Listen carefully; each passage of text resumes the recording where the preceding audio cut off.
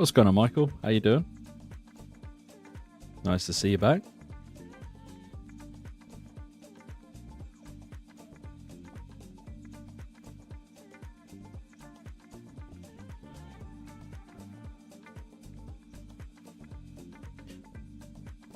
Hey, what's going on? Yeah, I'm all good. How you doing?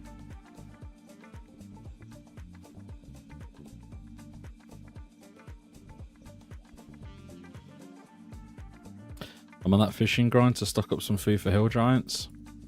I can get behind that. Salmon and trouts, I'm guessing. Training range on Leicester's. Nice, nice. What's your range level right now?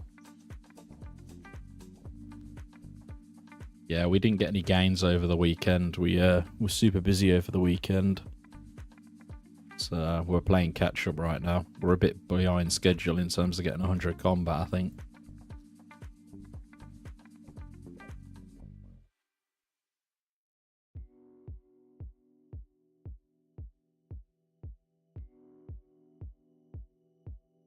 $58, working on going to 70 before member. Nice, nice. It's a good thing to get knocked out.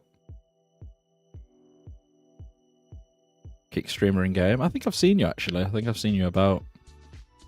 But yeah, that's 70 range is nice to get knocked out for the black D hides for sure.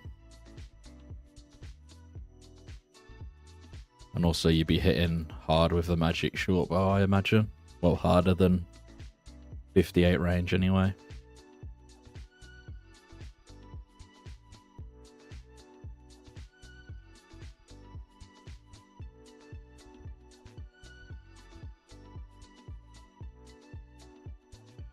Playing mad hours, yeah, I can respect that. I haven't been playing as crazy as I have been, but yeah, the past, like, since I started, I've been putting in some crazy hours. Gonna try go for the most time played one day. Yeah, at the moment there's some people doing like 20-hour days. I'm not entirely sure whether you're doing 20-hour days. What's going on, Paul? How you doing? Thoughts on Salah in the Twisted? You're gonna have to remind me what that is. I know it drops something that's useful. I just can't remember what it is. Is that the one with the really good drop rate? Sinister key? Yeah, I knew it dropped something. And what did the Sinister keys give again? Can't remember. Yeah, nil. Needs 67 agility. Drops key that gives a lot of herbs. We're a little bit behind Jazavi. We've got 72 defense today, but we haven't been playing a lot. Needs 67 agility. Drops key that gives a lot of herbs. Also like 5 chaos druids for yourself. I mean, it sounds like a good idea. I'm not entirely sure how 67 agility will go. I'm not sure how long that will take. But yeah, we were a little bit behind. We haven't played this weekend. We took time off. Went out and did things. So I wasn't glued to the computer. I haven't logged in at all. This is the first time logging in since Friday. So I played it for a few hours earlier. But yeah. So I stream 350, 400 hours every month. I focus on 04 the most of the time. 210, 250 hours playtime being number one. I'll catch up. Yeah, for sure. I mean, if you're playing more than anyone, then obviously your time played is going to go up. And if you're doing them long hours, then it's bound to add up over time. Some people will stop playing as much hours as that as what they currently are. If they get bored / burn out. What's going on, Pause? How are we doing?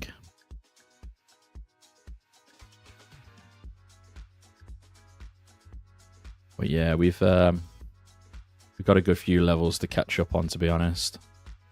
But it was nice to take a little break. I have been playing a lot. Sometimes you need a little break.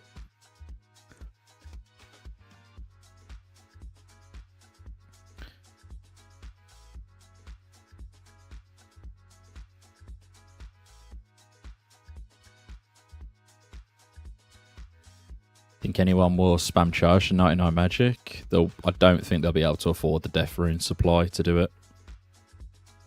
I think the blood rune... did I say death runes or blood runes? If I said death runes, I mean blood runes. But yeah, I don't think anyone will be able to afford the supply to spam it. I think the shop is going to be sold out like 99% of the time, and then there's pretty much only NPC drops. What's going on, David? What are your first couple goals once members releases? So I'm a little bit behind on the goal I set out, which was to get base 80s in melee, which would round us off to 100 combat, which then, after I completed this in free-to-play, I plan to get 66 crafting.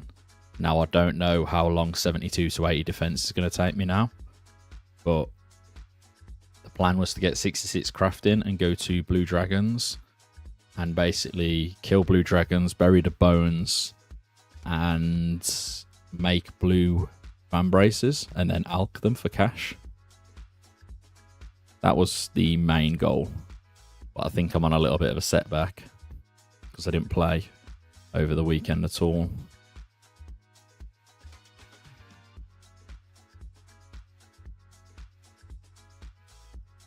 Take you about the same time it took you to get 72. Yeah, I ain't too sure because I did it over so many days / weeks, because I took time out once I got base 60s. I took time out to do skilling, and then once I got base 70s, I took time out to do skilling. So I think I'll be able to get 80 defense by like Wednesday ish. But I'm also not here for the start of members on the Saturday. I'm back on the Sunday, but what about 70 agility for the pipe shortcut? Now, the shortcut isn't in-game, and I don't plan to kill them in Avali. I plan to kill them in the... I think it's the 2 Genoff cave or something by Yanil.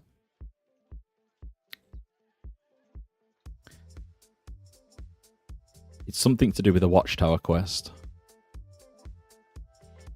That's my plan. I don't plan to kill them in Tavali.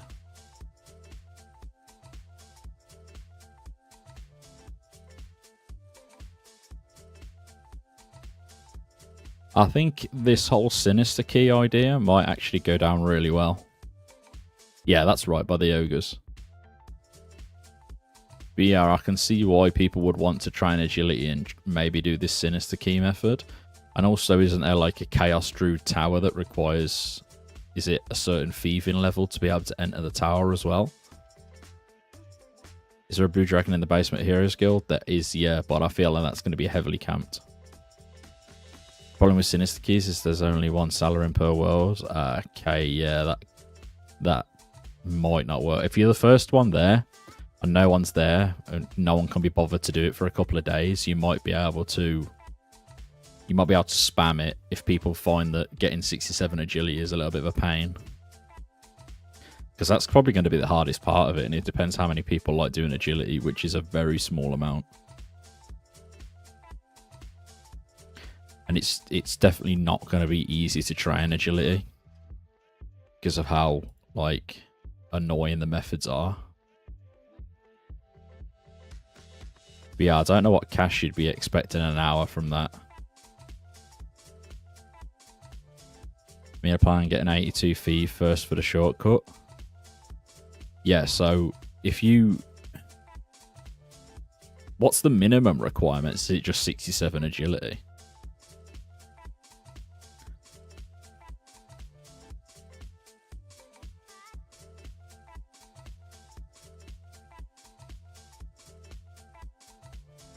What's going on, mate? How you doing, man? I really just want to zoom to Legends Quest. I'd rather be prepared to do Legends Quest once it finally releases, to be one of the first for LegendsCape. Now, I feel ya. I think that we're a little bit away from Legends Quest. From what I've seen in the development Discord, it's around halfway done, which I feel like that's still a good few weeks away, if it's only halfway done. I'd probably easily say way over a month away. Minus 67 agility. See, a lot of people probably aren't going to go for 67 agility in 2004 either. How are we doing, Garlic? I have been watching your rambles and bits and bobs while I've been spending time with a girlfriend over the weekend. So I've watched a few bits and bobs, but nice to see that the subs are popping. 67 agilities for the Sinister key thing. Yeah, I bought one. That's where all my cash has gone. I didn't even buy the cowhides. Decided not to for the 66 crafting. Bought it instead. 24k with inflation. There used to be 10k. 24k I had to pay.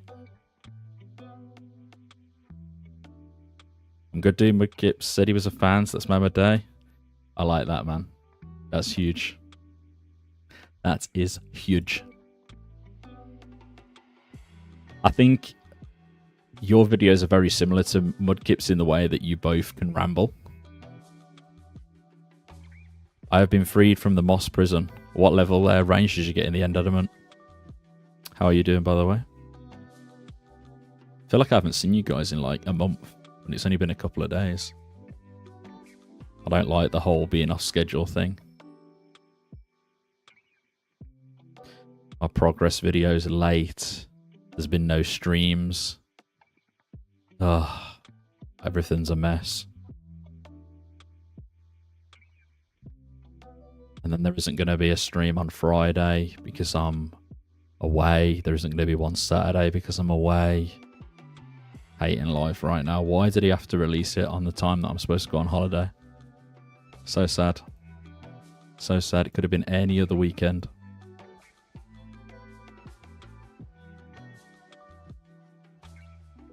A4, good on you. Yeah, I'm alright, man. 84 is huge though, by the way. That is huge. What are you working on now? I know, I've been slacking so bad. Super slacking. But at the end of the day, it's only a game. We do have to take time out, I suppose.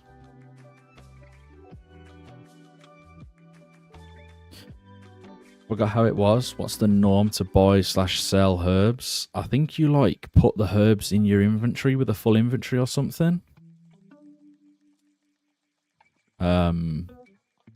Yeah, so I'm not entirely sure myself. A lot of the guys were talking about it, but I'm in the opposite situation. Found out today I need to use up some annual leave, otherwise I'll lose it. So I've now got next week booked off. Oh, that's perfect. That's perfect for members for sure. Yeah, I'll be back on the grind heavy on Sunday. I'm probably going to be super hungover though, and jet lag probably from the flight. It's going to be rough, but we're going to be here.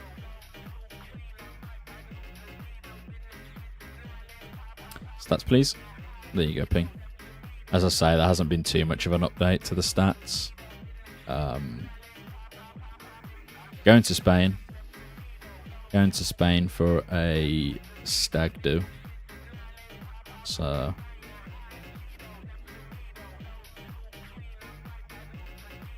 that's me for Friday and Saturday. And then I'm back Sunday. So at least I haven't missed too much. I'm glad that he's releasing it on the Saturday, not the Friday. But yeah, it'd be good fun. Be nice to get away. I haven't got away this year. And I only got away once early last year. Yeah, as I say, the game will be here for me. And I haven't got anything planned for like weeks and weeks after. So we'll be able to get some gains in and really work on what's going on in game. I don't know how day one's going to go in terms of resources and things like that. So me not being here on the Saturday might be a blessing in disguise, because it could get a little bit messy, I imagine. I think a lot of people have got the same route ideas, so could be a lot of battles for items and stuff. from what I can gather. Probably come back to a more stable economy. Yeah, I think things are just going to be going up, down, left, right on day one. Especially with the whole nature talisman situation. And I mean, to be honest, I wouldn't have minded like playing day one, because my game plan would have gave me the opportunity to get them kind of items like nature talismans and dragon stones. So I'm going to be late to the party in terms of getting money for the price that's going to be super duper high, I imagine. But I think for the first week, items will be crazy pricing anyway. So I'm not going to miss too much, I don't think.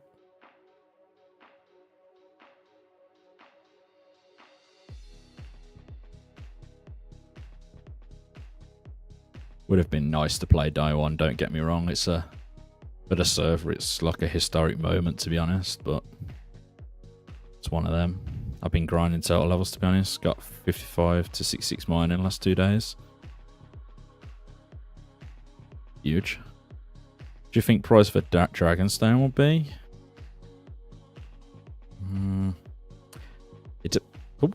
It depends how quick they come into the game via keys, via the rare drop table. I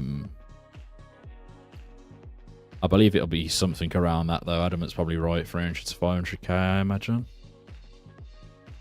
A lot of people will be making day one vids you can watch at least. Yeah, I hope a few people stream, because I'll probably like catch it while I'm in the apartment and things like that, getting ready to go out, and probably if I'm hungover one of the mornings, can watch it for a little bit.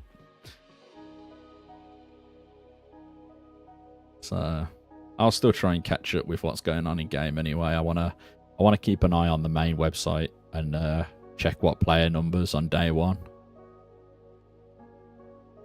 which should be pretty huge. I'm really interested and excited. Even though I'm not going to be playing day one, I'm excited to see what the numbers hit day one.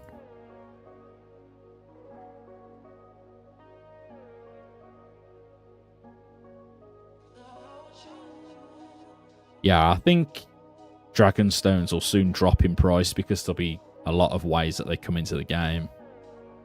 Because a lot of people are obviously going to be PVMing, which equals keys, which equals crystal chests.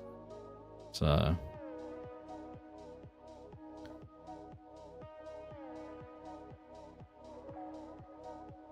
and that's like guaranteed a dragonstone every time, right?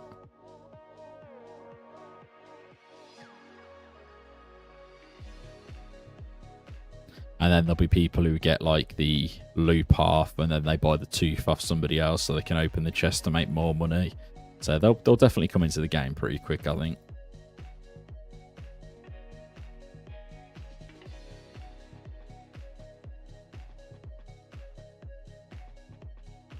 I'll be live, but prob's just questing. I feel that getting the quests knocked out early is not a bad shout whatsoever. I mean, it was going to be my plan, but I am probably going to just knock quests out when things like blue dragons are just impossible to kill because there's too many people online. I'll just go quest in the meantime, stuff like that. But we'll see. I think my idea is probably going to be super contested anyway. The whole blue dragon method. I think a lot of people have got that planned. I didn't really think of any other money makers apart from blue dragons. Day one. Like the first week I want to do like some KBD with people anyway as well. Try and get some dragon med helms because there'll be a lot of money day like for the first week or two.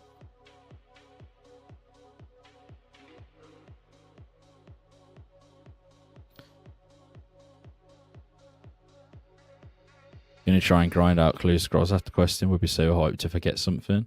Yeah, I feel like you could end up getting like a ranger boots or something. I'm not entirely sure what ranger boots would go for, like for the first week or two. I'm not sure what somebody would be willing to pay for them. Rush heroes and get your own blue dragon cage. I just don't think that's going to last very long.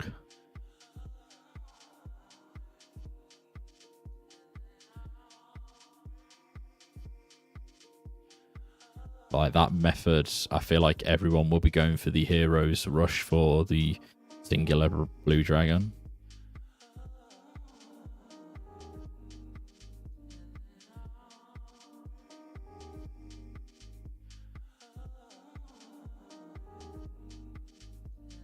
Where's the closest bank anyway for the heroes dragon? Would you have to teleport out, I'm guessing? Because the Rogue's Den bank isn't there, is it? With like the fire.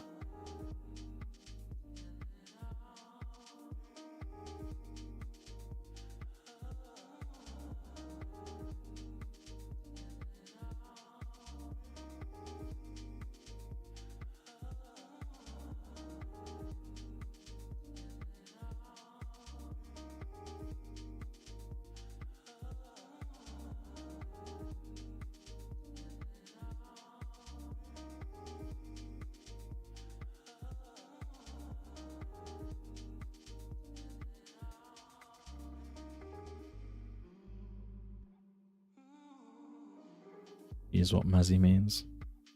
Rogue's Den is in June. Yeah, so I don't know where the nearest bank would be then. I expected most people would probably bank there if it was there. I don't know where you'd bank with that not being there.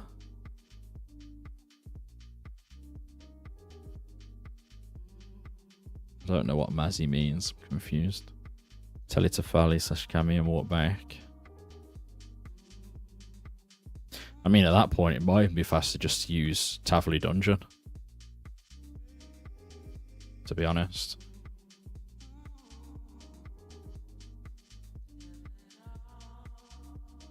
You're forcing her to watch me kill Moss Giants on 2004scape, Mazzy.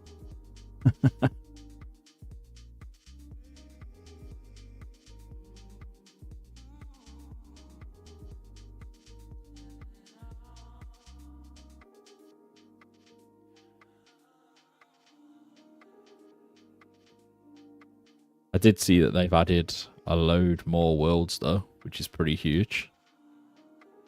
And I'm sure I read something about even more worlds coming.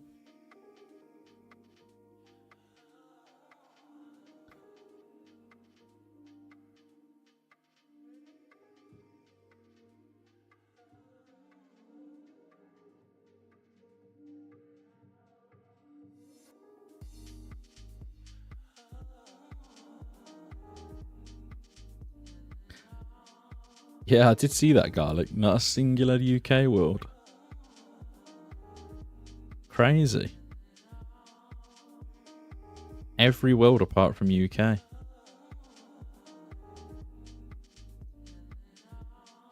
I'm almost sure that the first worlds that ever got introduced surely would have been UK worlds, right?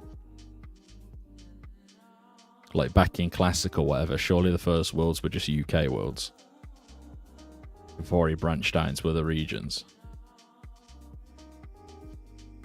Be nice if they double the worlds on Saturday for members. I mean, they've pretty much... Well, how many did we have? We got one, two.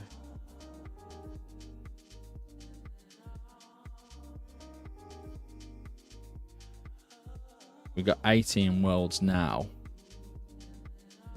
And we started with like... I can't even remember how many we first started with, like the first week. I'm sure it was like 5 worlds or something, maybe less than that.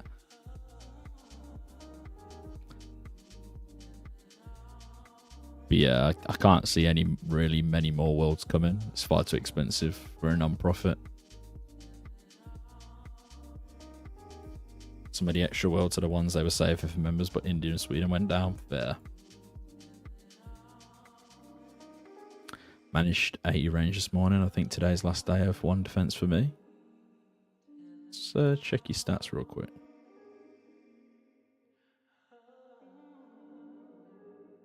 How come, Messi? What's your plans now then? I can't, yeah, as I say, I just can't see many more worlds being added. It's going to be costing him a lot of money else. I'm almost sure his cost is already just doubled with what he's added already. So it's gone from like 200 to 400 pretty fast.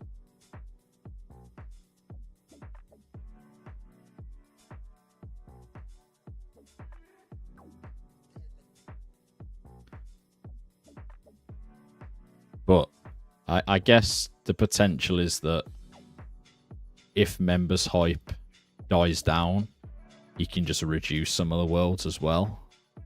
Just if they're not being utilized and there's only like 4 people to 20 people online. I feel like you should crowdfund the worlds, could still be non-profit if all contributions go to operating servers. I mean, it starts to become a slippery slope once you start crowdfunding, and it's almost, at the moment, there's nothing being pushed in terms of donations, whereas as soon as you start putting on like the homepage that you're taking donations, then it starts to become more of a slippy slope, I feel.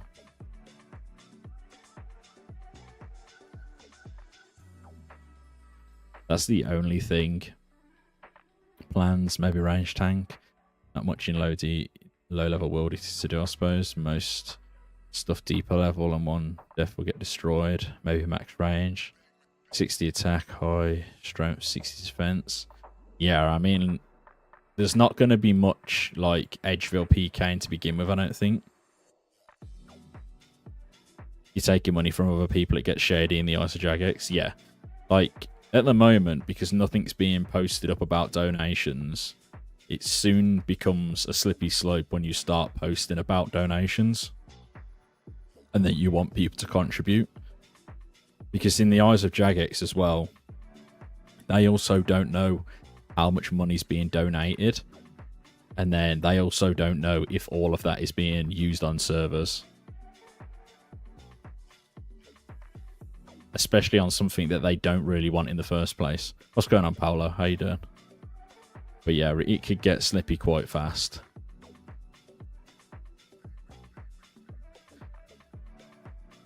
Because they don't know the ins and outs of where the money's going.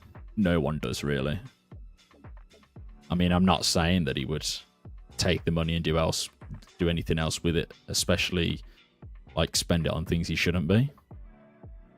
But I'm just saying, in the eyes of Jagex, they will see it like that. I just punched into the mining guild. You just punched into the mining guild?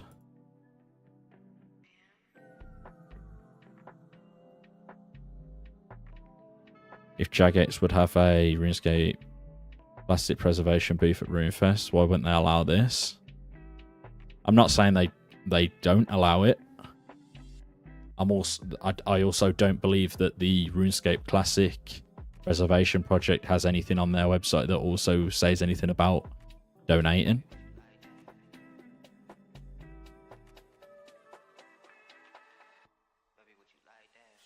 Do you think you get bored of 2004scape eventually? Probably not, because it plans to move into different eras and different updates come with it. It's not just staying as it is right now. It plans to move forward in time. Clocked in, gotcha. But GZ, TK. What would you go for if considering deep level worldy stuff like green drags? I mean, have you seen the build by that? Is it Kanza? With the 96 range, like 80 defense? I feel like that for deep worldy PKing will pretty much be unstoppable.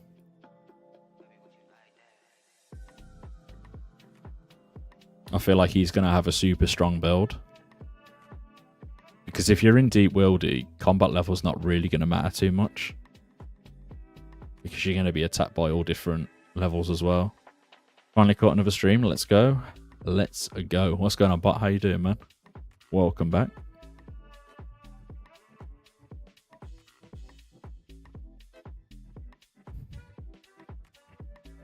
But yeah, Mazzy, I'd just make sure that you know what you want to do first. In terms of obviously ruining your 1 defense, because obviously you can't ever get it back, and if then you go to 40 defense and then you go 60, you also can't like downgrade the levels. So, but if it was up to me, I'd probably go for a similar build what he's got, because that pretty much seems unstoppable. I know it's going to take a long time, even with members training, to get range high, but it should be faster than how he's done it, put it that way.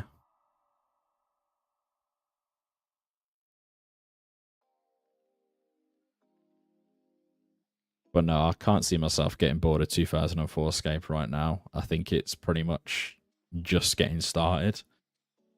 And with updates that are coming in the future, it should keep it fresh and exciting, because all of this, what we're doing right now, I've never done before, so... And I mean, playing in 2004. I started late 2006. So for me, it's all new.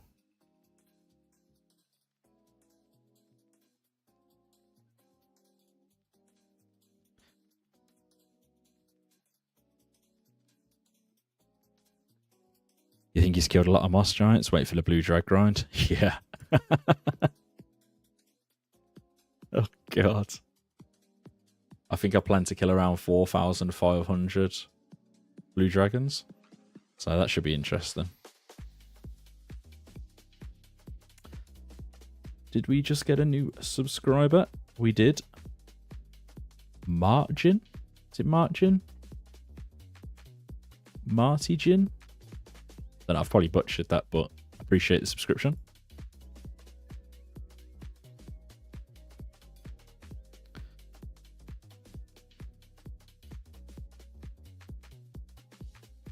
...2004 to 2006 went by really fast.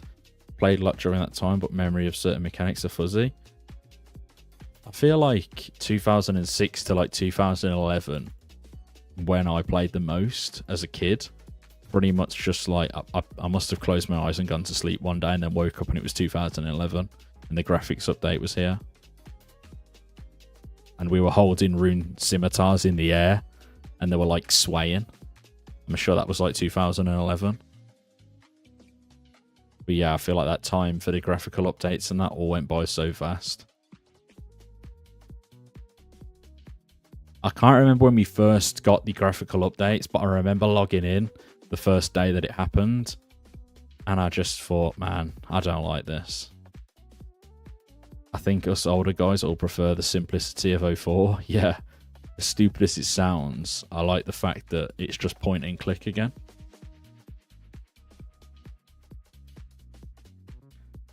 Restricted trade era sucked, but then pre-EOC was peak. I hated the whole trade restriction, and remember when you could lend items to people and there was just like this massive farm of people lending items and you could borrow like a Bandos Godsword for like 250k for like a couple of hours, or like an AGS. It was just so dumb, man. And people were like also lending out party hats and all kinds of shit.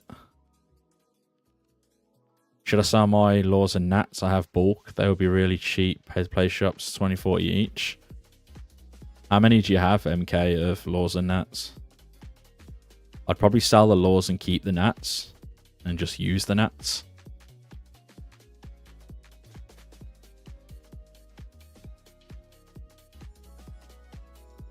I played for the release of Barrow, Slayer, farming, construction, graphical updates, EOC, everything in between. This is why I'm gonna like enjoy playing 2004 for the fact of like the release of Barrow, Slayer. Not too bothered about farming and construction, but for the Barrows and Slayer, I feel like that's gonna be so fun. Especially Slayer. I plan to like no life Slayer to be one of the first to get whips into the game. 500 each from mossing. I'd probably, as I say, I'd keep the natures and try to sell the law runes for a decent-ish price. I'd probably take like 425, 450 at this point. I do plan to sell mine as well, and I'll probably just take what I can get for them. Because I think, I mean, is there anything in pay to play which requires you to telegrab stuff for cash? Like, is there anything like that, or it's just going to consume runes? It's just the shops, and if we've got like 18 worlds pumping lore runes into the game, people shouldn't be like scarce on runes. I don't know what the rate of lore runes coming in, like the restock rate is. Zammy Wines. Yeah. I don't know. It's a hard one, really. I just don't know what to say in terms of selling lore runes. I mean, I don't think they're going to go up past the price they currently are. And I think they'll only go down. But then, potentially, they don't go down because there's going to be an increase in people playing, which means more will get consumed per hour. And also, there's more teleports to use. Like, there's going to be RD, Camelot, Watchtower. Like, a lot of them are going to be used. So, I think we have the potential for the lore runes to stay high if the player count stays high.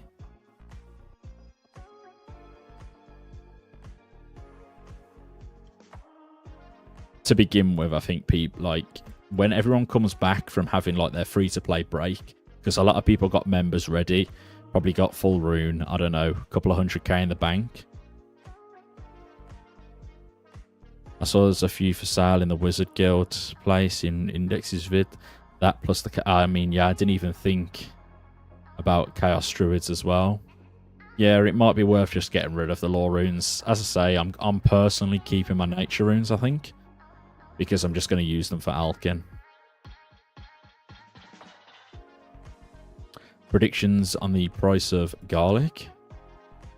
Will my stack shoot up in value? I mean, aren't we all just like this right now? I mean, isn't that just us right now? I don't know.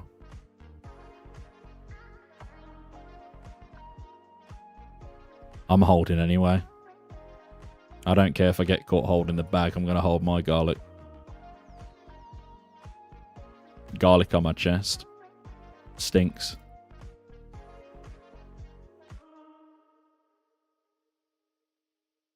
But yeah, maybe it is a good time to sell lore runes. I don't know about natures though. But then natures will get spammed in eventually because of the altar, but not right away.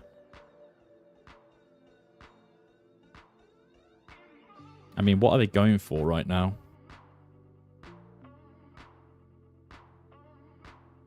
Lore rune.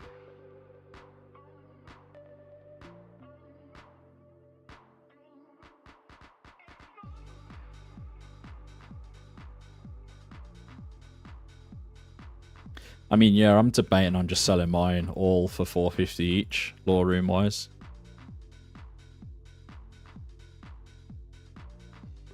Even when nats get spammed in, people will be alking bows like crazy strange mage. True.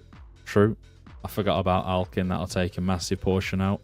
Also, people might still do superheating methods because it's pretty tough in terms of training smithing right now as well. It's hard to tell for sure. It's hard to know. People don't realize how tedious making bows to alk will be. Yeah, I mean, a lot of people will be trying to buy unstrung bows and bowstrings and spamming them. What's going on, Addict? How we doing? But yeah, it's hard to say. I mean, the whole process of cutting the bow, that is a 62 prayer, by the way. Huge.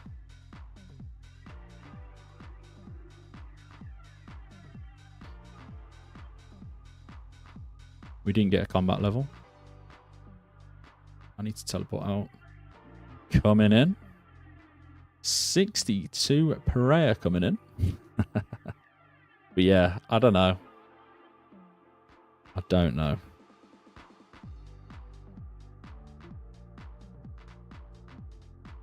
If anyone wants to buy lore runes, I'll sell my stack for 450 each. Bulk.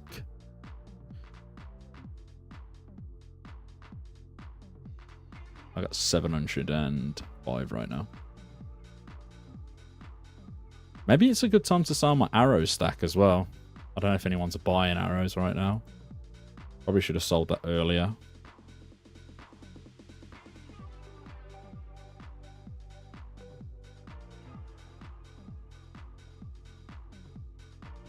Yeah, I don't know. I've completely forgot that I held that many arrows, to be honest, without using them. I've also been holding a lot of gems. Don't know if they will go up in price. But yeah, I don't know. Everything's a little bit like up and down right now.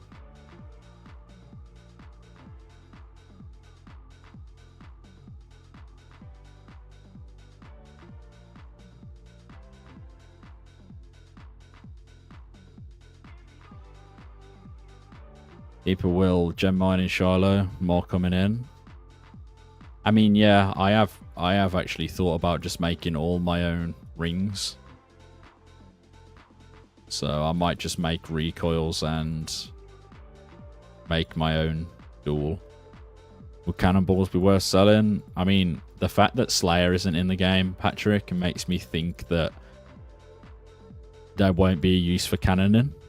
Unless you have a unique build, which you're just going to train, like, range via a cannon just because you have the money or whatever from making a pure. But I can't see many people rushing and buying a cannon for the amount that it costs.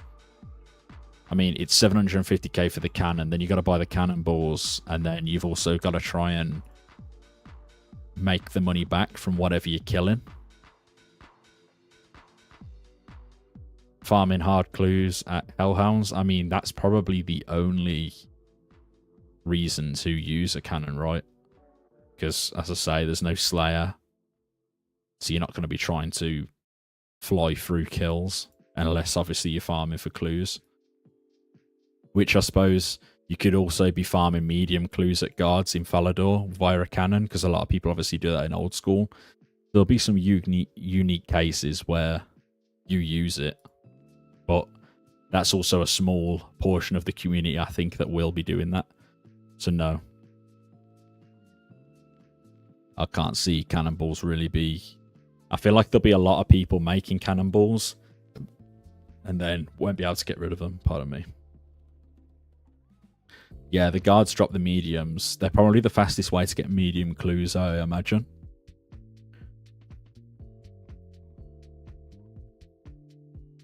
Right now in 2004. But once again, how many people are going to have the cash to burn on cannonballs? But I also can see cannonballs being pretty cheap in price because a lot of people are not buying them, and how like easy they're going to be to get, right? I'm also guessing that cannonballs are going to be like smelting bars where you have to do one at a time, which is probably not a lot of people might not want to do after they do it for so long. How we doing, Jay? What's going on, Dread? Day 1 nature talisman price prediction. I can see it going for like 500 to 800k day 1. Maybe a little bit less, actually. I mean, if you're the first person to buy it, you could probably use it as like a runner, so you can just gain runecrafting XP. For example, if Paws was to get it, I imagine he would just like spam the fact he can get away with using runners, because a lot of people are going to want to make natures, so that'll be a lot of XP for him in that case. I heard they're a common drop rate. Oh, really? According to my Loot Shades application, they only drop on the rare drop table at a 3.91% chance. But I think you've also got to hit the rare drop table. But I don't know. I don't know what that equals to. Got to hop off and spend some time with the girlfriend. Enjoy the rest of your stream. Take it easy, Garlic. Nice to see you, man. Oh, I've just realised that the Moss Giants don't auto-attack me anymore. Ugh. Well, that sucks.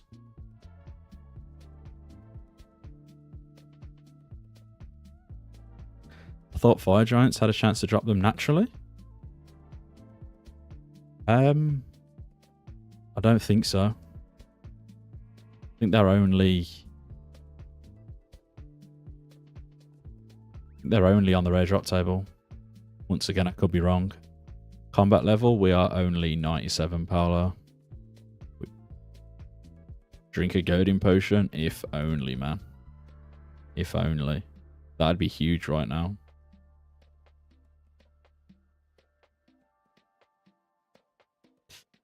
Yeah, we didn't get any gains in over the weekend, man. I really wanted to knock out 80 defense by members, but I think, and 66 crafting, I think we might only get 80 defense now. But depending on how cheap people sell green D hides for, I might be able to buy them and just make like van braces. I don't know how much green D hide van brace is out for, but I also don't know how well Green Dragons is going to go for people, and if people are really going to be wanting to get rid of their hides fast.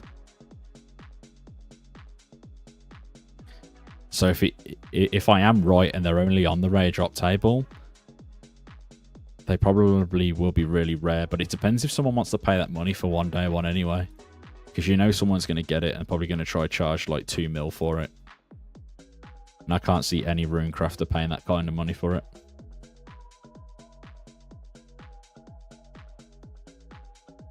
Why not put the defense grind on pause and grind out those crafting levels real quick? I could. It's a possibility. I could do that. I could definitely do that. Maybe I get 75 defense and then pause it.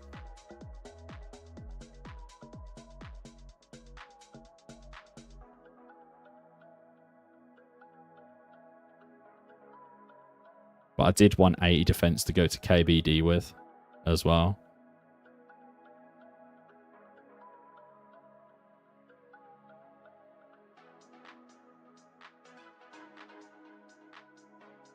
I love how they balance this version of the game so much. Nature Altar, super far out of the way, and rare drop table for tally. Yeah, I mean, they actually thought about it, right? They didn't just stick it in. Fun fact, there's an NPC that's in the overworld that will be mass grinded for herbs that drops the nat tallies at a decent rate. In the overworld, are we talking about Zenaris here? The otherworldly beings or something? Train defense at KBD with 75 defense. Yeah, I just don't think I'm going to get... I really wanted 100 combat before I went into members. I don't know why, it was just something that I set out.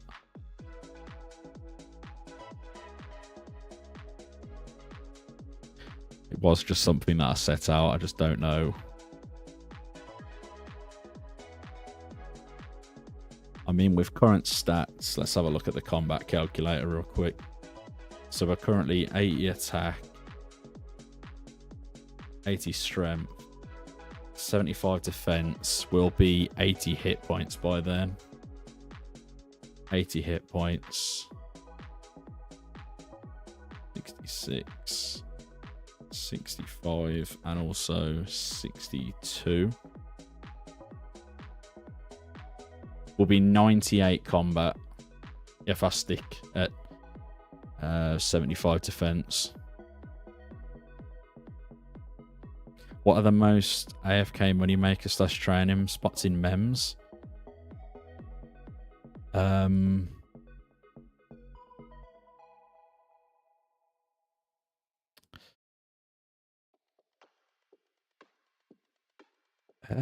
AFK moneymakers, guys. Yeah, I guess any type of skilling. If you want super AFK, you're going to probably want to get 76 fishing or 75 magic, and then just... That's a whole load of AFK right there. Name village use, yep.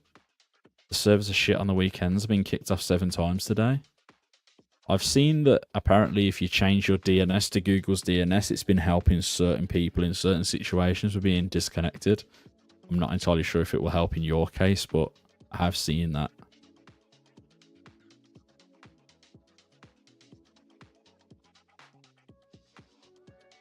Otherworldly beings drop chaos tallies. They can't drop nature tallies because of their location. I genuinely think the only way to obtain the nature talisman is to get it from the rare drop table. Kill guards for meds, ranger, and wizzy boots going to be money. I mean, yeah, if you can get a cannon and you've got cash, and then buy cannonballs, I think will be a reasonable price, because I think a lot of people will be making them and won't be able to sell them too often, because there's obviously no slayer, so there won't be a mass demand for them. I think killing guards and getting wizzy and ranger boots, you'll be turning over money.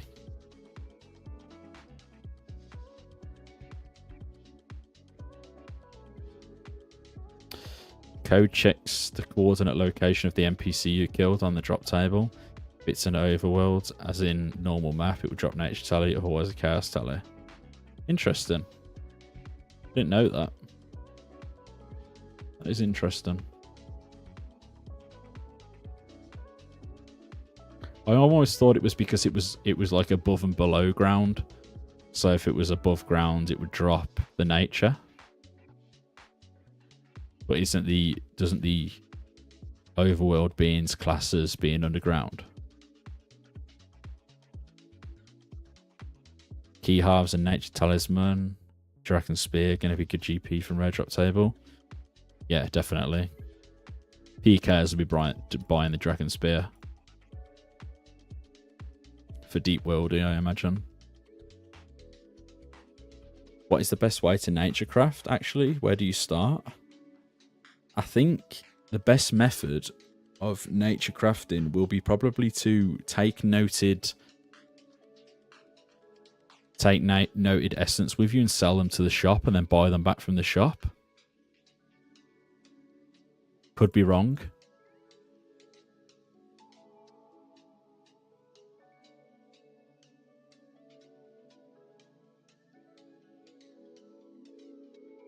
But I did hear somebody talking about selling them to the shop and buying them back because they'll be unnoted.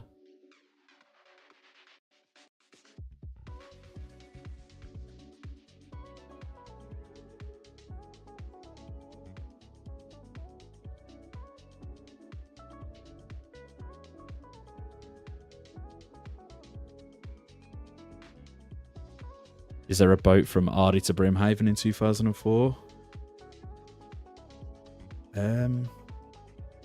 I'm not too sure. I'm not entirely sure on that. Dungeons are the same said level, just in a coordinate location way above the wilderness. Gotcha. Got ya. I don't know this. See, I know that they drop on the rare drop table. I just don't know how fast they'll come into the game. The nature tallies, that is.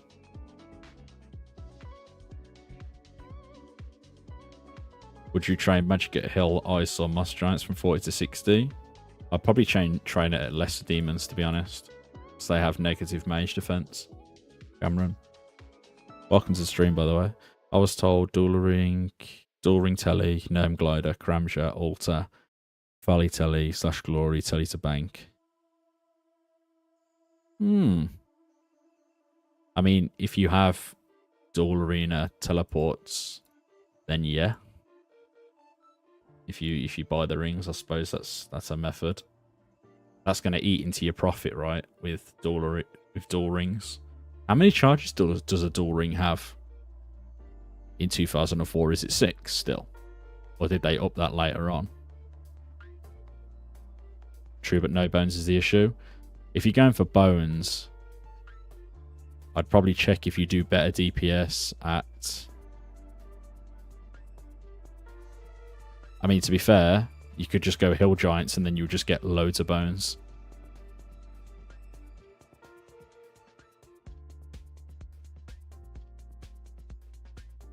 But yeah, as Jay said, you would get bones from other methods of training. I didn't care about mage unless you aren't training range / melee. Depends if you're a main account, you'll get bones from range and melee anyway. But yeah, as I say, me training my combats, I get a lot of bones.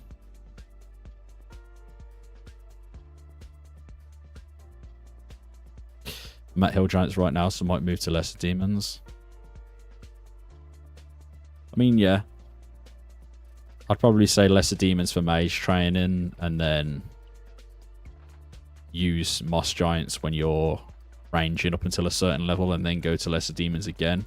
But then obviously the best thing to kill melee wise is the moss giant, so at light base 50s. It's the fastest XP right now, so you will get a lot of prayer XP from burying bones. I mean, I'm 62 prayer now, just from big bones alone. I've probably buried like 17,000 big bones or something by now. It's pretty insane. Could be more.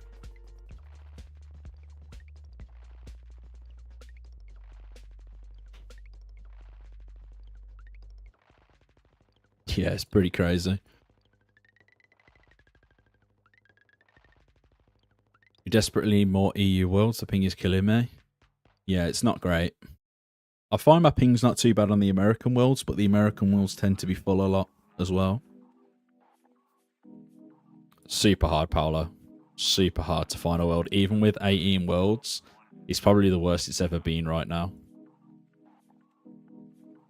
I mean, we don't even need UK worlds. We can get away with like Russian/Finland worlds anyway. Like, if we just have more of the Finland and Russian worlds, we'd be perfectly fine.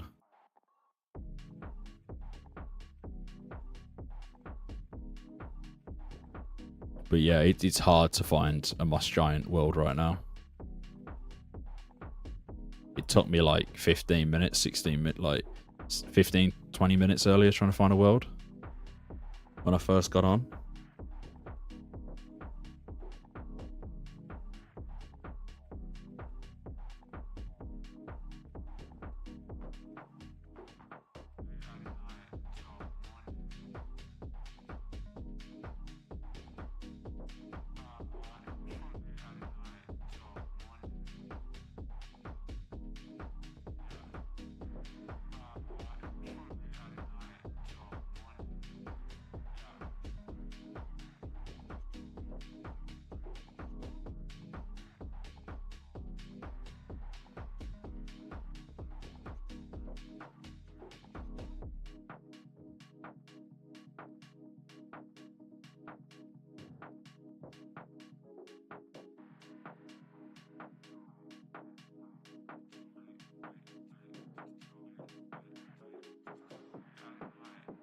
But yeah, the ping is absolutely ass. I do agree.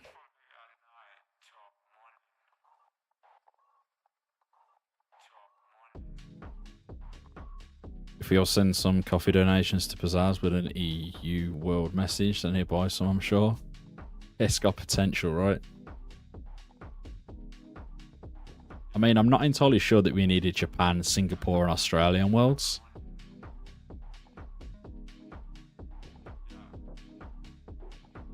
Really?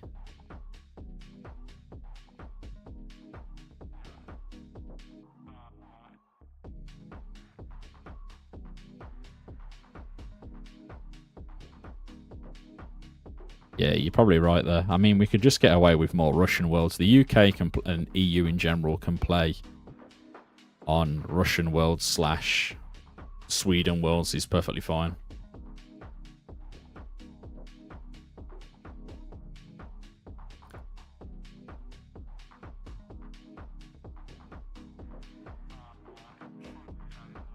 Weird that such an Asian heavy stack of worlds, plus as sees the data, so maybe it does make sense, but I only see UK, US, no one else.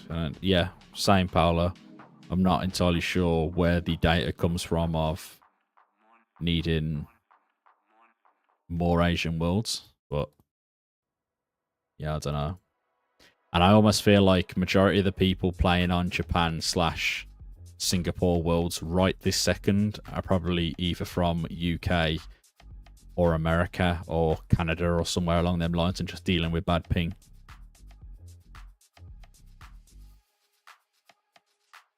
To tell you the truth. Yeah, we don't need UK worlds. Any more EU worlds will be fine.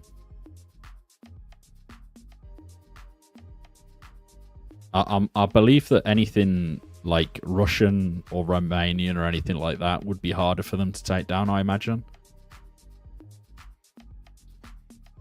But yeah, I'm almost sure if you looked at the IP addresses of the people on the Singapore worlds and the Japan worlds, 80% of them right now, not going by time zones, but they'd be not from Asia, I imagine.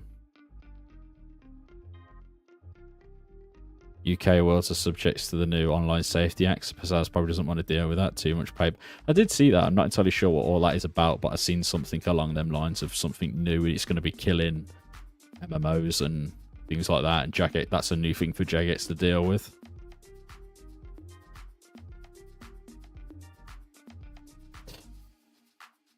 East Coast US is only 40% further than Japan is from West Coast. Yeah, so I don't know. I don't know. Back in 2004, did we have Japan and Singapore worlds on RuneScape in general? Because obviously we didn't have Australian worlds, did we, back then? Because Australian worlds were almost like a new thing, weren't they? Wasn't there only like Sweden, Belgium, UK, American? I don't think there was any Asian, right?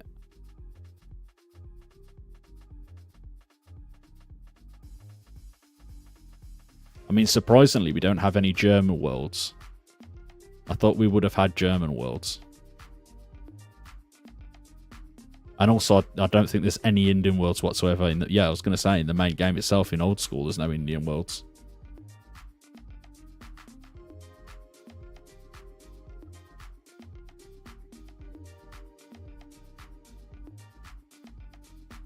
Yeah, that is crazy to think about. I didn't play when that was a thing.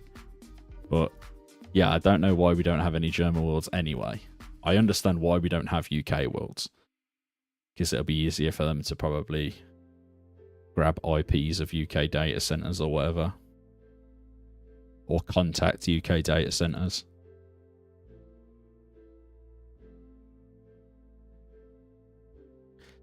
The worlds here probably have more to do with host cost than historical matching. True. Yeah, true.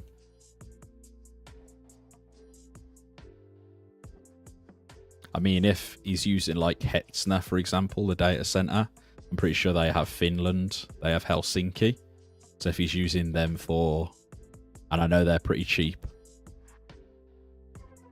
So I know a lot of people use that data center for hosting things. And that's based in Helsinki, which would make sense for the Swedish servers.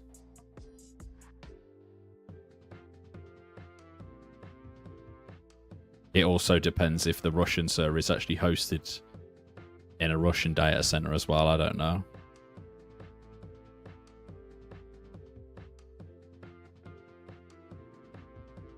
Because it could just be in another EU data center, right?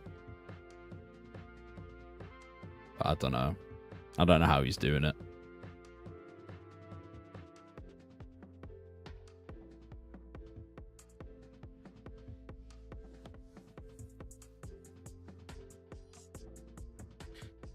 Eight levels off top 1k. Started account 10 days ago. Really good going, Spencer. GG's, man. That's some good shit right there. Where are you at in the leaderboards right now anyway, Paolo? Because you hit top 500. Are you still climbing them ranks, or...?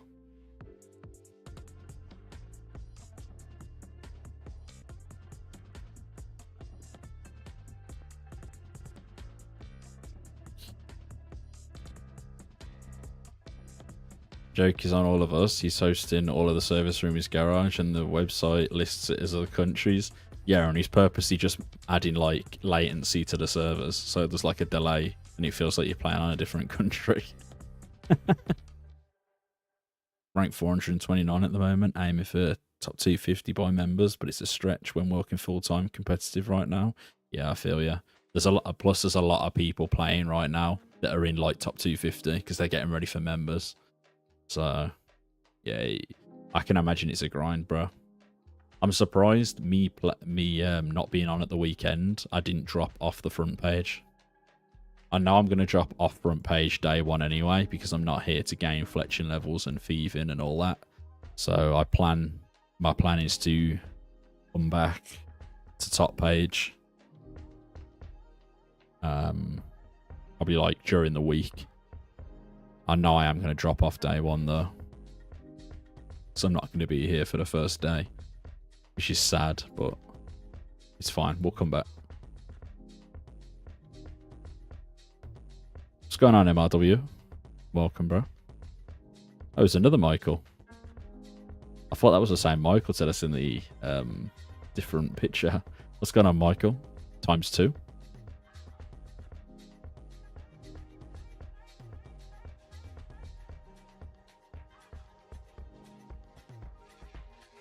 The only thing about YouTube, sometimes it obviously uses people's real names, so you'll have like 10 of the same name in the chat. Unless obviously you've made a custom username. Because a lot of people sign up with their Google accounts, right?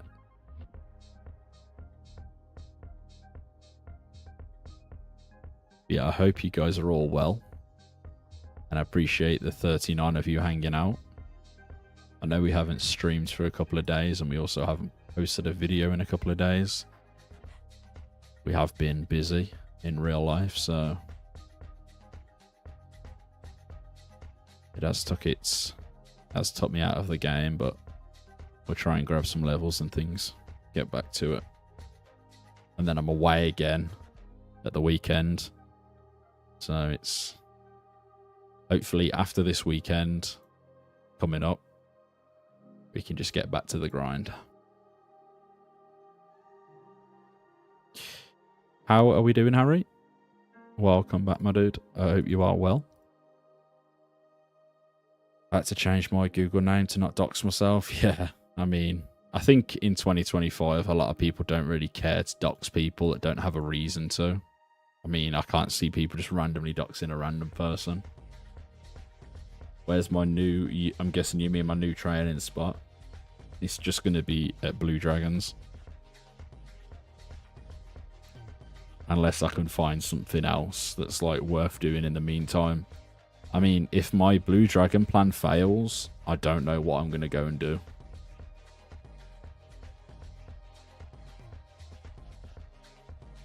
So I'm almost like banking on the one thing, and if that doesn't go to plan... Yeah. Yeah, I plan to use D-Long on stab. Zezima did the Watchtower dungeon and killed 45k blue drags for 99 crafting. Yeah, my plan's to kill in the same place. That was my plan. I think Ogre Enclave is a smart plan for blue drags, though. A lot of people go to Tavli because it's familiar. I mean, yeah. The only issue is people are going to go to Tavli, realise the shortcut ain't there, and they're going to be like, where's the next best place I can kill them? And it's probably all going to bring people over to the Watchtower. I think it's going to be the fastest place to bank. Are you planning on it being instance? No. I know there's 6 blue dragons in there, so we can probably get away with like 3 people on each world. I think.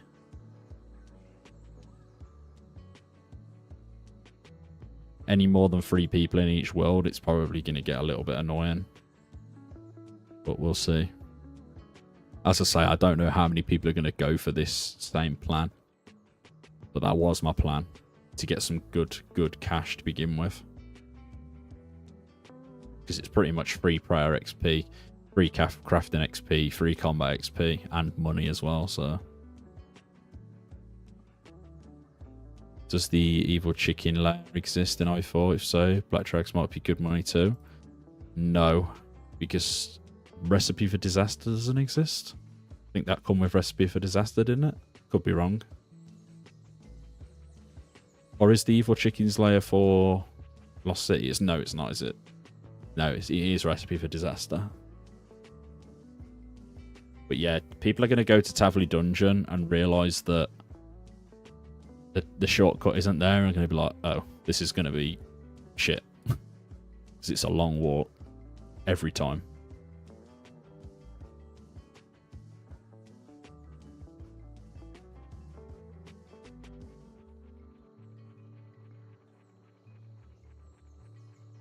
mean, you will be there a little while because you'll also be probably not banking the bones, because I can't really see dragon bones going for a lot of money. But yeah, that's what I mean, quote. I think you'll be going with a full inventory of hides, and I think a lot of people will just be burying the bones. I can't see the point of picking up dragon bones myself. Well, I can't see like worth picking them up to sell them, basically. I think burying's probably the best option. No, I can't see the bones being expensive. They'll probably be around 500, 600 each.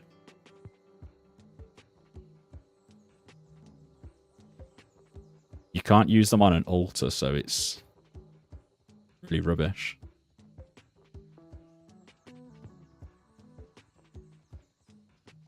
Big bones give 15 XP, dragon bones give 72.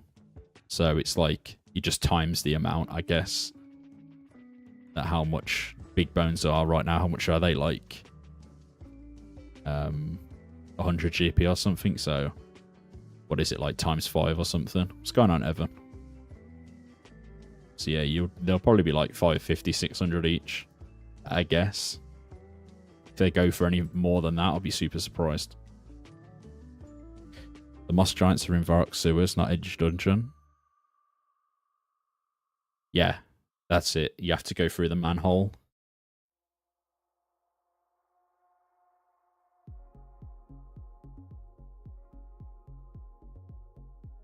When does Ecto come, though? People pay extra for the convenience of 5-time XP rates too. Yeah, which is why I'm thinking they'll be about 550, 600 each. I can't see them being like 1,000 each. I think they'll only start to hit that kind of price when you can use them on an altar. Early 2005. Yeah, so when we're like, if you plan to hold dragon bones till Ecto comes out, you'll probably be holding them for around a year, I imagine. Or at least like 9 months, something like that.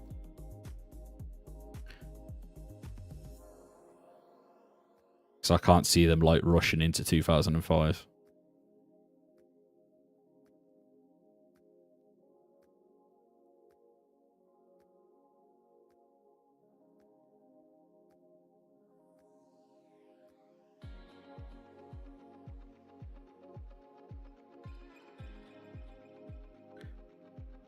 Can literally feel my hand cramp harder every time you say Ecto.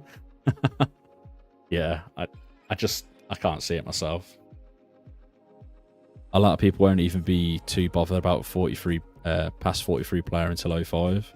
More prayer points is nice, but only burying bones is dead. Yeah, I mean, people will passively train prayer almost like training hit points, because a lot of people will just bury bones of anything they're killing. Whether it's big bones, dragon bones, people won't even attach a cost to them, I don't think. They'll just bury them. Obviously, some people will sell them, but I won't. I'll just be burying every bone that, like dragon bones, and if I kill anything that has big bones, I'll just keep burying. I won't be attaching value to them.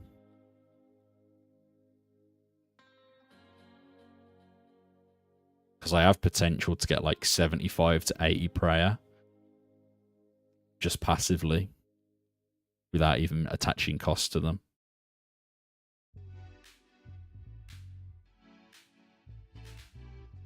And there's not that many things in 04 that you need to work towards for best in slot.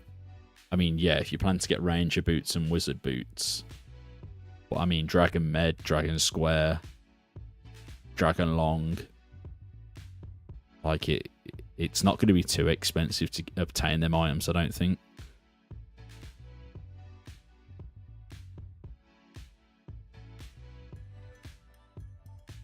It won't take you that long to grind out best in slots than it does on old school, for example, to grind out best in slots.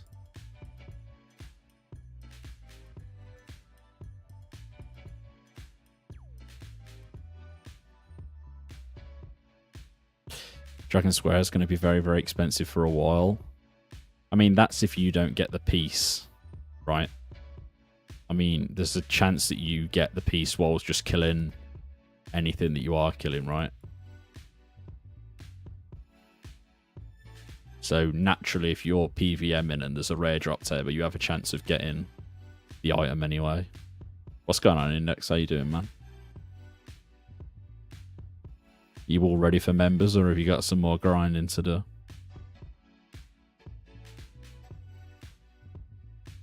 I did see your video.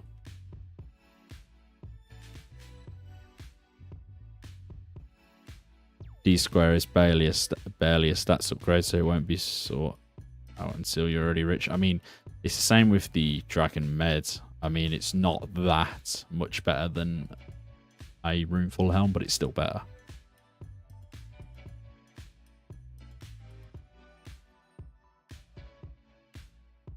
And plus, a lot of people are going to be wearing the Ring of Wealth, so that will go in your favour, because there's no other good rings to be wearing until a while. So you might as well just keep the Ring of Wealth on, because obviously there's going to be no Berserker rings for a while or anything like that. So you're always going to probably have a better chance of getting it before anything like the Berserker rings come out.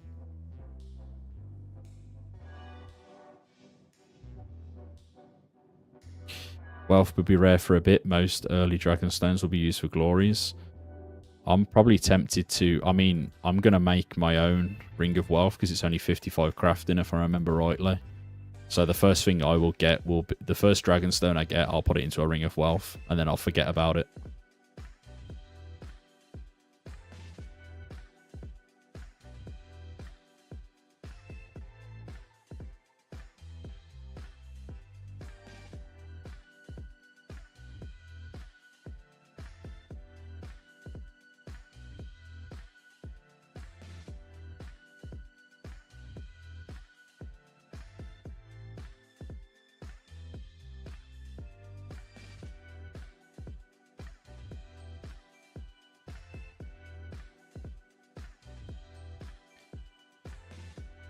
If I get a Dragonstone, I'd rather have a Wealth. Yeah, I mean, that's my plan anyway. I plan to get a Wealth, and then whatever I'm killing will just have a passively better chance at getting the rare drop table drops. So it just makes sense to get the Wealth first over the Glory. The Glory isn't that much better of an upgrade from the Power. Once again, it's better, but you can wait for it.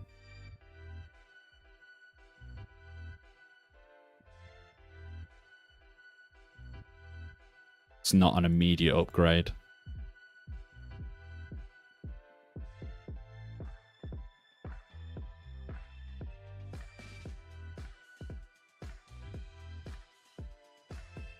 Depending on how long it takes to release Ectophontus, it might be worthwhile to just collect until that point.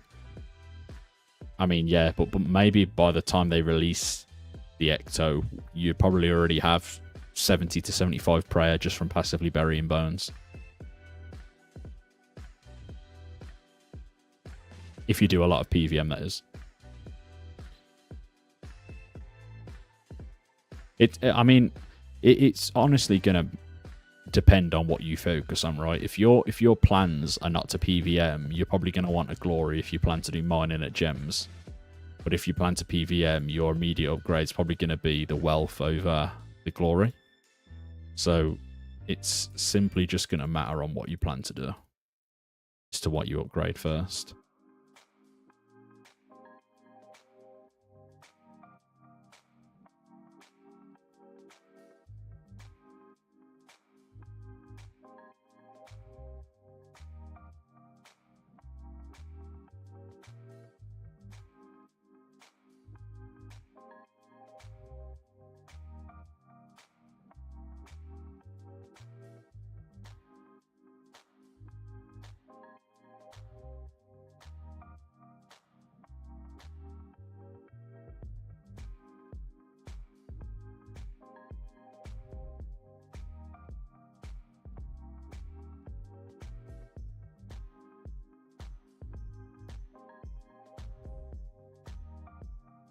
But yeah, it's going to be my first upgrade anyway. But I plan to do PVM, so I have a reason why I'm going to get it. Anything to increase my chance at getting that shield, or getting any rare drop table drops, including more gemstones, I'm just going to take that opportunity straight away. Doesn't make sense not to.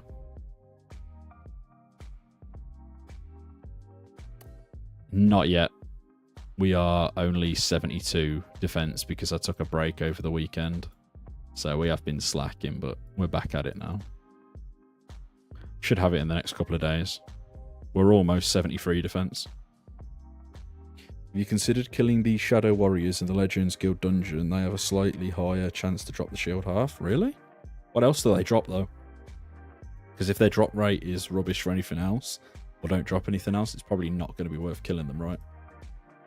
Depending on how much that higher percent chance is.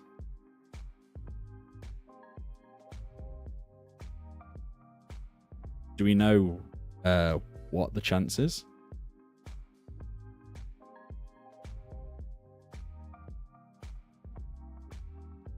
Gems, runes. Are they annoying to get to and back? Like, is there a bank near, or are they annoying to get to?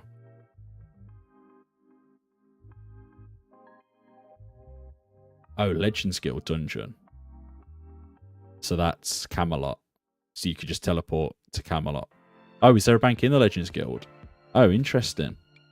I'll have to take a look at their drop table. What level are they?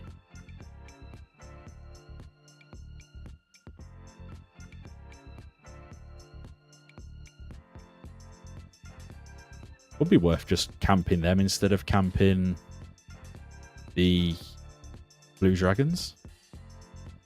But then also I think everyone's talking about the whole idea of the shields, but the quest isn't complete yet anyway, and according to the development Discord, it's only halfway done. So we could be waiting a good few weeks before. So you could passively just get it from anywhere, really.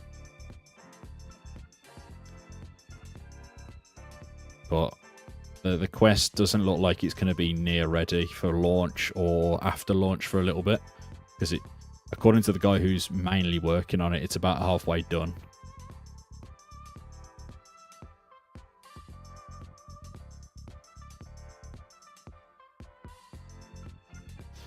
I'm still torn on what to do first. Too many things sound fun. I mean, yeah. Need 45 Herblore. Yeah, there's also a hard requirement of 45 Herblore.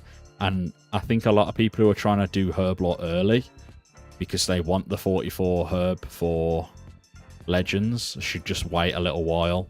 And it'll benefit you in the long run, not rushing Herblore early. Because the quest isn't ready yet. And the longer that we wait to train Herblore, the more herbs that'll be in the game. Vials will be easier to access. So Herblore is something I think most people should just wait on if they plan to rush because of Legends. Because Legends is just not ready.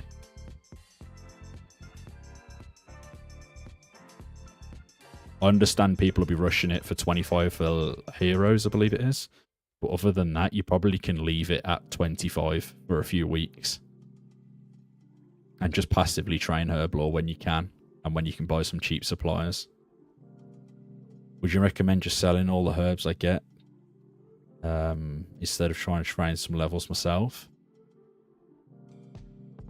Once again, I'd probably treat it similar to bones, like big bones, and just train yourself.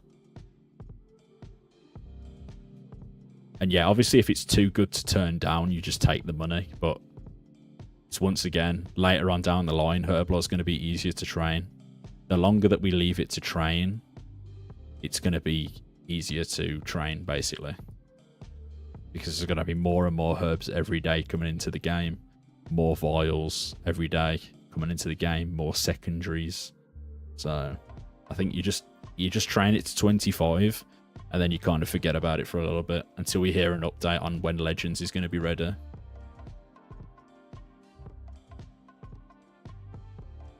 Because they seem pretty transparent on telling you how they're getting on with it as well. Because he literally said, we're halfway done. So.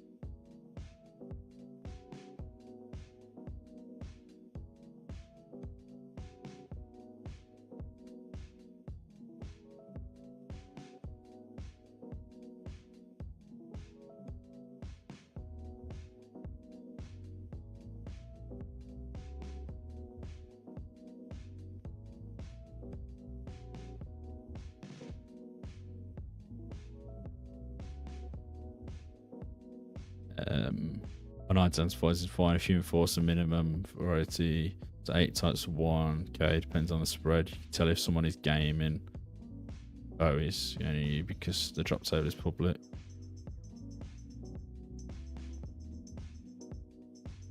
Yeah, you have to do like something with your inventory or something to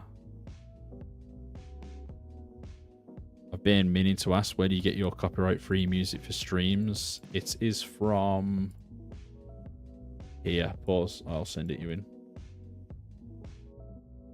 You link your YouTube to this one, pause. And I've tried a few, but some of them throw up copyright things that they're going to block the stream. But this one doesn't, so that one's the best one I found so far. There's also a 30-day free trial as well, which is kind of nice. So I haven't actually paid for it yet, but it's pretty chill. You like link up your YouTube, and I think then it must use like the content ID to allow you or something, I'm guessing. But yeah, that one's the best one I found so far, man. The other ones that threw up a few copyright strikes. Well, saying that it's gonna... It basically says that I'm using copyrighted music and it's gonna block the stream, and then eventually it did block the stream. One of the streams that I did. So I just switched back to this one and it's fine every time now.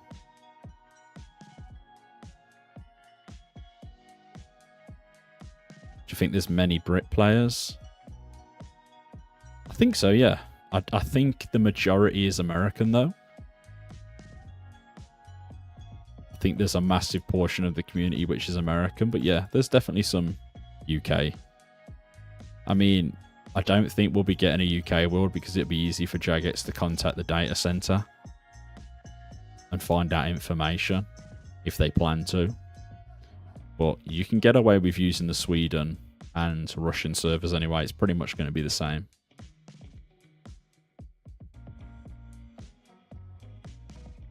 But yeah, if we get more Sweden and more Russian, I'll be happy with that. Because we can... The UK can still use them, no problem. My views are like 40% US, then some other English-speaking countries, EU, and some big ones like Brazil. Yeah, mine, I think it's like 40% US, and then only like... I think it's maybe like 22% UK or something. So yeah, there's a big portion playing from the US right now.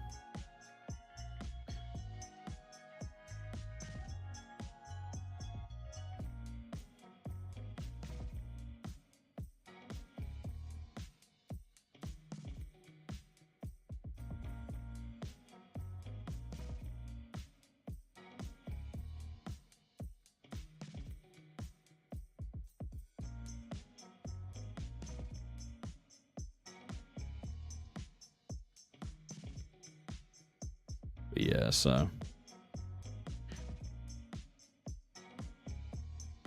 to be honest, I think for members release, the amount of worlds that we have right now should be fine.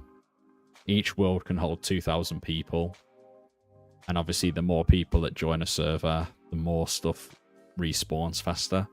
Just like it used to back in the day, there was loads of worlds that just said full all the time. You'd probably have like 10 worlds or something that just said full at all times.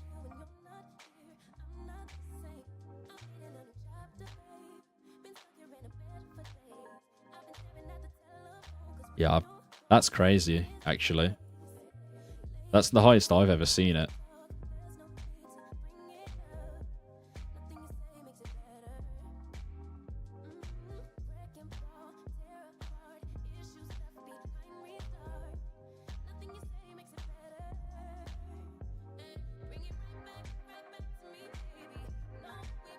Oh, really? 1,300 yesterday?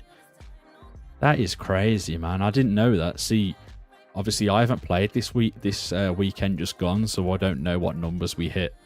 So was that the highest that we've had so far, 1,300, or almost 1 point?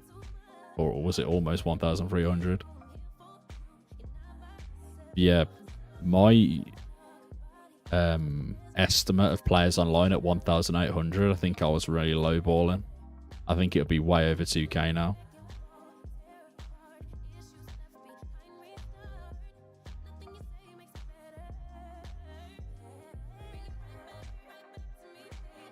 Why power army and not strength army? Right now, with my stats and gear, the DPS calculator recommends that I use this. It's just a little bit better DPS than the strength right now with my current stats. 10k players online? Ain't no way. If there is, we're absolutely cooked. If there's genuinely anything like 4k online, I feel like we're cooked.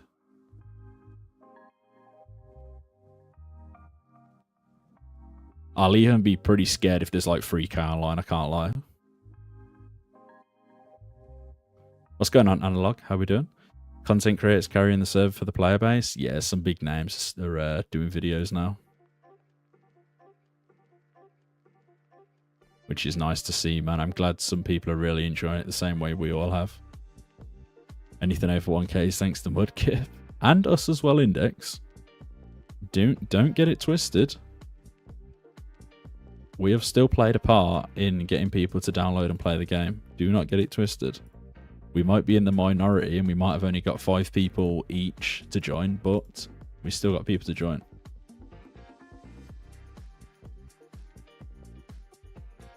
That's 5 people that have started because they've seen your video that might not have started if they never have seen your video. So always remember that. We played a part. We played a part in it. If one of the big time content creators like Oda, Boaty, or the Farmers play on pay-to-play release, then it would be 10k. Yeah, I mean, to be honest, I think Boaty has thought about playing it. Obviously, he's got his hardcore Iron Man, but he has a really good relationship with Jagex, so I don't think he'd want to ruin that. He plays on Kick, so he could stream this on Kick, no problem. Bigger streamers seem hesitant. Yeah, I mean, that's the... We still got to remember that this is also not Pizzazz's property, right? So he did code it from scratch, but Jagex still can play a part in shutting it down. That's the sad part. But he's done his best to show it in the best way possible. So we just have to hope that it stays like that.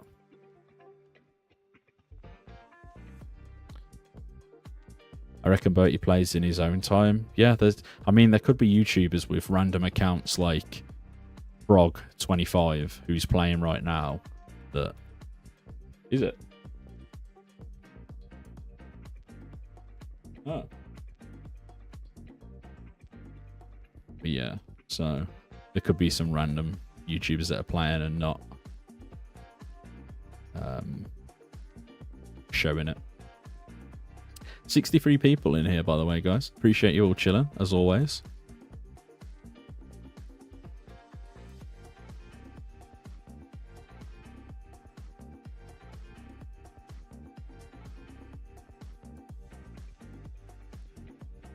You need someone with reputation that's already tarnished, which I guess like Oda. I mean, yeah. You've got people like 25 buttholes that don't care about Jagex anymore, that's just pumping out videos, so...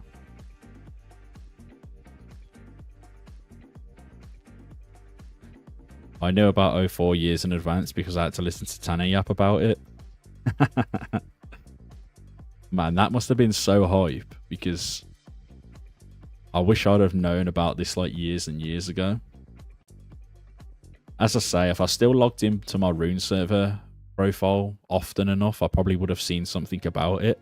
But I left the Rune server forums a long time ago. I joined in 2010 and I just didn't keep up to date with what happens in the project side of things, because a lot of the private servers now are just based on how much cash they can grab from people. So the private server scene kind of really went downhill. There was a lot of times where there was good private servers that solely cared about how many people they had playing as opposed to how much money it's making. Now it's mainly, I'd say, 97% of private servers only care about how much they're turning over. And then all they'll do then is open up new fresh worlds and do it all over again. Or they'll shut the server down, pretend Jagex, shut it down, make a new name, fresh economy, and do it all over again. So 99% of them, I'd say, probably now are cash grabs. Obviously, this is a totally different project, which to me should probably not be categorized in the private server category, but it's going to be because of where we stand.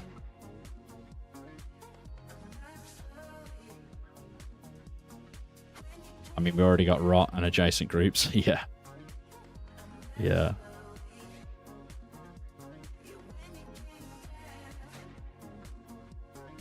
I can see Oda and other PKs playing 04 because of the Duel Arena staking being back. Yeah, there's potential for people to come back, but that might also bring all the wrong audience that will cause more issues for the moderators and Pizzazz in general.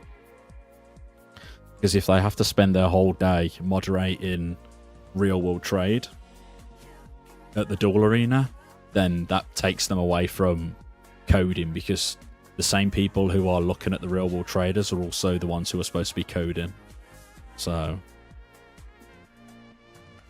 I just hope that doesn't start taking up too much of his time where he has to keep focusing on players.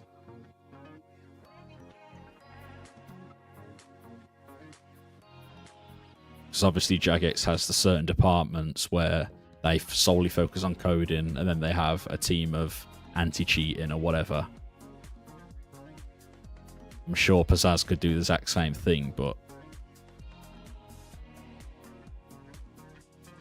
I know that Pizzazz is very strong on sticking to the same rules of no multi-logging, no real-world trade. So he's probably going to do it the best he can to stop it getting out of hand, to the point where it got out of hand on RuneScape itself and then just went past anything that was possible of containing. I'm 72 combat right now. Nice, Benji. Real world trade on a 2004 era private server is unbelievably sad. It is sad, but it'll happen. I'm telling you, once this gains traction, people will want a head start, which will involve them trying to buy cash.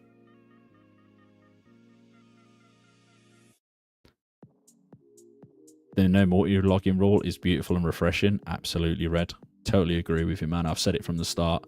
A lot of people have come in the stream complaining about it. I'm all for it. I feel like it maintains the economy where items are worth collecting. And also, it just prevents people really, really abusing it, because obviously we don't have to pay for membership or pay for bonds, which in turn, normally you'd have an outgoing. But at the moment, there's no outgoing, so you could run 20 rune crafting miners if you wanted to.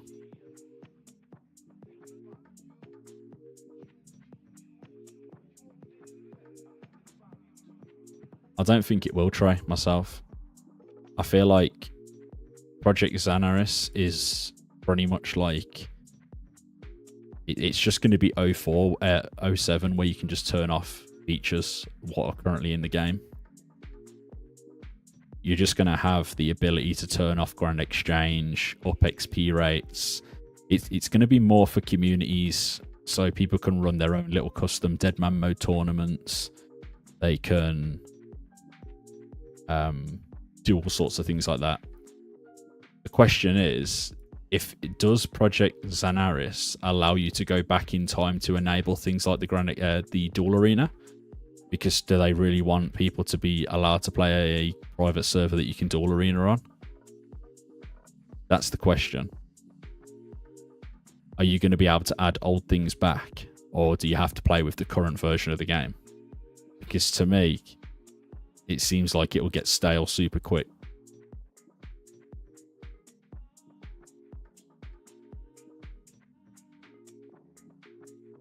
Because obviously they've removed Duel Arena from old school itself. Will you be able to add it in your custom server?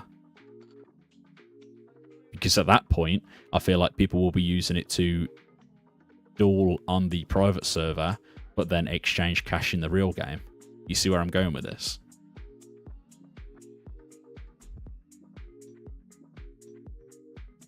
But if you also can't go back in time to updates that, like previous updates when you like the game, then once again, it's stale. It's stale.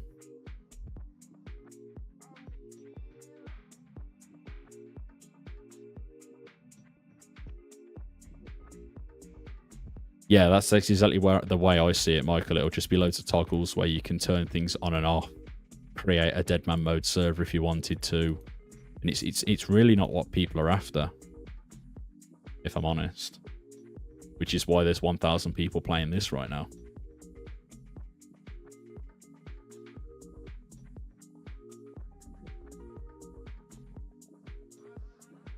I can't see Project Zenaris being open source where you can create custom items and things like that.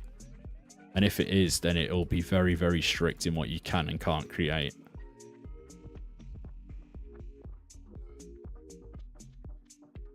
Because if you can create custom things, I can see it being a way that Jagex will like look at the top community servers, see what custom items they've created, and if people are playing that server because it has that kind of content, they'll probably try and steal that content from the community server and put it into the main game.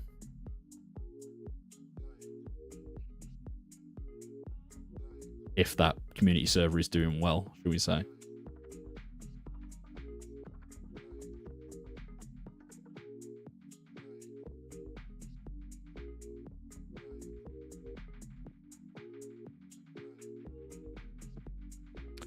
Changes to Duel Arena were more due to gambling regulations, weren't there? I'm not entirely sure. I wouldn't say so. I think they were really just to combat the real world trading that completely got out of hand. Because the Duel Arena was like one of the worst times for real world trade. It just got worse and worse as time went on. I don't think it was anything to do with gambling regulations. I think it was their easy way out. They couldn't figure out the way out. They tried to put tax on to take money out of the game, but it just started to get worse and worse in terms of real world trade. Obviously, probably their team just couldn't keep up with what was happening. There was too much money going in and out every day. Yeah. It got out of hand. Duel Arena was always bad, but it got out of hand just before they got rid of it. It was getting stupid. People were just buying throwaway accounts and just gambling on them.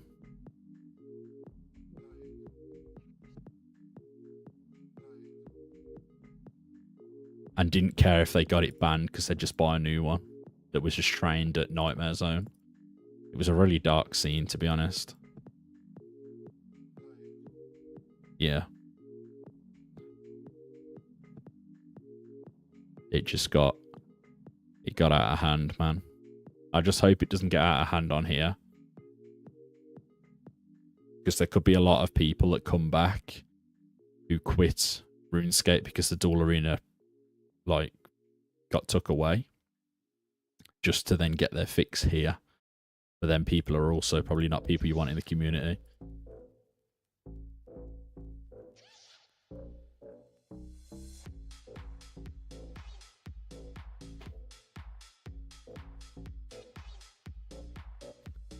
Yeah, I don't know.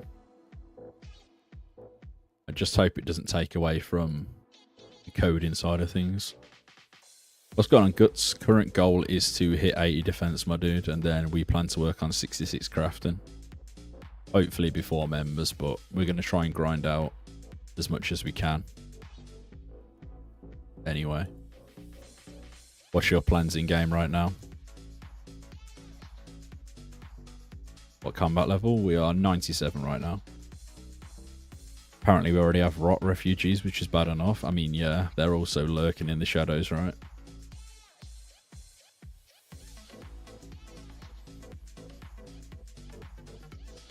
I think they've decided not to put rot in their names because they know that the staff here are very strict, so they're probably just playing under random names.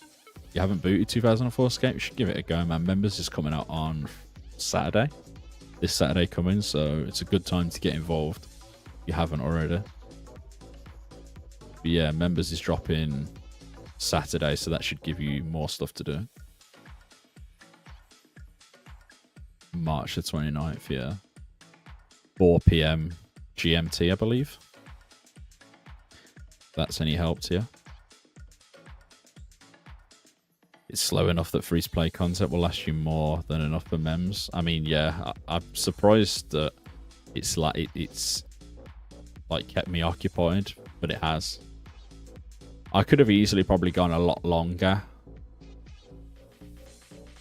waiting for mems. Nice, Trey. Nice. That's some early defense levels there. That should have been, what, like 33, 34 defense or something? Super nice. Straight to adamant.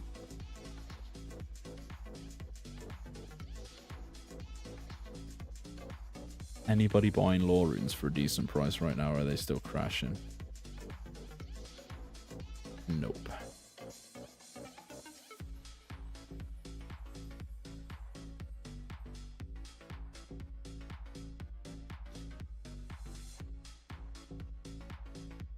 Yeah, no Slayer, so no G-Malls, nothing like that. For now. Obviously, when Slayer does come out, the Gargoyle drop table will be really rubbish, apart from the fact that you do get the G-Maul. Because the updated drop tables to Gargoyles and things like that was a old school change, and it wasn't in 2004. So they didn't drop like 10k cash and all the alks they do now. Which was also balanced.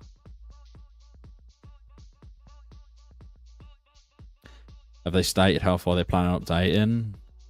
All the way till 2006 at some point, Guts. They are missing certain data for 2006, but it's up to a certain point in 2006 from what I gather. But then I think they might go to 2007 as well. They plan to keep going though. Necreals had a really good drop table. Oh, did they? I can't remember the drop tables before Old School made the changes. I just know Gargoyles was bad.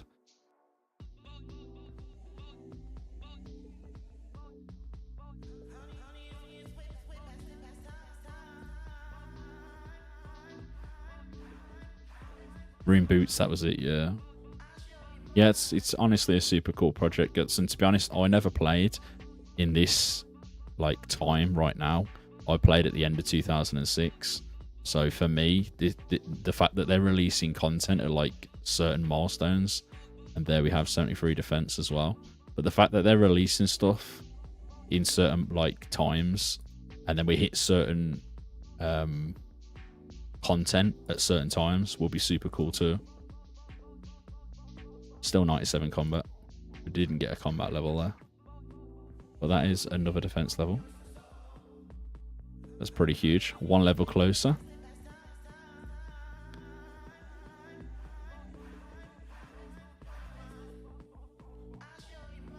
So yeah, it should be nice to play leading up to Barrows, and then when Slayer drops, I should probably have, I'd imagine base 90s when Slayer comes out. So that could be interesting. Should be able to train Slayer pretty efficiently.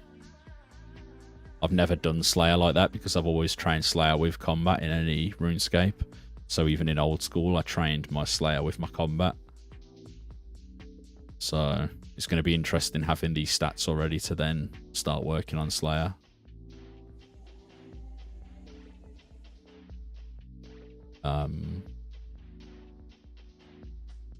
So if I have base 90s, I don't know how long 85 Slayer would take to start being the one to bring whips into the game. But my plan when Slayer drops will be just to no life Slayer anyway, to see how fast I can get 85. I'll be trying to compete with the leaderboards for sure.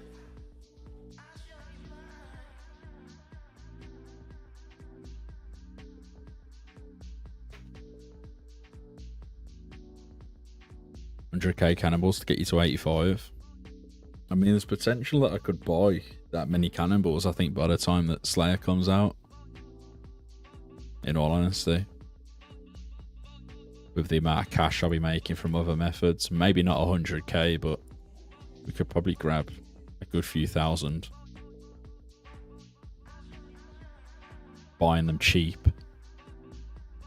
Because I'd just buy them when people are trying to like get rid of them for a super cheap price, just because they want them gone.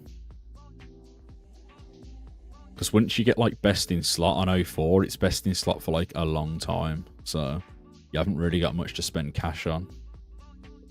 Unless you want to get your skills up.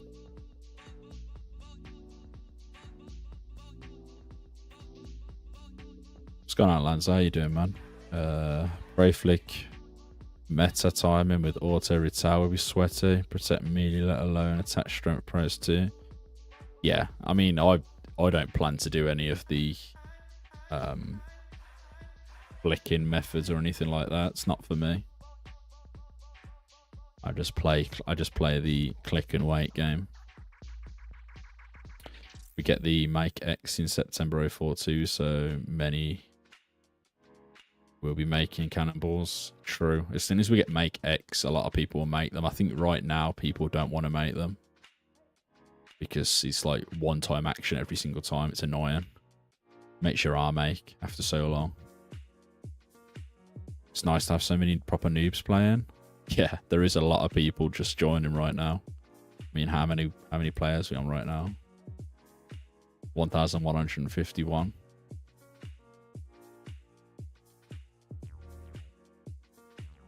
Yeah, fletching's bad. You have to like click each bow that you want to make.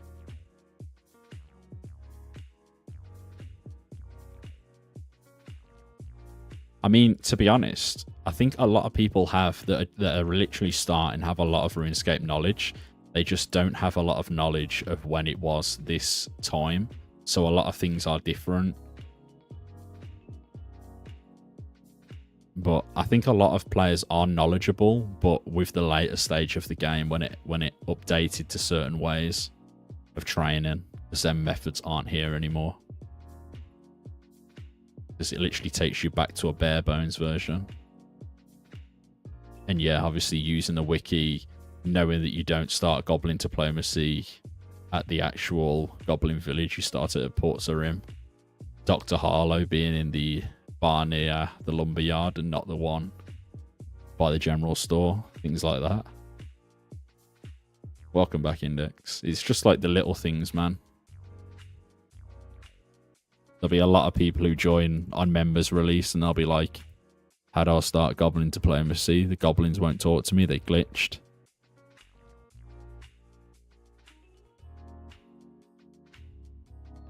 The fact that Demon Slayer, I'm pretty sure the demon just stays spawned all the time, so you'd have to wait for it to keep respawning if there's loads of people trying to kill it at once. No worries, Index. Analog, sorry. But yeah, you also, I don't know if a lot of people are aware, but Zombie Music is Slayer Music on a second channel, and he's making guides for 2004. And he's made a lot of guides for the members release, so if you want to guys give him a subscription as well.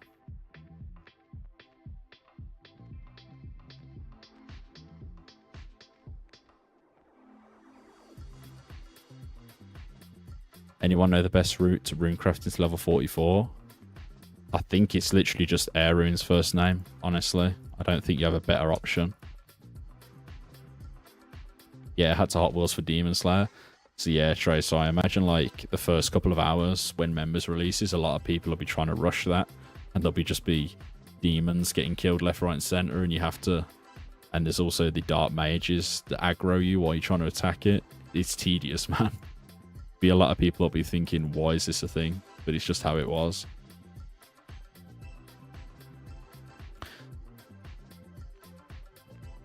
Zombie Music also has free-to-play guys. Just go to the oldest videos. They're in RS1, but same quest. Yeah, true. Yeah, you can watch them. You know where the locations are. It just looks graphically different. Fire's not better. They are, I think, if you have the cash.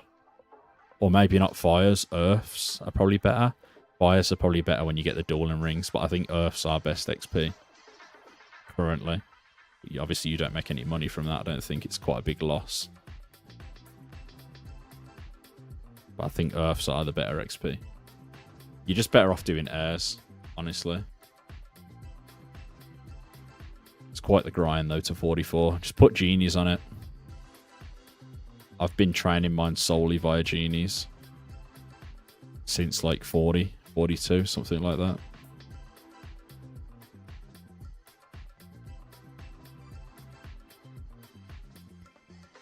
What crafting levels needed to get into the crafting guild? 40, I believe.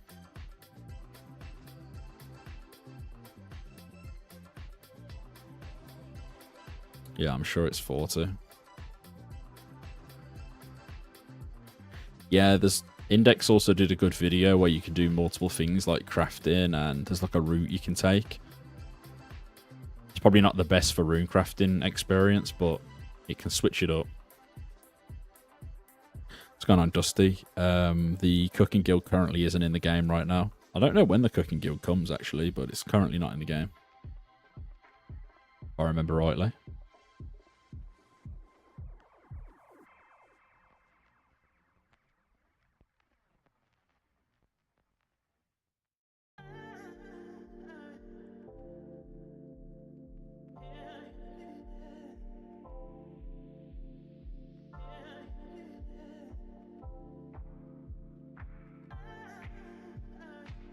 Still can't believe Mudkit gave me a shout out on that vid. Which video was it?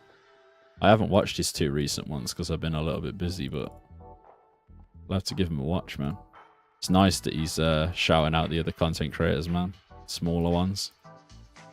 Because his audience is massive, so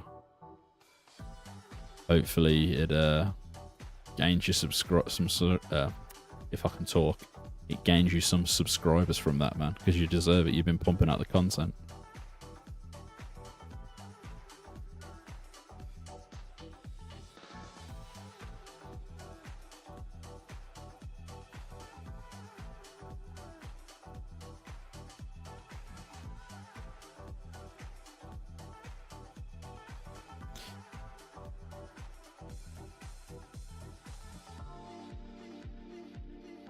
Appreciate it, Bobo, man. I think we're all trying our best. We're all new content creators. A lot of us haven't created videos before. But it's a good learning curve for everyone as well, man. For sure.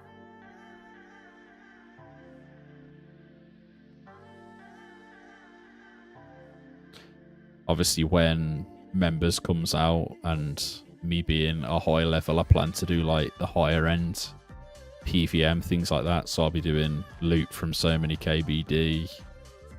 Killing whatever's high level to see drop rates of items, things like that. So that'll be more what I'm focused on, I think. Obviously I'll do some skilling, but because I'll still keep up the progress videos, but I'll mainly be trying to do some drop rate videos and see what loot we get from certain monsters. I want to do a lot of KBD, see how many dragon meds we can get, stuff like that. Should be good fun. Hopefully take some of you guys on a trip as well. You guys get higher combats. We can probably try mass up. And like maybe try killing it in like 4-6 man groups. Things like that. Like old times that they used to do back in 2004. People used to just get a team together and just go kill it. That should be fun.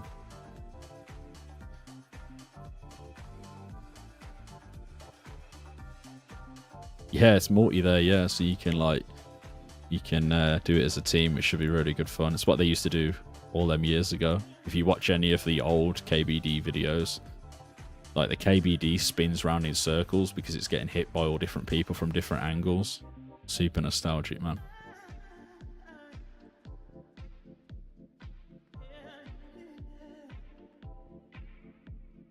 Yeah, it was like the main way to kill it back in 04. Is that anti-fires? I'm not too sure, you know. If they are, they probably won't be in the game for a while. Yeah, KBD trips with all the boys in the Skype. Team speak, things like that.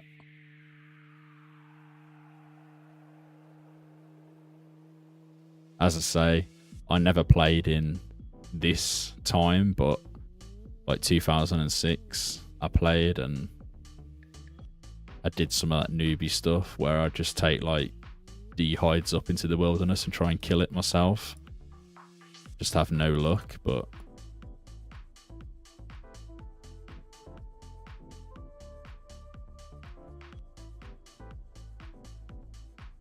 Oh yeah, because it obviously doesn't show in the chat. When do we get rune crossbows? I'm not too sure, you know. If anyone in chat knows. But yeah, it doesn't show up, does it? The what drop you receive. So that could be interesting.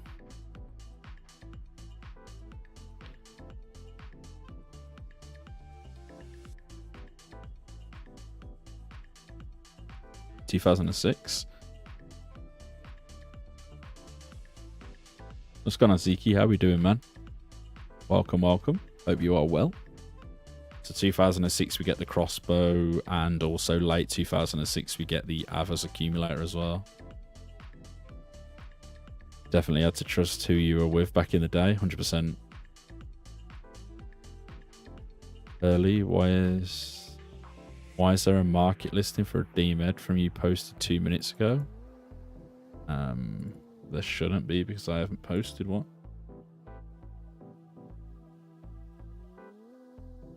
Selling or buying? I don't see any.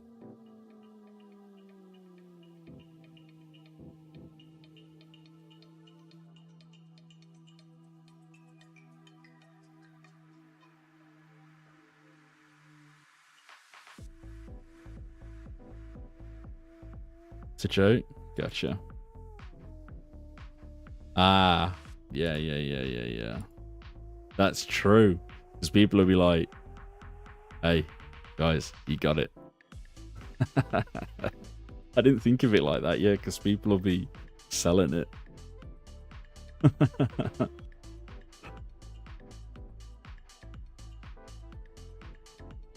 You'd be like, yeah, I'm just pretending. I'm just seeing if there's anybody reaching out to try and buy one, you know, guys. So we know who to sell it to when we get the drop, you know. So I didn't actually get one. I'm just putting the feelers out to see if anyone is interested in buying one when we do get one, you know, guys.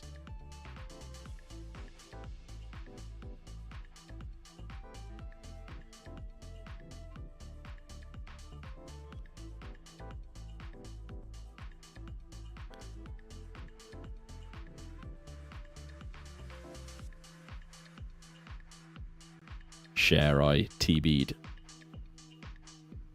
Yeah, I think the PKing scene will be interesting as well. I'm hoping that there's some people who PK at Edgeville, like Pures and things like that. Could be really good fun to watch, especially like streamers. We'll split tomorrow. Gotta go, mum's calling. Yeah, gotta have my dinner. Bye, guys. You literally log off straight after you get the last kill. Yeah, by the way, guys, gotta get off. See you later. Private chat off. Straight to Barrett West to sell the DMed.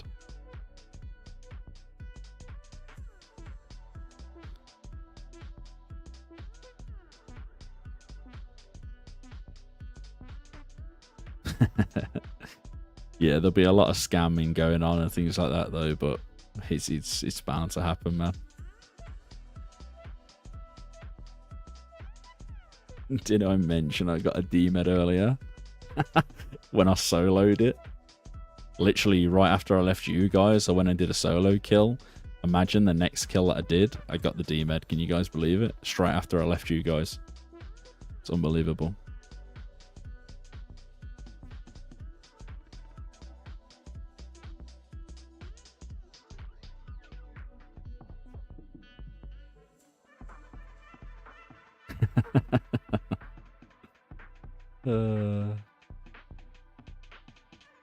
Yeah, it'd be interesting, man. I can't wait to do some KBD killing. Don't know what else we could get up to. If there's any more group things we can do. I suppose we can go rag some noobs at Green Drags. Take the hides off them.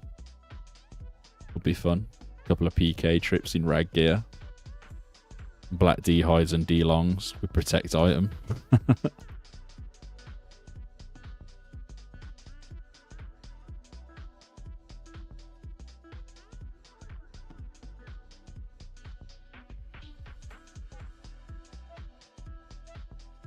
I also didn't realise that the only place to kill green dragons is the 38 wildy.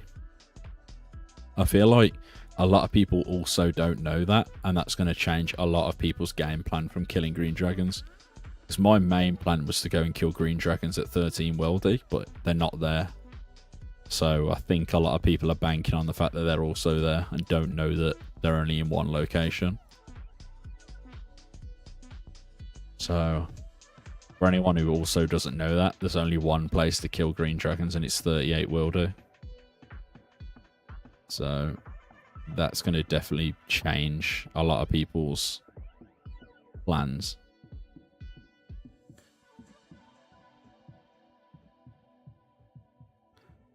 I mean, yeah, if anyone actually goes PKing at the agility spot,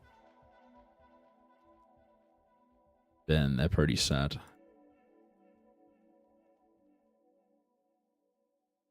There's only a few, like 4 to 6, I forgot. Yeah, there's not that many, and it's 38 wilderness, where a lot of clans will just be snaring people, and a lot of these PKers have also got high mage, which they're just going to be using god spells, and they'll be hitting like max hit, I think, a 30. So it's going to be pretty painful for like the average level 68 or something, who probably has what, like 50 odd hit points.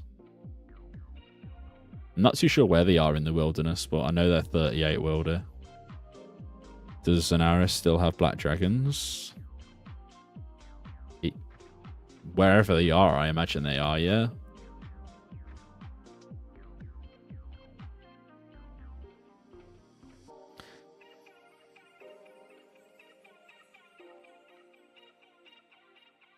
They're next to Lava Maze. Yeah, so that's just going to be a PKing hotspot for sure. It's probably almost not even going to be worth trying to kill green drags unless you're in a clan who's being protected. I think the average person who goes up there to kill dragons is going to have a horrendous time. Which means blue dragons is going to be more populated, which means my plan's probably going to be out the window. So I should probably come up with a second backup plan of what I'm going to do if the watchtower dragons are full.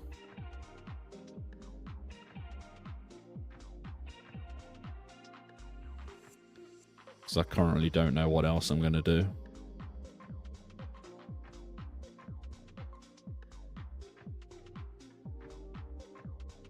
No, Jay. You still have to pay 30 GP.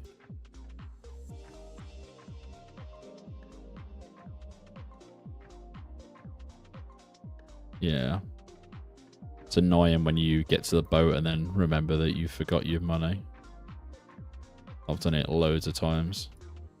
I'm pretty sure there's 2 clips in different progress videos of me doing it as well. And the ones I haven't recorded, I've probably done it like 20 times.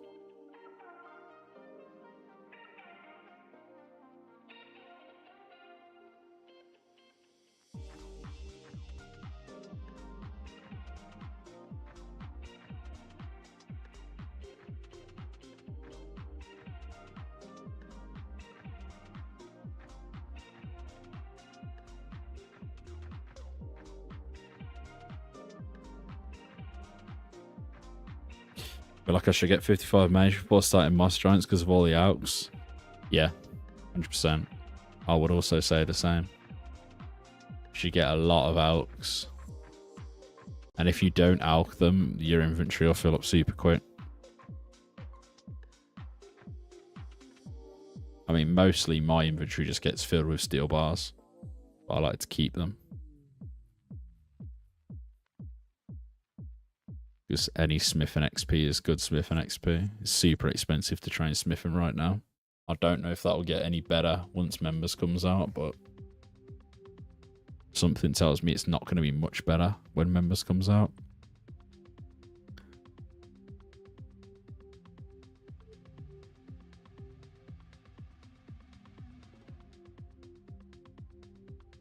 Apparently the coal trucks are really bad in 04.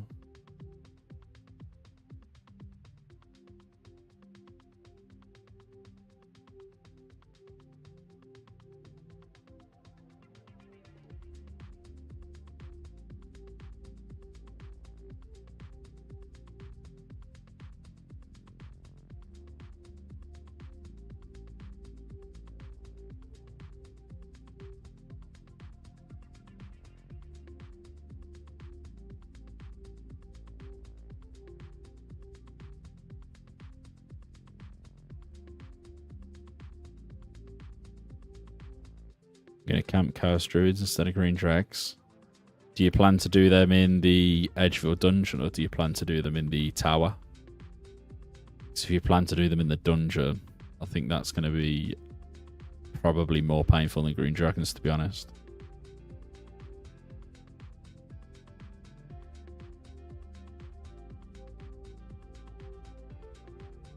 I feel like a lot of people could just rag people in Chaos Druids as well and make them teleport. Because also in Edgefield Dungeon, it's also Wilderness, right? So you just have somebody ragging you that's a higher level or got better gear than you, just to get you to teleport out so they have the Chaos Druids themselves.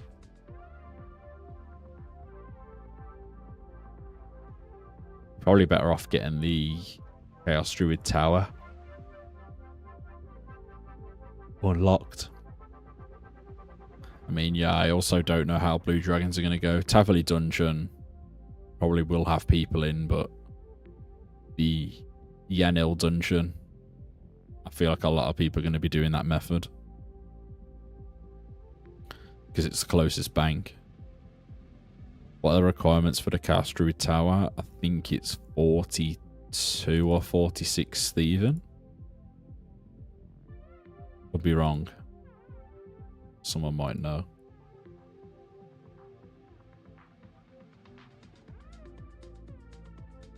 Just cut 1k regular lads in Lost City. How come, Martin? Are you keeping them for Fletching?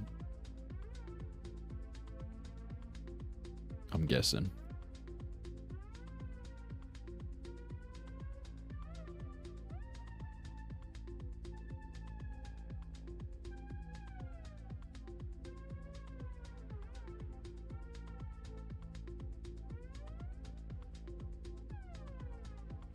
Gotcha.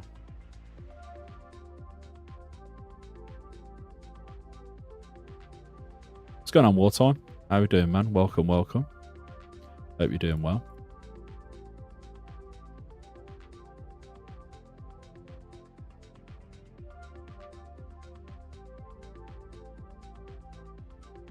What's your plans for members, Martin? You plan to get Fletching up to get magic short bows, or are you working on range? 72 range, nice. Yeah, I feel like range is going to be really good in members once the magic short bows start entering the game. 15k cow hides banked. May I ask why, Foam? Sounds pretty insane. Gonna farm dragons and fire giants. Yeah, nice. Yeah, Gary, I bought the plate before I knew about the chain tech. I was like, meh. Not that fussed.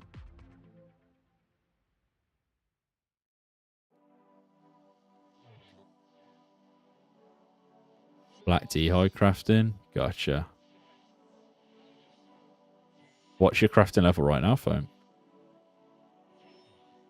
It would have been good to go for that, to be honest, because you could have just gone and killed black dragons and made black D-hide sets. I know you wouldn't be able to kill many black dragons an hour, but I feel like you'd be able to get some good money for black D-hide sets.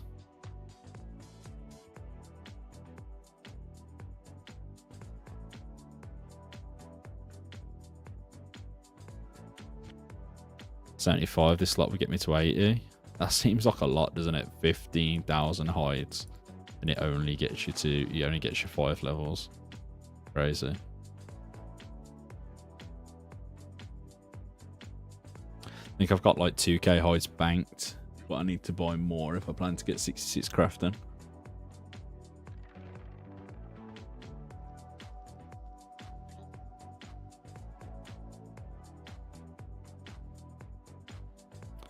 I'm guessing you didn't kill 15,000 cows for them hides, though.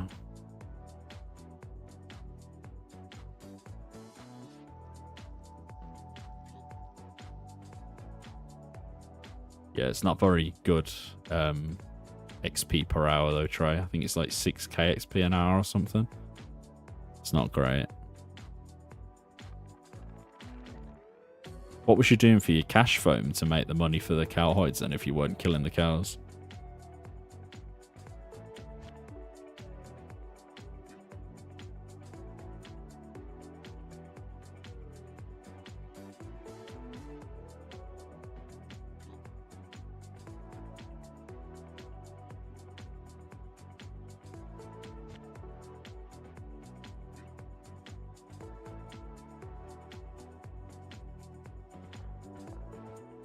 Yeah. 1.5 mil. And then he's about to sell all of the hard bodies for 17 or something each. So that's a massive loss. Mining, killing, selling items like limps, big bones. Gotcha.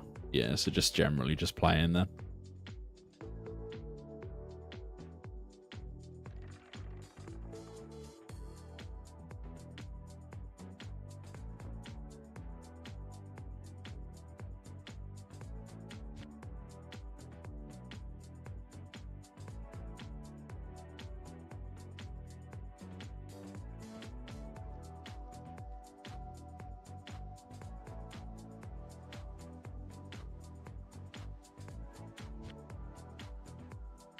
Show me your prayer XP, nerd. And there you go.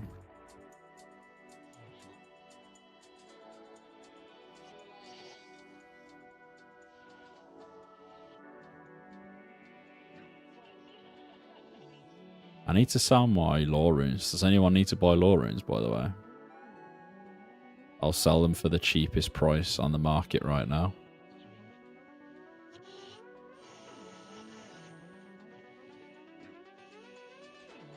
Whatever the market price is, I'll beat it by like 3 GP or something if anyone needs law runes.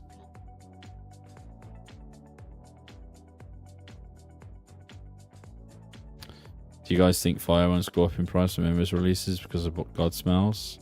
Probably not wartime. I'd probably sell them because, yeah, people can craft them and it'll probably be meta to craft them for the XP because you can use dueling rings to teleport back and forth.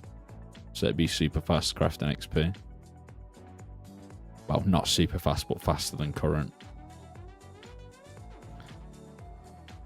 And fire giants, yeah, they won't go up in price. Definitely not. There'll be a lot of fire runes coming into the game from just fire giants alone. Because everyone, literally everyone who's like 55 to 70 combat plans to kill fire giants on release. I'm almost sure everyone has said that they're going to kill fire giants. So there'll be a lot coming into the game.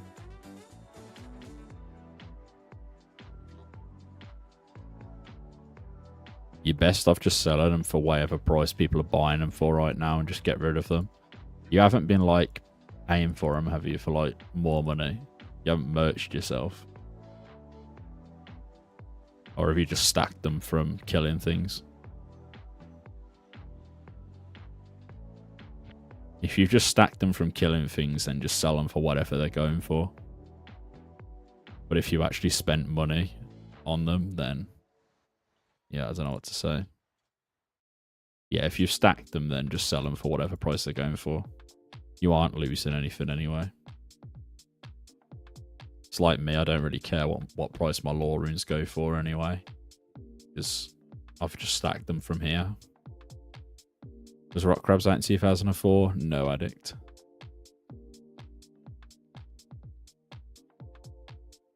No, there was no Relica in 2004.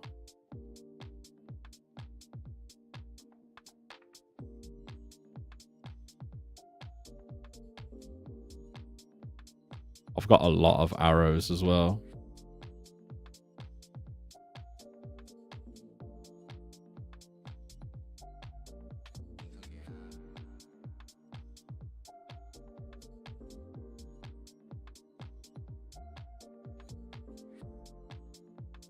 probably try selling them.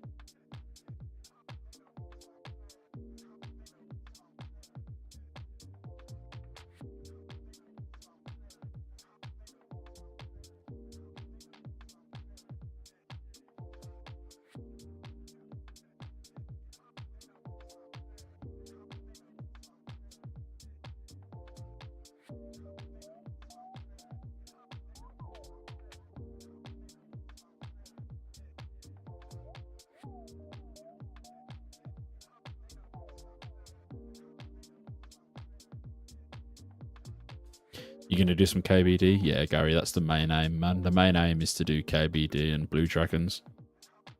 That is the goal.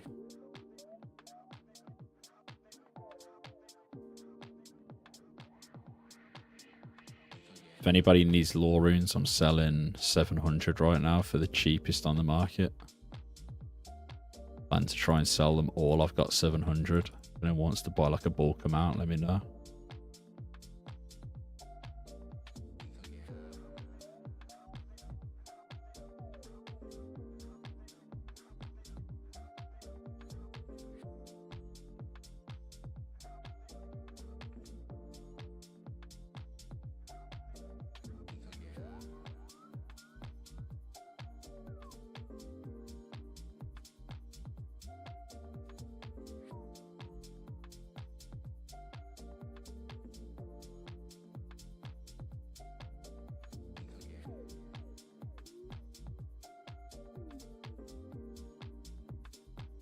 What do you mean, Jay?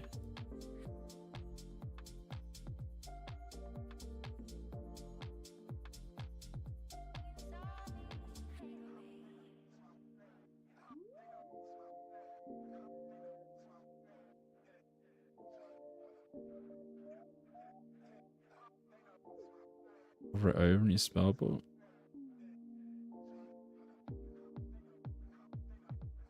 A strength 25 missile attack, is that what you mean? Yeah, it might mean 25 max hit, but it also only charges like, I think it's like 30 charges. I think you can only charge it like 30 or 50 times. So it's pretty pointless. Or is it? Oh, is it 120? I thought it was less than that. I thought it was less than 120. Even if it's 120, it's pointless. Because you have to run the whole way through to recharge it, right?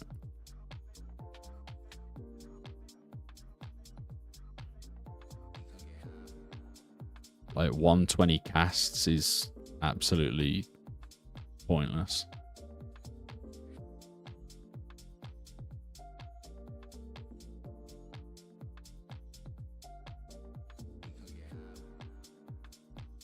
But yeah, that is, I've never noticed that. A strength 25 missile attack, but none of them.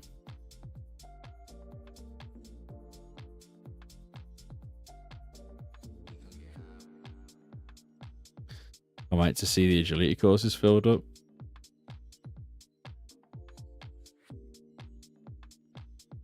I think some of them will be doing like the Yanel tech of using, is it the monkey bars or something? What's going on, Brighter Bowl? Some of you 2004 YouTubers are getting high ranks on the high scores. Yeah, I was ranked like front page before I started doing the YouTube because I was just like mega addicted, and I thought I might as well just do a few videos, see if anyone watches, and then more and more people watched, and now here we are. But yeah, I'm really enjoying playing 2004, man. It's weird that going back in time's actually refreshing.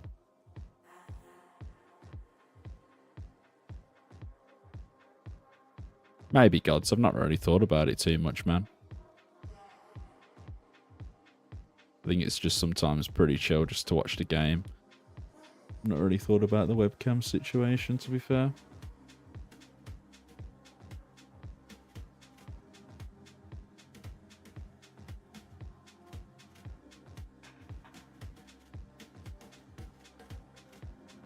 No need to show if you don't face cam. Exactly, but this is so true.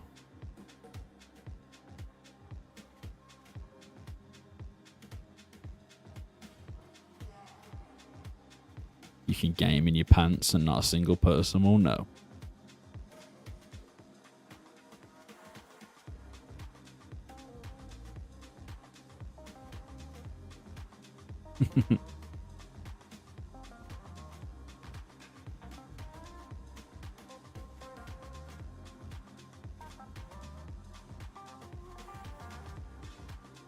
What's going on, Garly? How we doing, man? Welcome back. Exactly what I'm doing now.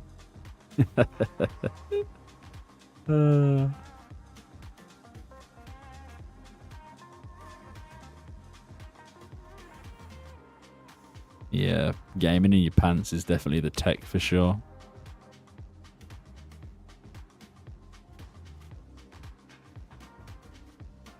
Lets that heat disperse when you get Swan Pass on your chair. From them long hour gaming sessions of 16 hours plus.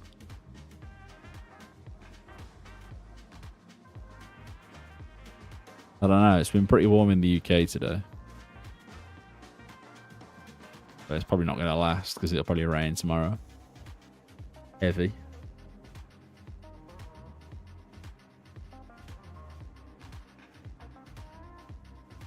Just boxes is best in slot, for sure, for sure. Best in slot.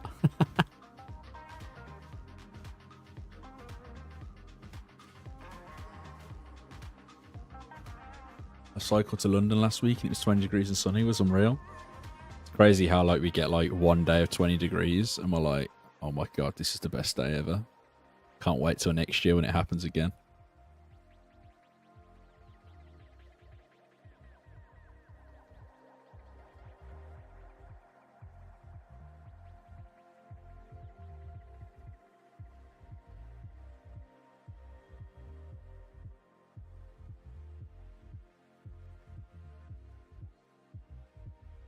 So many topless geezers about.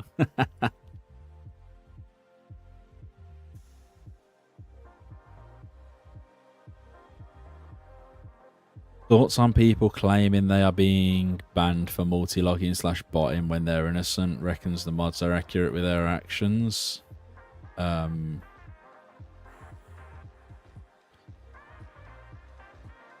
don't know, to be honest. I think that there's obviously certain things that they're looking at when people, I'm guessing they're messaging people, and if they aren't responding or doing, they're probably watching their actions. And yeah, they'll know if people are botting, man, just from them not responding and stuff. But yeah, I don't know. There'll be, I imagine there might be a couple of false positives of certain things. But yeah, multi-logging, they can see what's happening anyway. And even if two accounts are logging in, they're still not allowed on the same IP to trade supplies across to each other because it will just look like multi-logging. So you can log in on 2 accounts on 2 different computers, like if your brother wants to play, but you just can't funnel resources to each other, man. It's like, it's so obvious that that's what they're going to be looking at. Especially if you're not getting anything back. Like if your brother is just giving you items and you're not giving him anything back in like cash or anything. The sun hits your face in March and life is worth living. Then it rains and it's single-digit degrees the next day. Yeah, crazy. How you doing, Izzy, by the way? Nice to see you again, dude. It's nice to see all the regular faces in the stream. I hope you all are all doing good. I haven't seen you guys for a couple of days.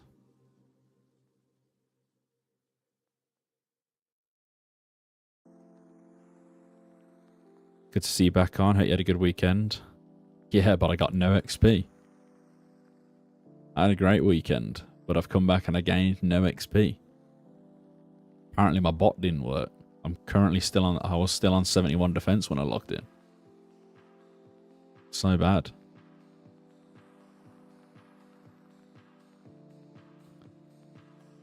Yeah, I got some real life XP.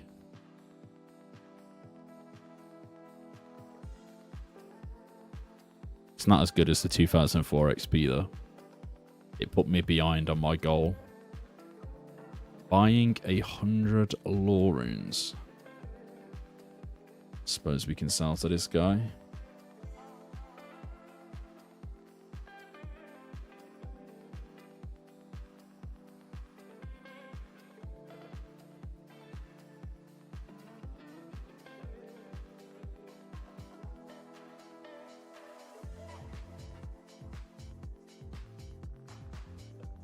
Yeah, if anyone needs any lore runes right now, I think I'm selling for the cheapest on the market. I'm about to go to Varrock in a sec after I kill a couple more of these. What if 3 players under the same roof decides, I don't know, since one of them is good at merching, he essentially acts as the group wallet? It's just not going to work, I don't think, man, unfortunately. I know that sounds like what I see the issue, but I think there's always going to be some sort of flaws in the way that they detect things like that. So I just don't think that that's just going to work. Some things just don't work no matter what angle you look at, just because of what they're probably using to detect / look at. Trade logs, IPs, things like that. That's the problem though. It's not technically against the rules, but will be punished as such. Yeah. I get it, but I just don't think there's any way around it where they can... I mean, how would you do it if you were the owner of a server? How would you do it? Would you just allow multi-login and destroy the economy?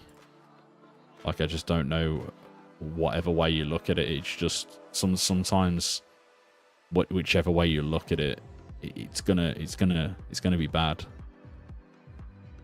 Yeah, that's the problem. Like, if in that certain scenario, yeah, it's totally not against the rules, but someone will find a way to abuse that then. So it's just a tough one.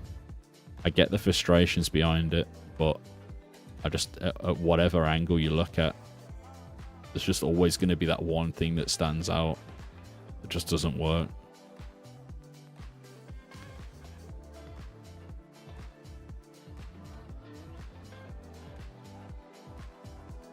And I get it that people say, yeah, but clans can funnel resources to players. I also get that as well, but that's also always been a thing in RuneScape. Ever since the Blue Rose 13 days, that's pretty much a very similar scenario as clans feeding them. It was just players, that, like friends that were feeding her. Things like that.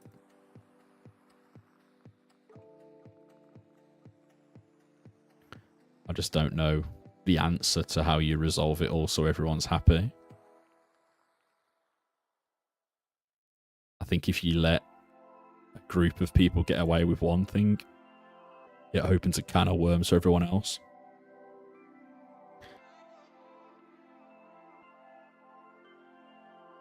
Where do people think a good place for one Death Pures will be in members that isn't Chaos Druids? Trying to think what we used to train on back in the day. Obviously rock crabs aren't a thing.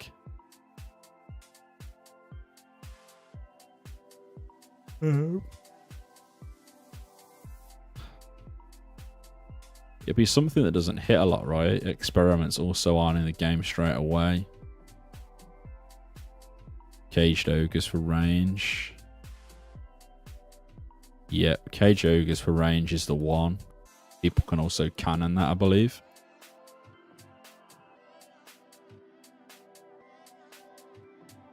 Bandits and prayer pots. I remember training on bandits back in the day as well. I think bandits might be the answer, but also there's a cost behind them with prayer pots. But from what I remember, bandits are really good for herbs as well. I think bandits are one of, like, up there. I think are bandits not in? Oh wow, well that's that. That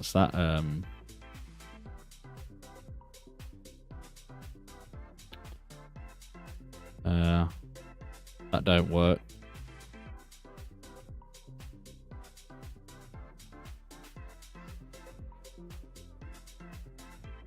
Got 31 prayer. Wait, isn't ultimate strength 31 prayer, isn't it? I thought people used to do accounts with 31 prayer for the ultimate strength. Am I wrong in thinking that? I'm sure there was 31 prayer accounts.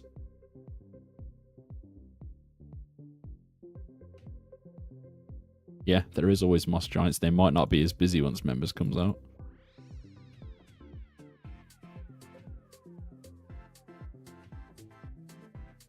Thought that as well, but maybe not in 04. There was, but they sucked.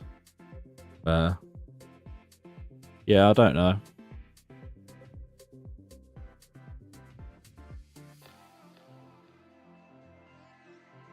I don't know in terms of training.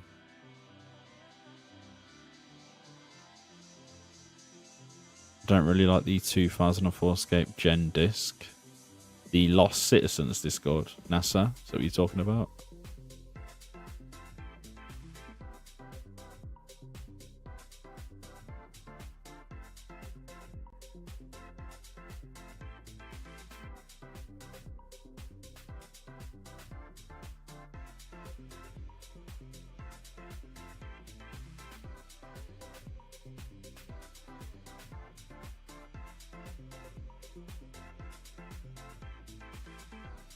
Oh, when people never used to pray against each other. Yeah, like that was always a thing, wasn't it? Like back in the day, you never used to pray against people. It was almost unheard of back in the day, like prayer switching, things like that. And there used to be you used to always, like, before you fought the person, you'd be like, no protect. I remember that being a thing too. Yeah. Yeah, it was like a no-go in the PvP community. You were basically like a little bitch if you used overheads. Because back in the day, people didn't even think about doing prayer flicking and stand under. Stand under back in the day was wouldn't have even been thought of, really. Like freezing someone and standing under them and getting extra hits in. Like all of that stuff was just not in the community, the PKing community.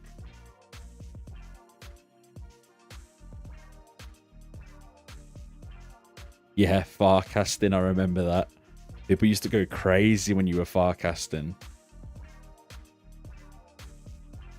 Like you were basically, the way that you fought was you'd stand pretty much next to each other or like 2 tiles away.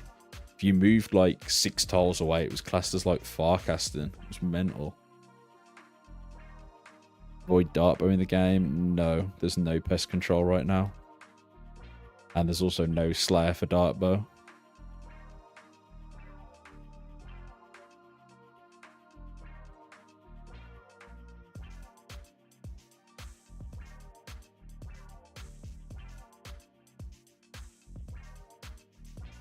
So yeah, dartbow PKing won't be a thing for a little while yet.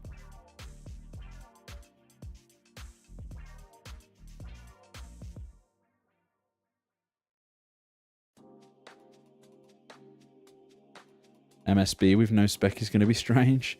Yeah.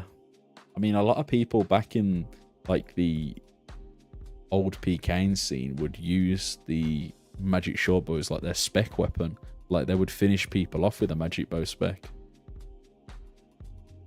Yeah, dark bow is ages away because you got to wait for Slayer, which is 2005, so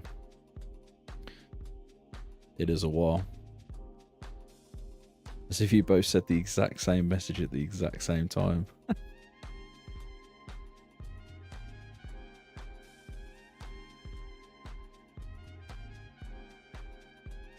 Yeah, it will be 35, so it means you can spec again, and then wait a little bit and spec again. Like, that's going to be broken, man.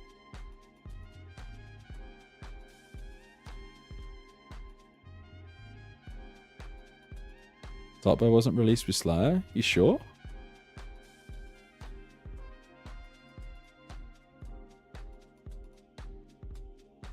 Or is Dark Bow... Did it come after Slayer, did it? I ain't too sure. I don't know all of the monsters. Was it really that late on? That's insane.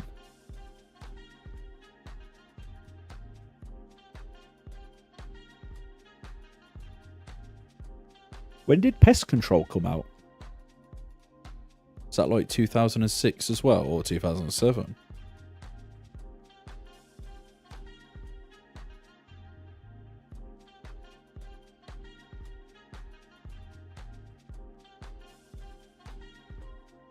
April 2006.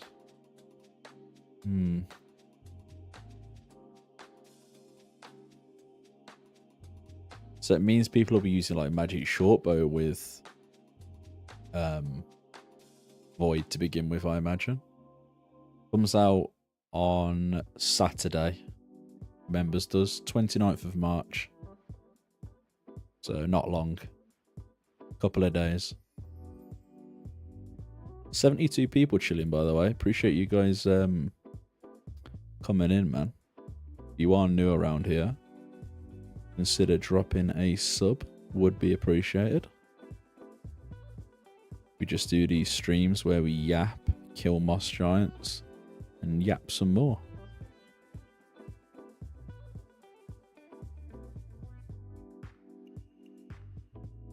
And as a bot said, if you guys are enjoying the stream, please give it a like.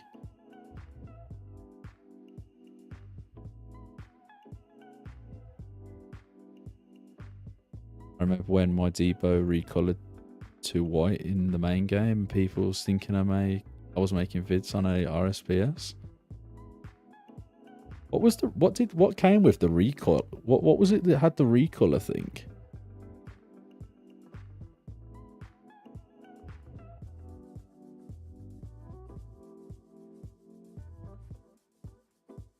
That was it, yeah.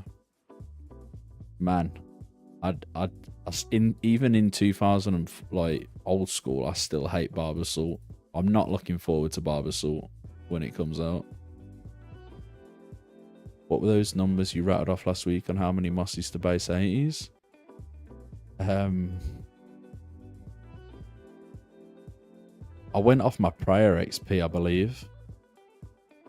What's going on, Brandon? I wonder how big 2004scape will become. I think it'll be about 2,500-ish players. Myself. So the Moss Giants to base 80s, maybe around 15,000. Was it that I rattled off? Something like that.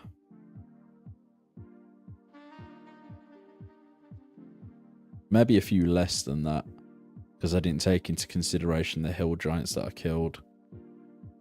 Maybe like 13,000. But then again, it could actually be 15,000. Can't remember the numbers that I rattled off. I can't remember what I said, Rogue, to be honest. I think it was around 15k though.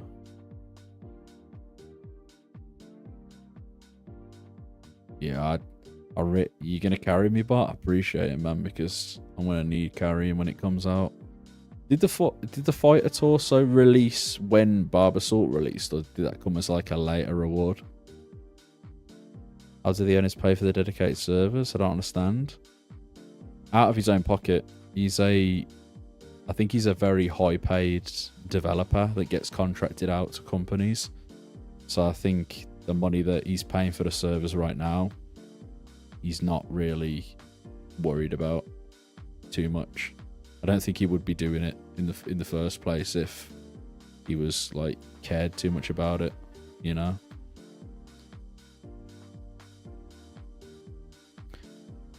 In true 2004 fashion, someone is asking me to get off RuneScape. This time it's my wife, not my dad/mum. Have a good night, lads. Paolo, take it easy, and I will catch you next time, man. Have a good night.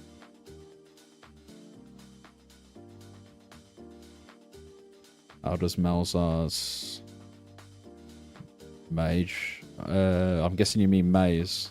Yeah, just kill the mobs and they drop the keys and you can open the doors basically. It does cost him like $200 per month, so not that expensive. I mean, if he doesn't have many outgoings and he's making a lot of money, then like in general with his job, it's probably not affecting him too much. I don't think he would be doing it if it was financially destroying him, let's face it. Wouldn't make sense.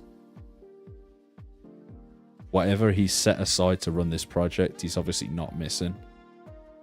And you can also donate him a coffee if you'd like to. But yeah, obviously with the new ones, it's probably gone up a little bit. But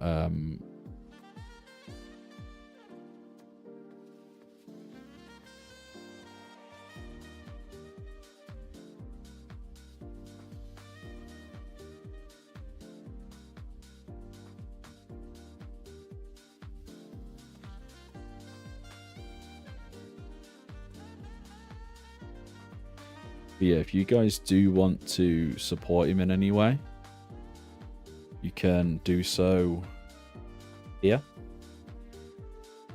That is his Ko-Fi link. So if you want to buy him a little coffee or a little snacky snack, I'm sure he will appreciate it.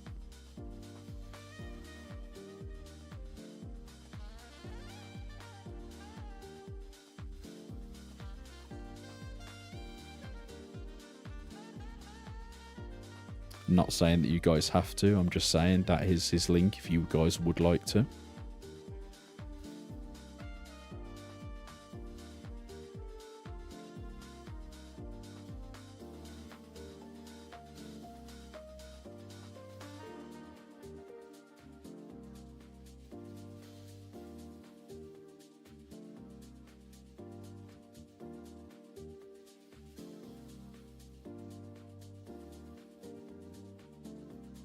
I'm sure he will appreciate it.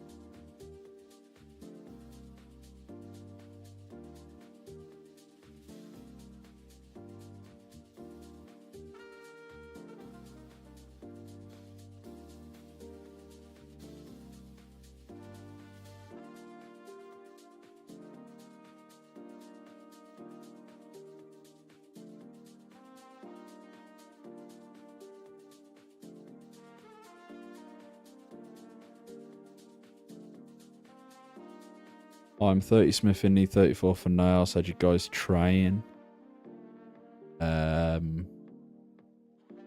You'd probably be better off just making steel bars, Jay, for the quick 4 levels. You shouldn't lose any money either. Or you could buy some iron bars if anyone's selling and do like iron plates to 34. Or you could just give somebody the bars and they'll make the nails for you.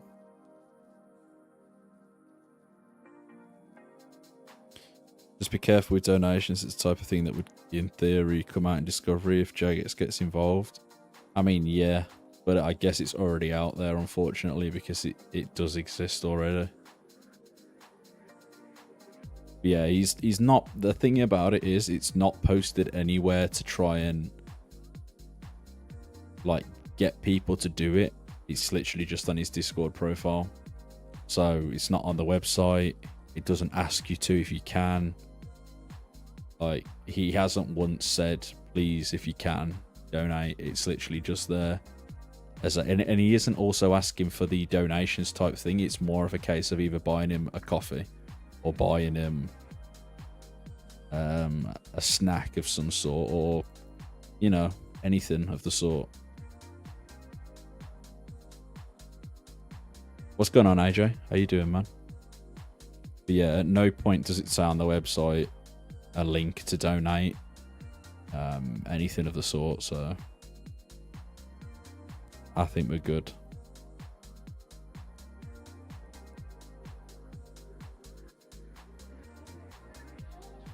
Yeah, I think things like that, Berg's probably not the best. I mean, to be honest, my old school membership is still running alongside me, not even playing right now. But yeah.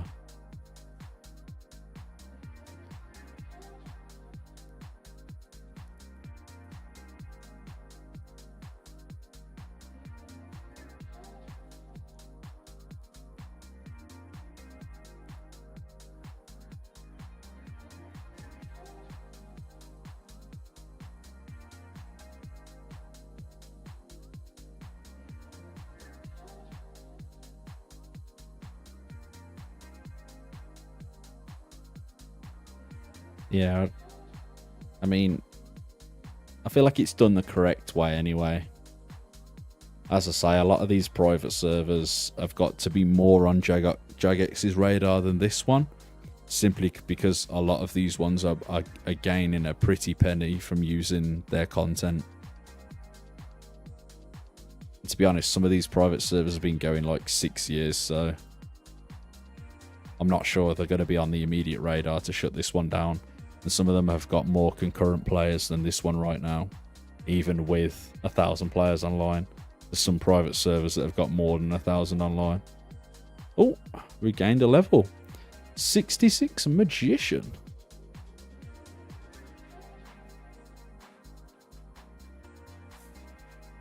Nice. Oh, and that means we can get into the Wizards Guild as well. That's pretty huge.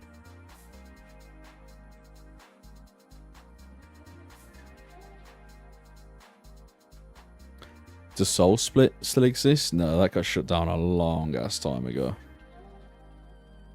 The thing about the Soul Split private server was they actually had like their own office set up with Soul Split employees. Yeah, Berg, that's bound to get camped out. I mean, a lot of people had plans to go there anyway. Law runes are like 50 GP each or something.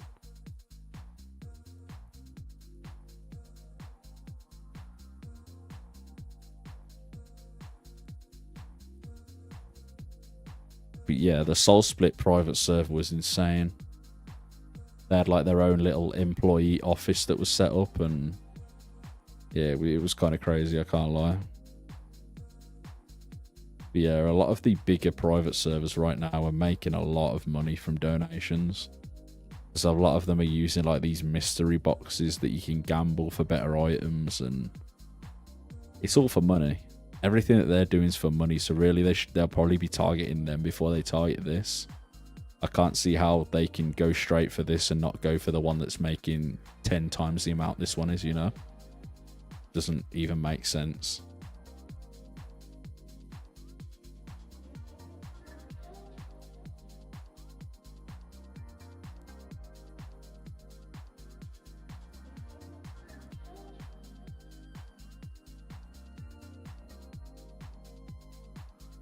Exactly, like it's just like loot crates and shit, man.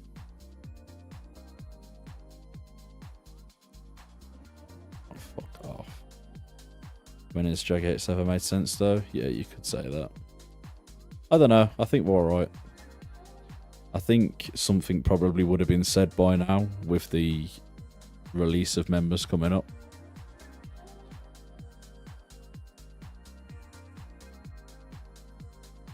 But I also believe that if this wasn't running right now, a lot of people wouldn't be playing old school anyway.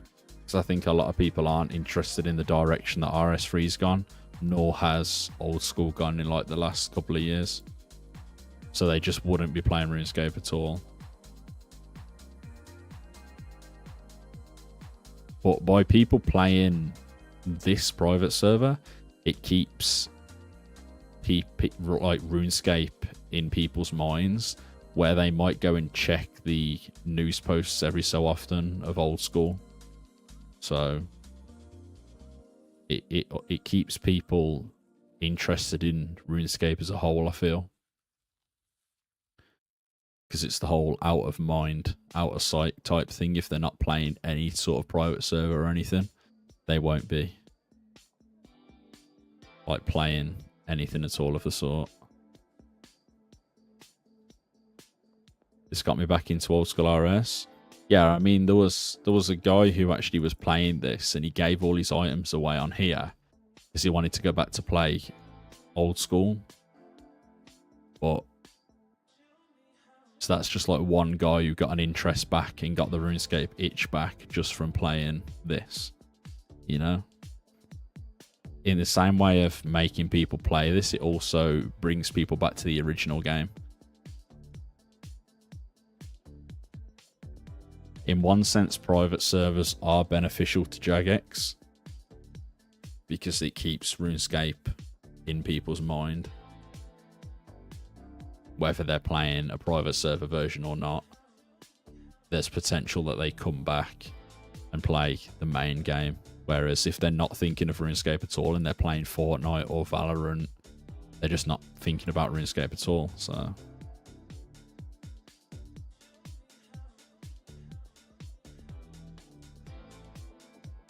it does keep it active in their mind. I haven't played old school RS for like 4 years. This is the only server that interests me. I mean, yeah, it's there. It's just something different, and it's not trying to be old school, right? It's just trying to take you through the journey that RuneScape took back then. Which is why it hasn't been added with all the bells and whistles of old school and all the new content. Because they don't want to do it like that.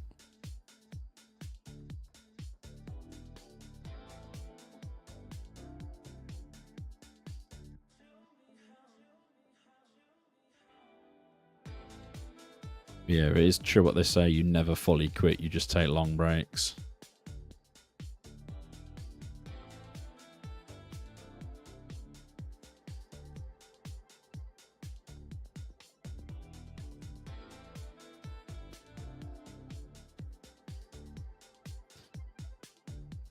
It has definitely hit nostalgic feels way back then.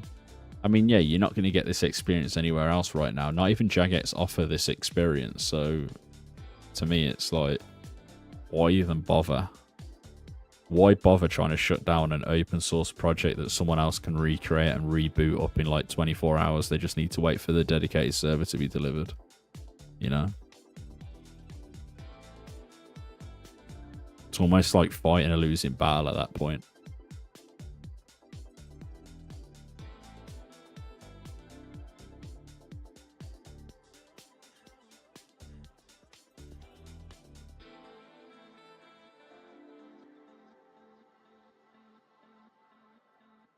Have you tried Moss Giants of Arc Sewers?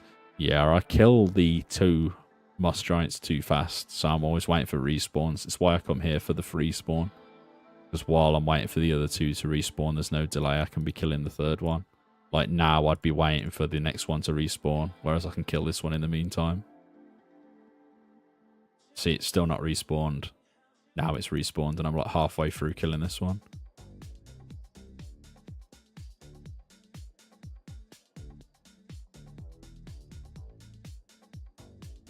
Gonna pick so much flax and spin it when Mems comes out. Yeah, there'll be some good cash as well, because a lot of people will be buying bowstrings. I'm not sure if you know Orling, but flax works a little bit different in 2004, and you don't get multiple flax per plant. You have to pick it similar to how you pick onions and wait for it to respawn, which is not the best.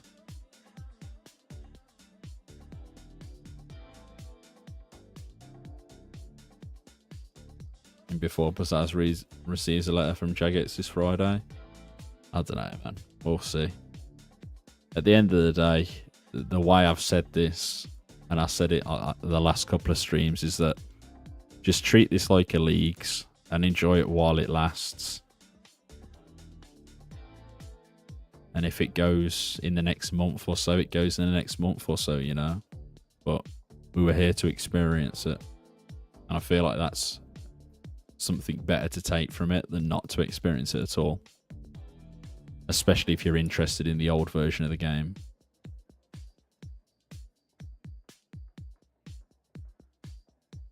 I mean, yeah, Jagex could shut down old school like next month because there's something seriously gone wrong, you know? Like, nothing's forever. As much as like it's been running for 20 odd years, it doesn't mean that this year is the year it all goes bang. Because it's been bought by multiple companies at this point. Obviously, that's a very slim chance, but still possible.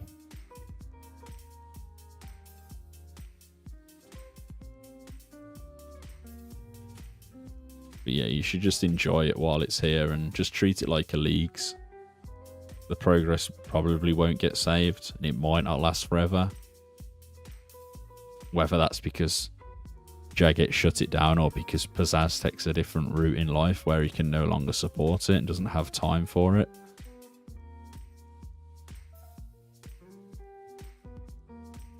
But just enjoy it while it's around.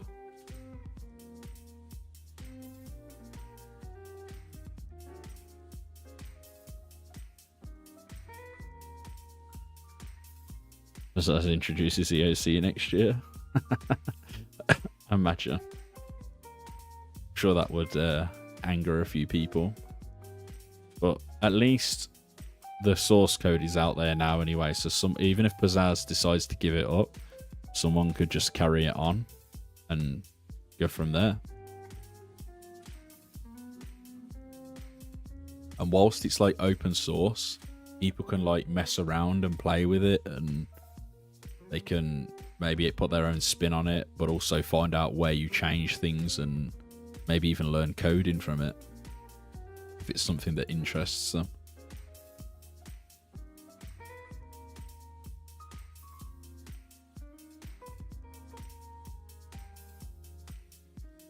I think Pizzazz is almost like hoping for a competitor, so it takes the heat away from the main game kind of thing, but right now doesn't seem to be happening because everyone's just enjoying playing the version he's running.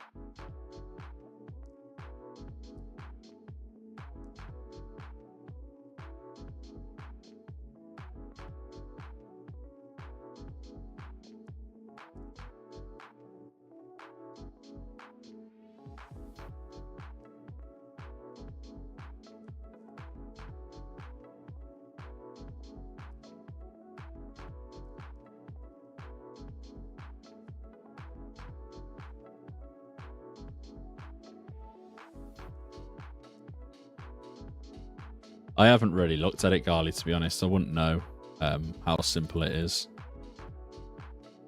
I used to mess around with private server copy and pasting code back in the day.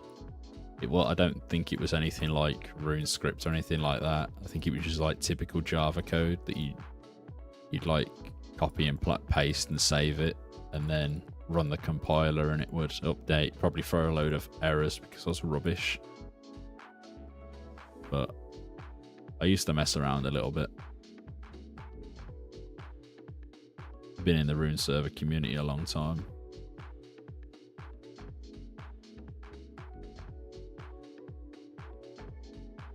Yeah, it was never really a case of me being able to read it. I used to just follow instructions of how to implement and where to put whatever it was that they posted up, for example. They would obviously just write the code and then they'd say you have to put this here and this here, and then you have to compile it, and then that should work, basically.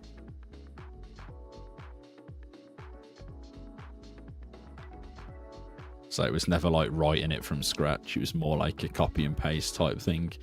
And yeah, you could change NPC locations, put bank booths different places, You could add items to shops. I used to make my own move NPCs and put them in certain areas, and then I'd add like a trade to them so that you could trade them and buy items. I'd make my own little home teleport, which would probably take you majority of the time to Edgeville, and I'd put all the different shops in the Edgeville general store. So I used to put like a rune shop in there, an armor shop, stuff like that. Just messing around.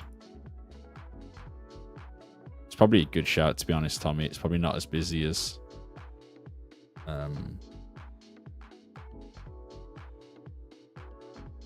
probably not as busy as Crandor and Varrock Sewers. But to me, like, even when I copied somebody else's code as like an 11-year-old or a 12-year-old messing around with the Java code, it was such a good feeling when the compiler would not throw out any errors, which would mean that it was just working, and I could just go into the game and see it all working. It was such a good feeling. Like, none of the servers that I hosted ever went live. I used to just play them with my friends. And I think it was like Hamachi or something. You could like port forward and your friends could download the client and just play through Hamachi. And if you turned your laptop off, the server would go offline. I can do Drag Slayer with basic stats because of safe spot, right? Yeah. There's a safe spot where you don't take any damage whatsoever. But yeah, they were good times.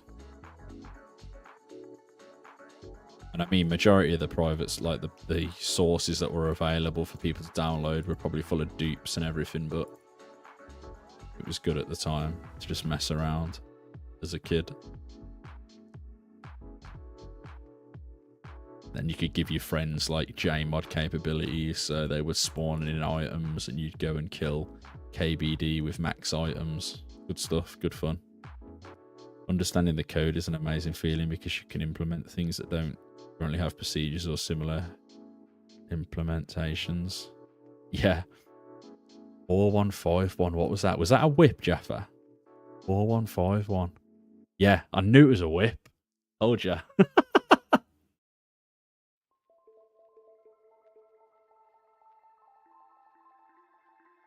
Hang on, a couple of them will come to me. Was Fire Cape 68 something?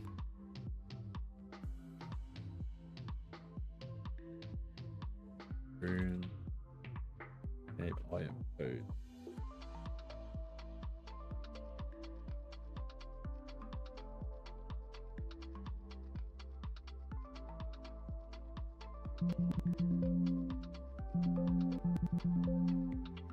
What?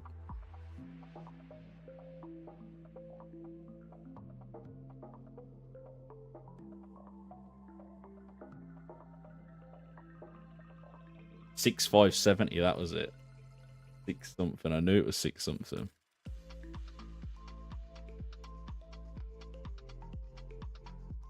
Kept pressing the wrong button, Jay.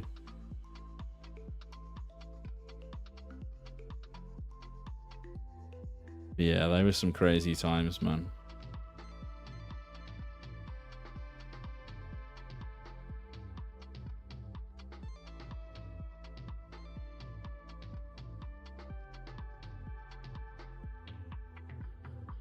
Escape.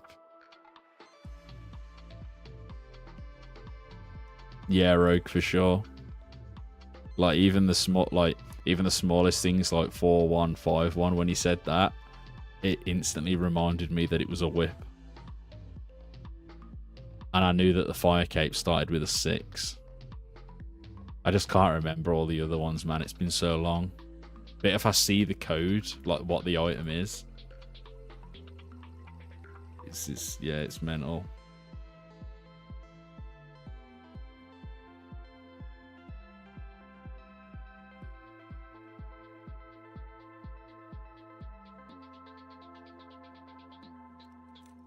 No clip. That was another one.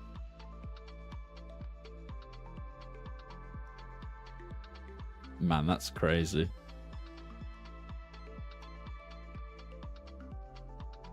Yeah, 2080 was the Fury, I think I can check that for you now.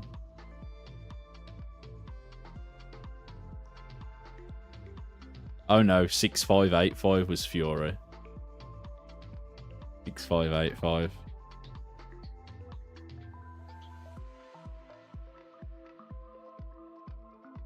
It's like a little zip folder in a brain wrinkle. Yeah. Probably a good way to describe it, actually.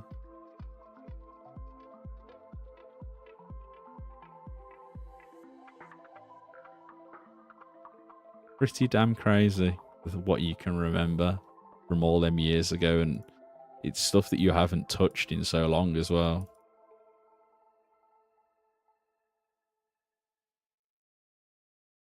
$70 people chilling, by the way. Appreciate you guys, man.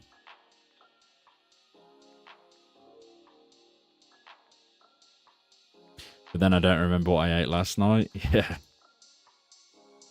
It's like you can't remember what you did throughout the week, but you can remember things that were that long ago that you shouldn't genuinely remember because they have no importance whatsoever.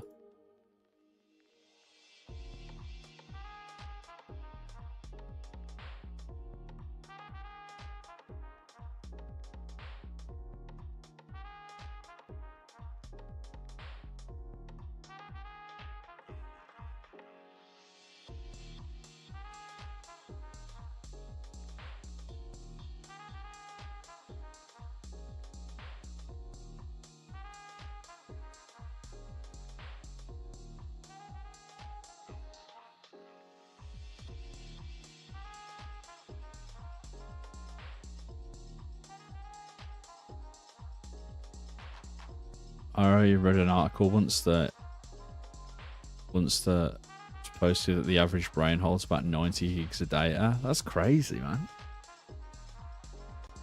Did anyone play one of those like 317 servers where you wore a god sword such a messed up way and it didn't have the proper spec animation or something? I did, yeah.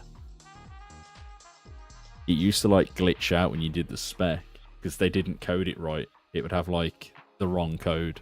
And it was, yeah, it was on your shoulder. They used to hold it on your shoulder like an old Rune 2H.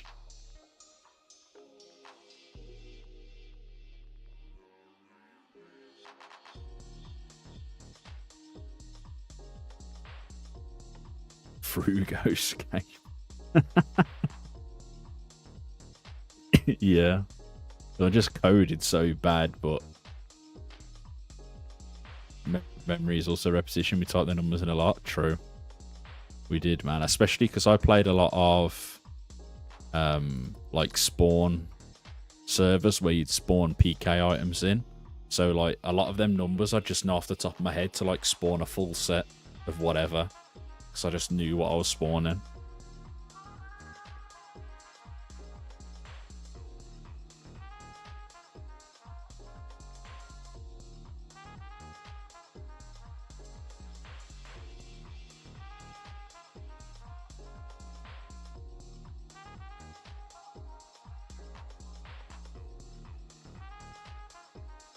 I remember training on dummies in Barak East.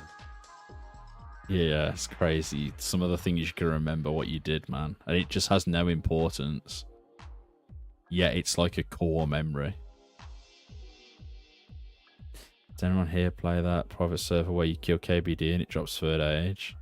And the age, yes, spec you would spin 360? Don't think so. Although I did play a lot of private servers back in the day. I think Near Reality and Battlescape will always be my two favourite private servers. Not Near Reality now, where it's like a PKing server, but Near Reality had like lime green whips and red whips that did more damage than the normal whip, but not too much that it was broken. It was just like a slight little increase in damage for each one. I was an admin on Battlescape for years. I used to love Battlescape, man. I think I was a moderator on Allotic. I think it was Allotic it was called. It wasn't an old school server that had like new graphics, but I was a moderator on that. Me and a mate used to abuse glowing dagger to insta-kill people on a lot of private servers since it wasn't coded properly and hit every tick. What was that website that hosted all the RSPS? Rune Locus. Woj. Rune Locust was one of them. Rune Server was another one. Yeah, Rune, you know, Rune Locust is still a thing, right? Like, he still has a top list all them years later. He probably makes more money now from the website than he ever did all them years ago. Because people pay for advertisements on there. But yeah, he probably makes more money now than he ever has. And he just let it continue to keep rolling over year after year. That's if the same guy still hosts it, of course.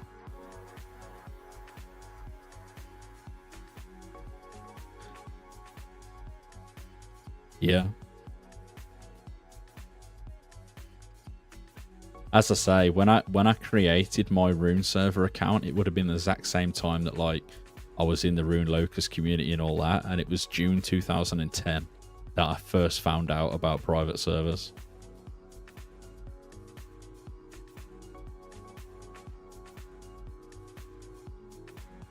Does he still run the new Battlescape, Nathan? Do you know?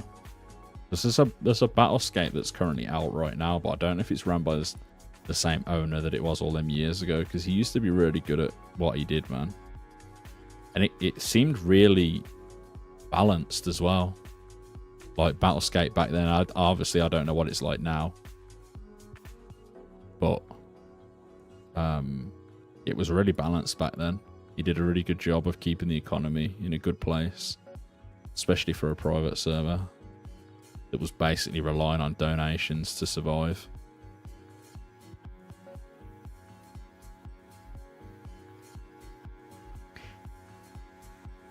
I think even then, like some of the private servers like Near Reality, and you used to be like donate, but you'd only get certain things. Like you could yell, so you could like yell across global, so people could see your whole chat globally. But so like they didn't have things that was really overpowered back then as well, just to keep the economy in a good place. But yeah, I was in all of that community.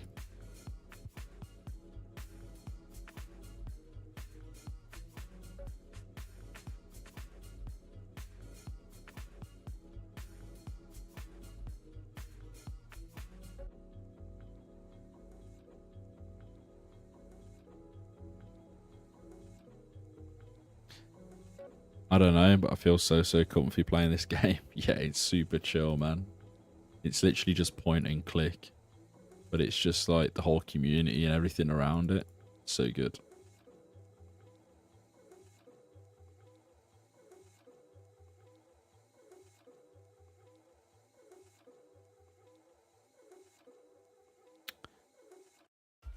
Almost see it as art. Yeah, I can see why. I can see why, man.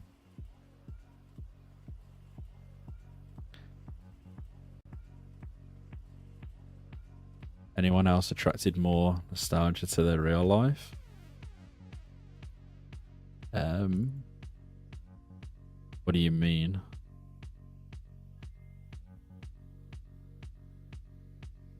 RIP Impulso, if you remember that name from RSPS back in those days.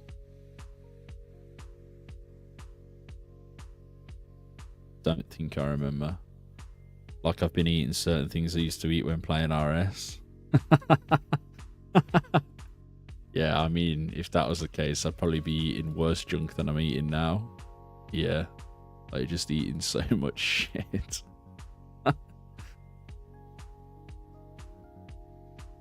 Nah.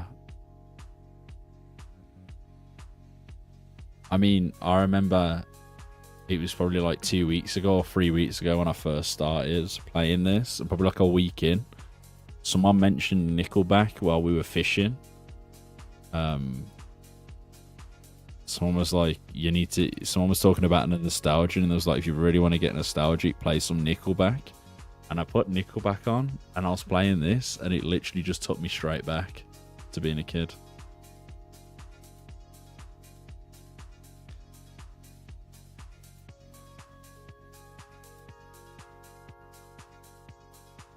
But music choices, yeah. So I guess you could probably say, yeah. Like listening to Nickelback Rockstar and mining in the mining guild was my jam back in the day.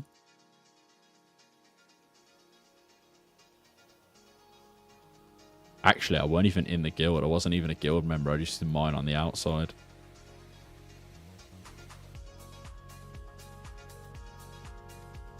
The oak logs are off the block. I'm holding the oak log strong. You're gonna have to pay more GP for them, bro.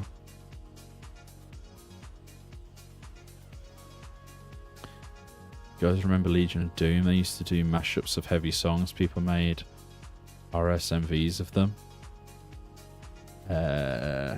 Not that I remember.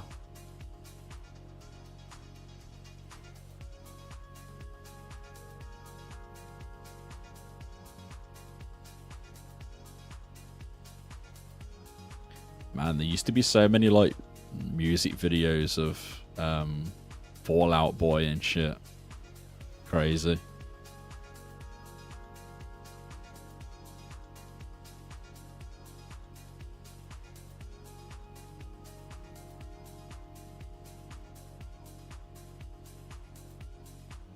I think Fallout Boy, Thanks for the Memories was like my favourite RuneScape music video. Hey, you're welcome, Analog Man. I'm glad you're enjoying it.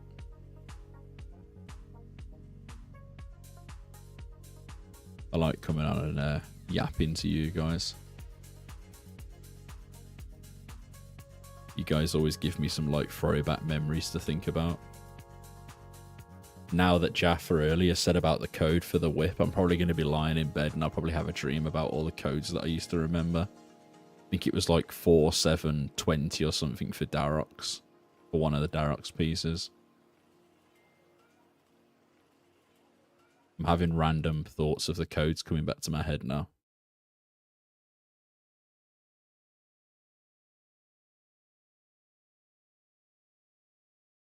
$11,694. Don't tell me. Armadillo Godsword. It's a Godsword of some type, I'm sure it is.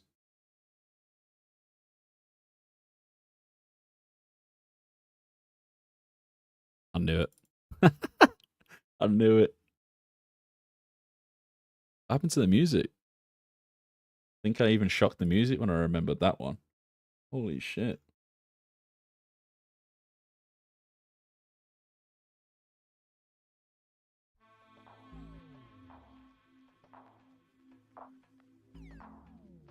That's so crazy being able to remember things like that.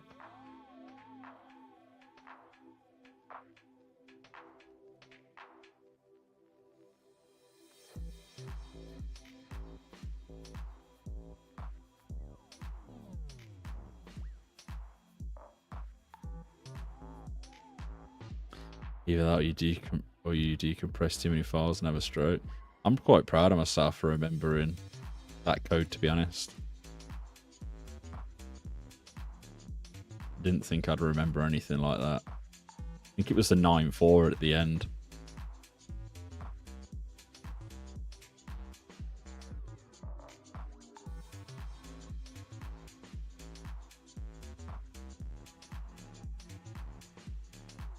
I used to type that in like daily though when I was gearing up for fights.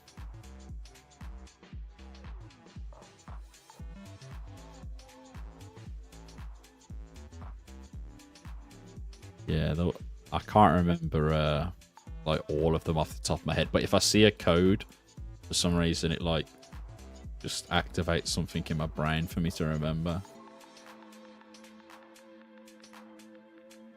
It's kind of mad, really.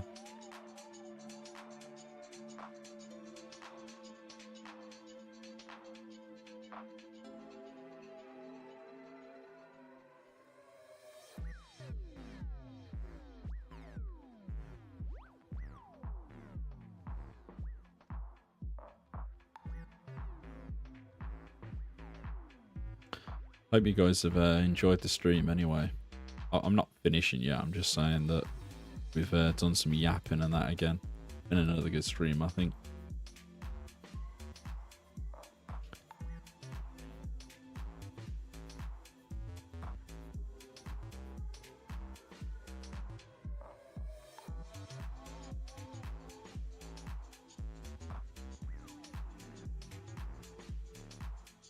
yapping levels. I mean, we haven't done much leveling. To be fair, we've got... What did we get on stream? We got 73 defense on stream. We got 66 mage on stream. And we got 62 prayer. We didn't do too bad, actually, today. Good night, gods. Take it easy, man. I was about to say then we didn't do too much leveling, but we actually have, to be fair. For my level, anyway, to get 3 levels in a stream.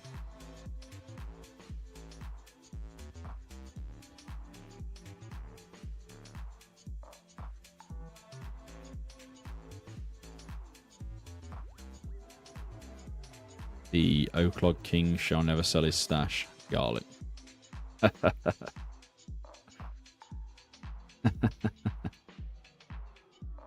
I'm never selling my stash. My stash is not even in the bank. You'll never find my Oaklog stash.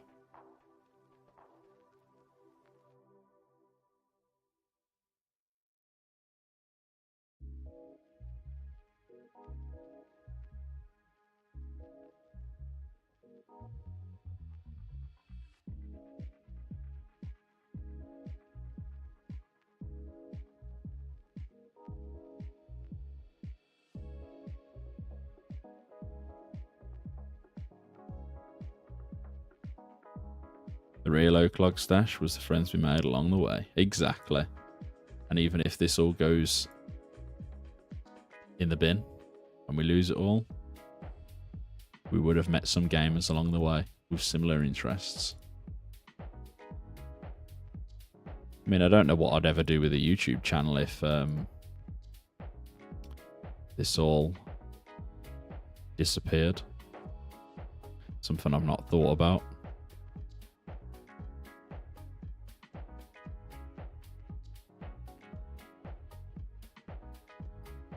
Maybe we'd go and play Club Penguin private servers. Is anyone in for that?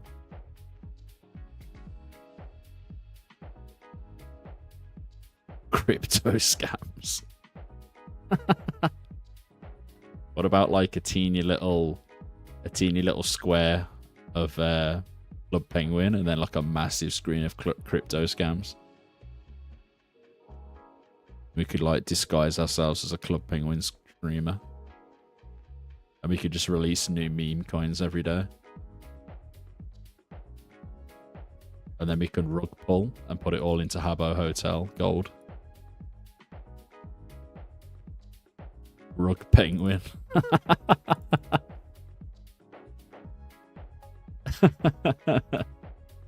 Rune coin. Rune coin rug. Rug Penguin.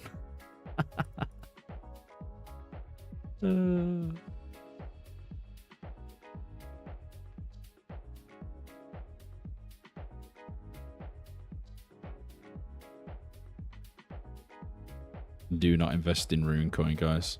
This is not financial advice. I'm not telling you to buy Rune coin if it exists right now. It's probably because Rogue just made it on the spot and he's going to rug you. Do not put it in. Do not put your hard-earned cash into it. He's going to rug you.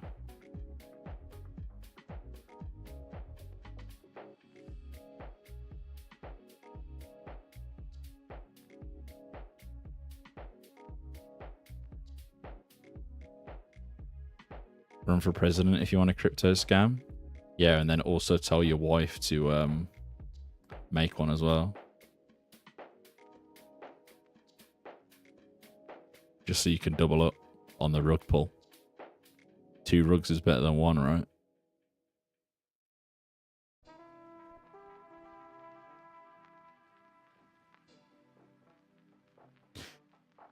Guys, don't take financial advice from Hurley. This is a good opportunity to get into crypto space. Seems legit.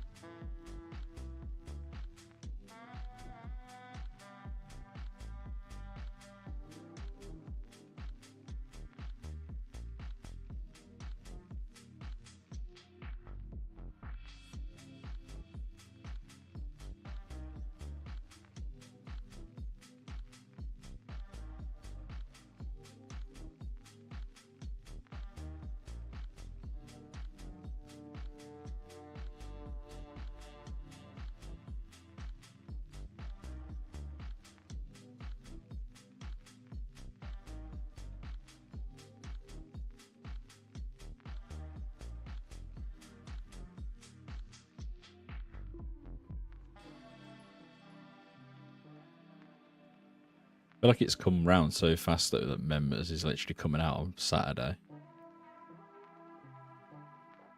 So annoyed I'm gonna miss it, man. Day one. It's gonna be so cool day one, man. Fuck.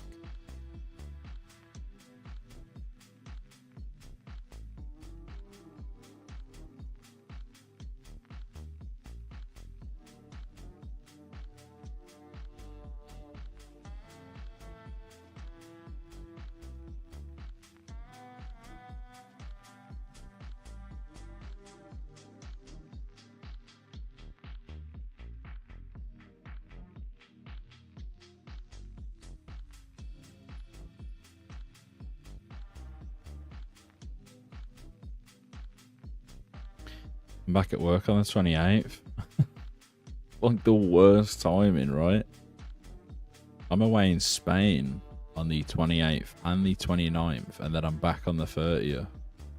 Like, it's the worst timing, man. So annoying. Spain is such a waste of XP, man. I can fully get behind that. So annoying.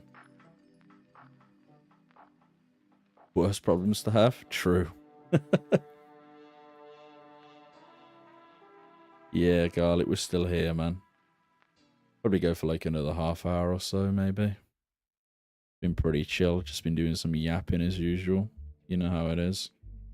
Find it funny how I can yap on live streams when it comes to make it. Like, if I was going to make a yapping video, I'd probably say the same thing 4 times in the space of 30 seconds.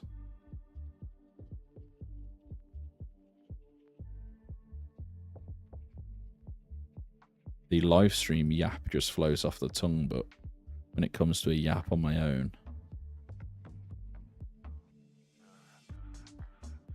I want Zezima to turn into Sam Bankman-Fried. I'm not entirely sure who that is, drunk, I'll be honest. Yap coin.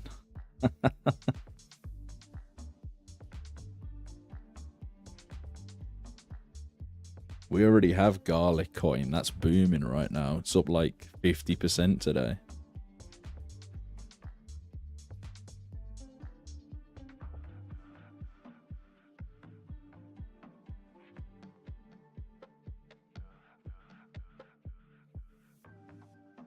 If you guys aren't in garlic coin, you need to get in garlic coin ASAP before members. Garlic's about to go through the roof. Make sure you buy all your garlic.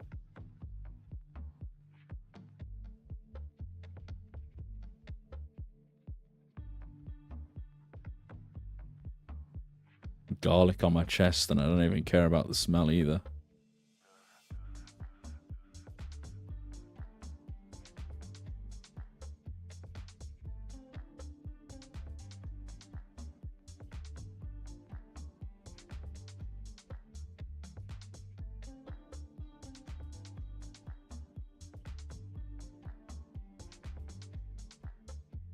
The smell doesn't even matter when you actually realize what you're holding. Yeah, Dean. They're about, for me, they're around 30k an hour right now, and about 2k prior XP an hour. So, not too bad, but also not great. Could be far worse.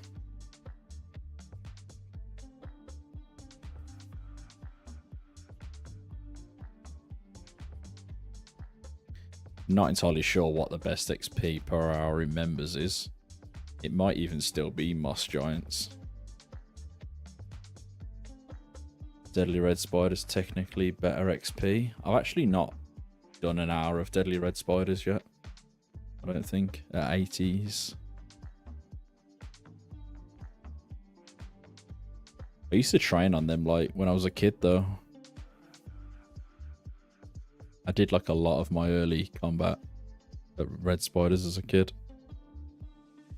It's probably why I was always broke, because I'd just spend the money on food, and then obviously spiders don't drop anything, so I'd just always be losing.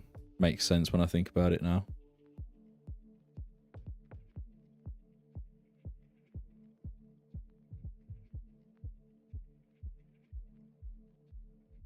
Yeah, it's where I used to train. As a kid, I didn't even think to pick up the red spider eggs either.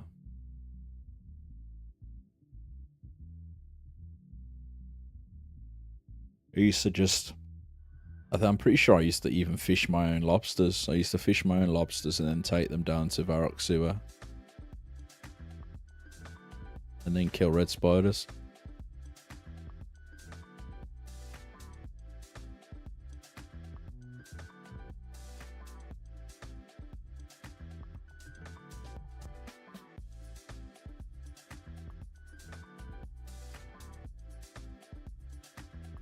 It's baffling looking back at the lack of critical thinking. We just had no idea. We literally had no idea. I used to think that I had the idea, but I was just so far away from what I should be doing. It's crazy. When I look back now, I think to myself, I'd have never have done this.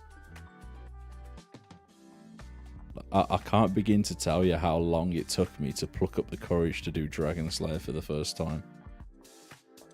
I think it took me about 1.5 years to even start it. It was one of the only quests I left for so long because I was just so petrified.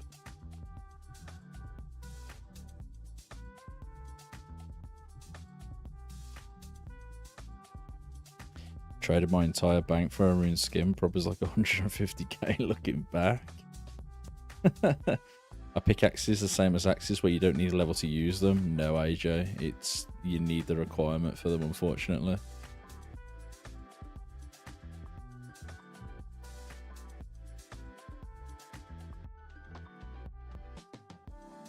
Get bored of grinding so fast. See, the difference with me, it was like I used to just do the simplest of training methods, like deadly red spiders, and I'd be locked in for days at deadly red spiders. I wouldn't even want to switch to a different skill. Because half the time I didn't know, if it wasn't wood cutting or fishing, I didn't know how to train it. Or obviously fire making. Crafting, I'm pretty sure my crafting level was like level 1. About near enough my hole on my account.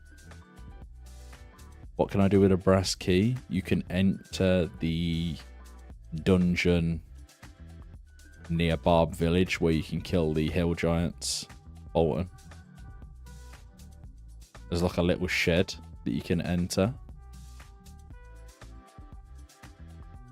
Where's best for iron/coal before mining guild? Coal, probably Barb Village, and iron Varrock.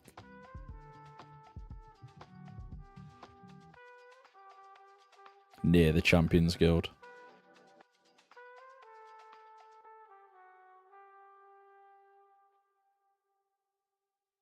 Edgeville Dungeon or Wildy. Oh yeah, true. There is a couple other techs that people have come out with, which is the Edgeville Dungeon and Wildy.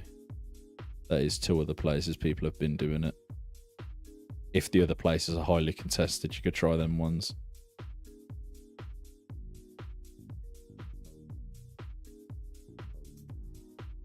Edgeville, AJ. Yeah.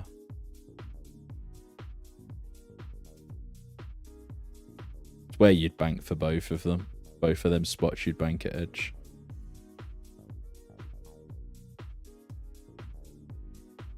To be honest, you don't really lose anything either because you just go in with nothing and you pickaxe, so pretty chill.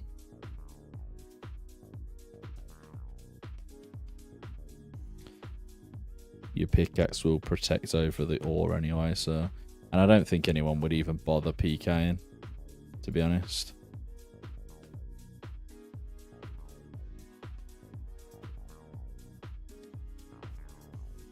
I banked Edge Dungeon at BOS because you got a good ladder. Oh yeah, true. Yeah, because you're near to the ladder, right?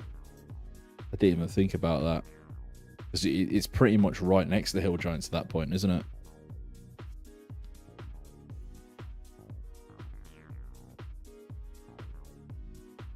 I didn't even think about it like that.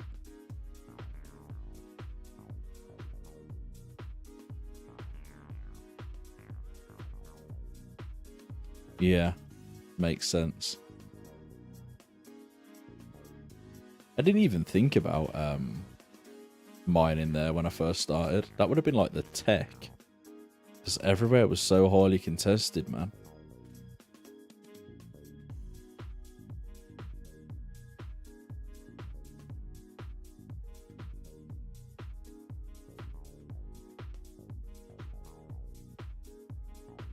Like, the first couple of days, mining spots were like just a no-go. You just wouldn't bother doing it because everyone had every spot locked down. I just don't think that one got any attention. The only issue is hobgoblins aggro sometimes. Can you still mine even if they are attacking you, or is it just like a HP thing? I'm guessing if you're like a newbie level, they probably hit pretty hard actually.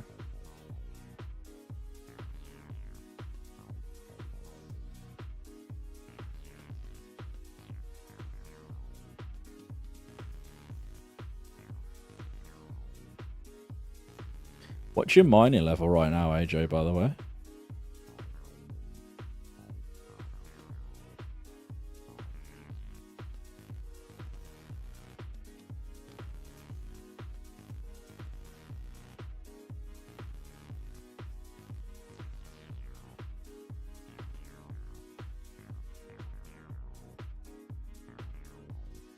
Oh, 20s. I was going to say, if you are like in the 50s, I'd just recommend power mining up until 59 and then boosting with a dwarven stout into the mining guild. Because mining coal with like 40 mining, it's pretty rubbish.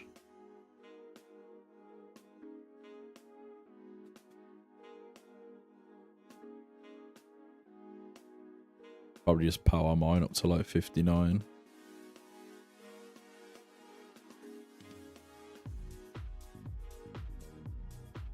You could bank it for cash though, I suppose, at the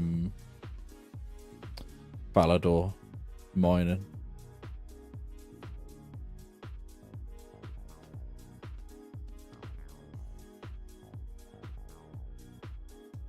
Sniffer, I'd probably do it at Falador and then bank at Falador. I did quite a lot of iron mining without power mining, and I used to bank it all at Falador. It sounds like it's really far away, but it's not too bad. Yeah, true, Humble. I mean, there's going to be a little bit of demand for cannonballs for the people who are dedicating themselves to clue scroll hunting. And obviously, the whole grind for ranger boots and wizard boots for medium clues. But other than that, I don't think there's going to be a huge, like, need for cannonballs unless you're doing that. Because there's no slayer, so there's nothing really you need to farm super fast that's going to actually net you money to pay for more cannonballs.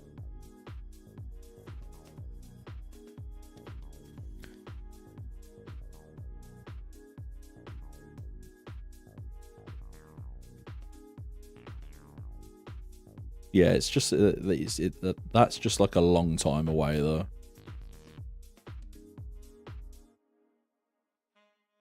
Like, I don't think we'll be getting 2005 for a while. We might even get GTA 6 before we get 05.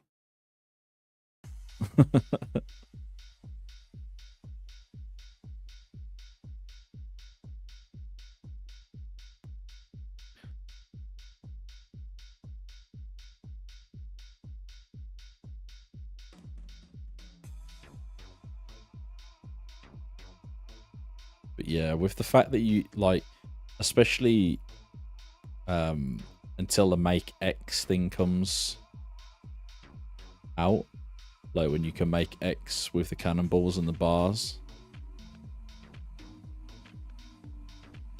I have no clue, CB, who that is. And I don't think many people will be making them anyway. Because you've got to literally do one bar at a time, and it sounds super painful. The updates follow the 2004 timeline, so next year, probs. Yeah, probably Rex. So we'll be waiting a while, I think, for the Slayer update. which then will make cannonballs worth buying. I mean, leading up to Slayer, you might be able to get cannonballs for a pretty cheap price.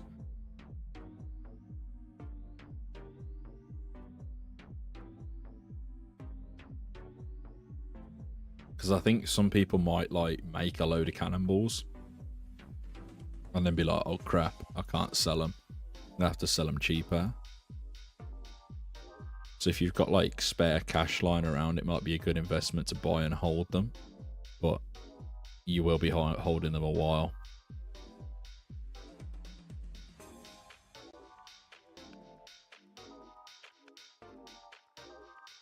People pay for fast levels. And there are streamers and people who are going to fund cannonballs for them. Yeah. But you're not going to get that many people who are going to be constantly needing them. Even people who are getting the fast levels and people who are being funneled money won't always need cannonballs.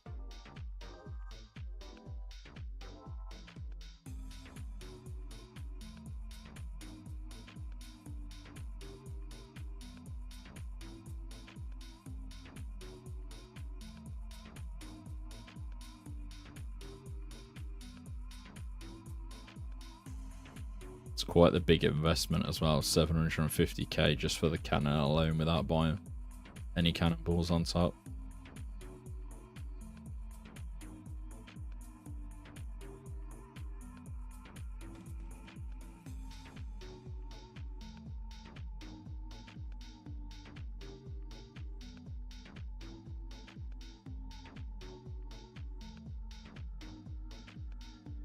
What's going on? Is it lamb? Yeah. Just some chill background music right now, man. I have to play copyright-free music, so it's like the best we get at the moment. Yeah, Cannon's expensive, man.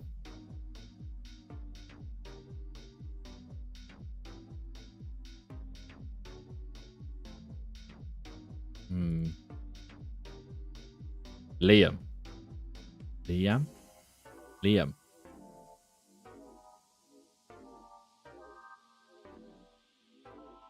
Liam? Got it.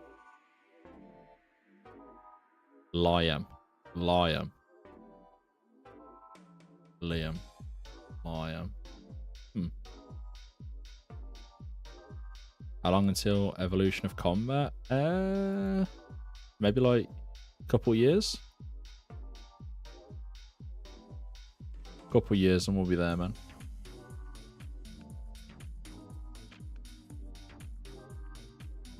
God, it was talking about me in his stream. Was he talking about the oak logs?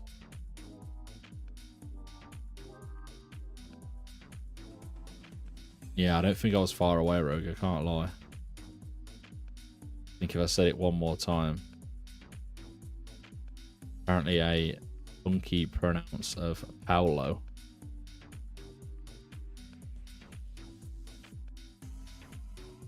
Yeah, I just say Paolo. I don't know how I'm supposed to say it. I'm pretty sure Paolo told me that it was supposed to be Paolo.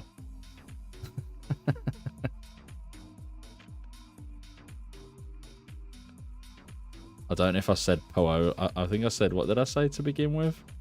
Was it Paolo?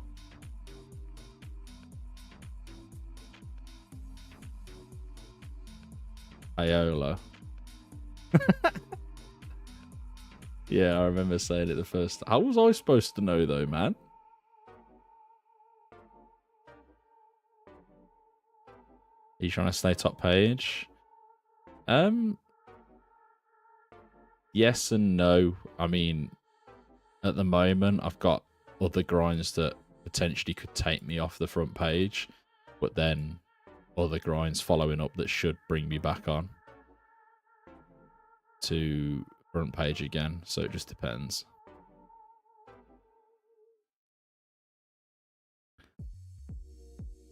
I mean, there's a fat chance that someone will I won't be top page come Sunday anyway, because I'm away on holiday during the release of members, so people will just get fletching and total levels and thieving total levels, so I'll have to come back and grind when I get back. But I'm chill with that. I'm pretty far ahead in terms of total levels anyway. I can easily get more total levels. Cancel your trip immediately. If I'd have knew that members was going to be coming out before May, then things could have been different, but I thought I was good to have the trip that I had booked and stuff. Yeah, I'm going on a 2-day stag do in Spain, so that's me for Friday and Saturday, and then I'm back midday Sunday, so I should be able to get on then. That's if I don't feel like I'm going to die after I get back.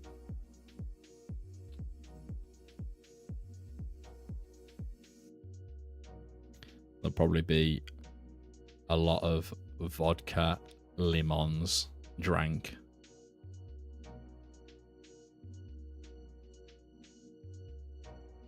Easier said than done, though.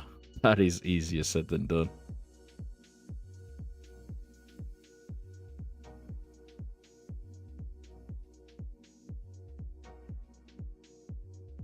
Yeah, it'll be nice to take some time out anyway and come back recharged. Ready to get back on the grind for sure.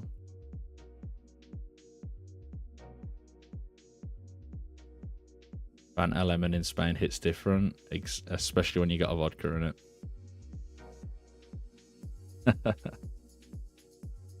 Or it could be a rum and pineapple angle. I'm not too sure yet. We'll see. We'll see what we fancy. But there's potential of a pineapple and rum angle. On them nose beers. No nose beers here. Nose beers.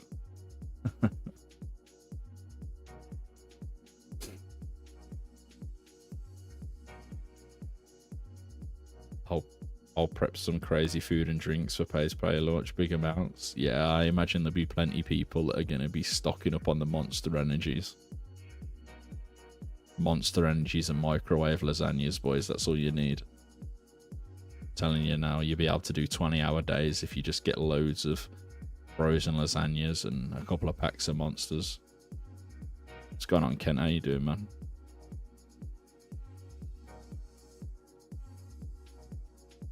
The old crystal whistle. Don't forget the adult diapers. True. Or put the pan underneath the seat.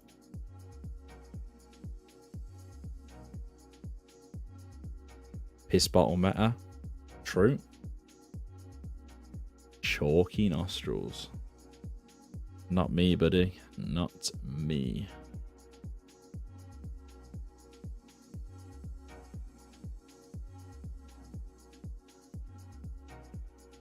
Dehydration tech? That ain't the tech, man, I'm gonna be honest. That'll have you falling asleep early.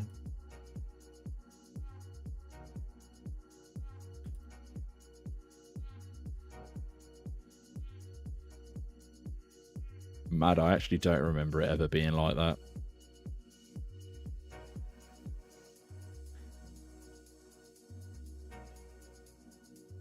Opal gaggers.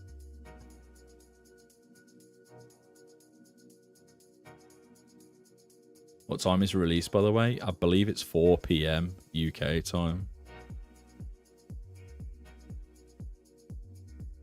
From what I remember. I've been training melee stats, but could switch it up before members. Need to cut logs, collect feathers, mine coal, smith bars, even mine S, but who really likes to do that? Yeah, meow. I feel like just keep training combat, man. Do what you're enjoying for now, and then switch it up when you get bored. Don't worry about trying to do everything at once, man.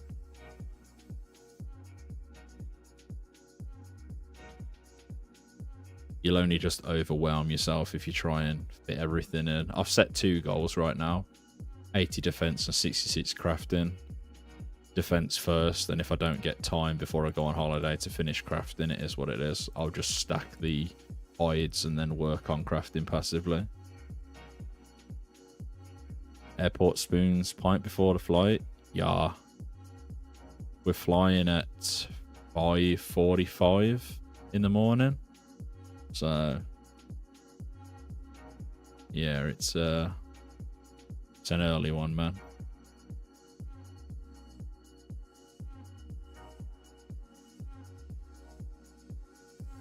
The people I'm going with are absolute lunatics, so they'll definitely be drinking at 5 AM, 4 AM before the flight anyway. I think we plan to get to the airport at like 4 AM, fly at 5:45, so everyone will probably be wrecked before we even get on the flight.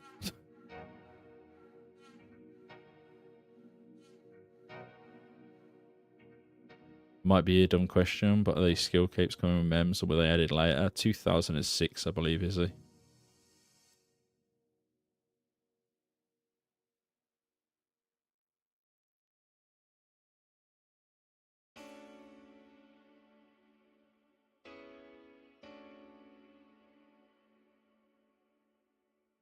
But yeah, I plan to go live again tomorrow, guys.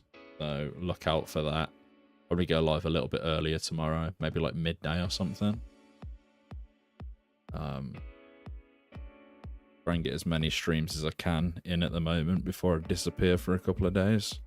And then hopefully when we come back, oh, bump the mic. Hopefully when we come back, we can get some KBD in. And then test out some other different monsters and things like that. I'm probably not going to live at Blue Dragons. I'll be doing some Blue Dragons, but yeah, we'll hit up some other monsters as well. Whatever you guys want me to kill and do, we could potentially do that.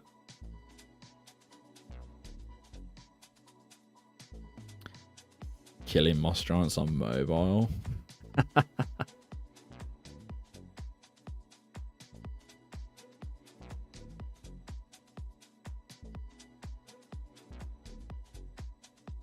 Yeah, I don't think I'll have much time to get any scaping in, I'll be honest. But I will be keeping an eye on what's going on. I'll be probably tuning into Garlic if he goes live, and we keep an eye on the main menu, see how many players we reach. What's a good level to start growing in Moss Giants? I'd probably say about base 50 Sumble.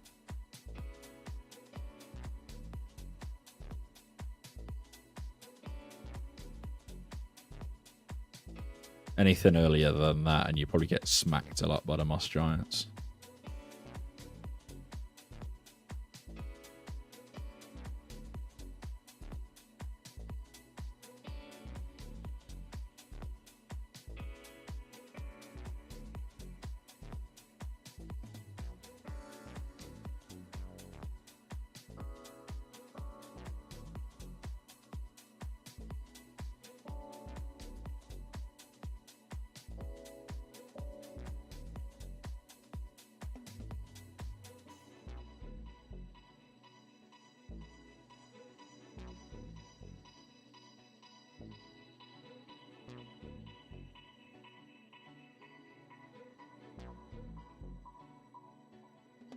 Oh, I missed a sub as well. Is it Juxie?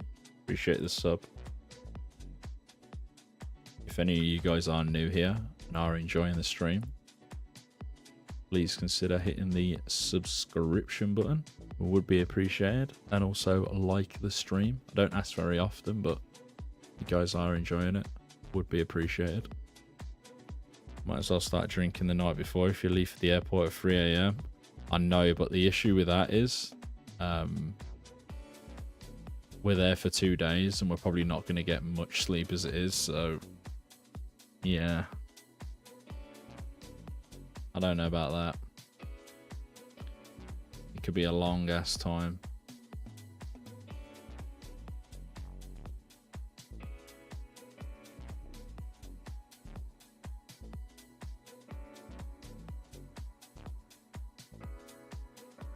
Boo, sell out. Yeah, I did just sell out, Leah, my bad.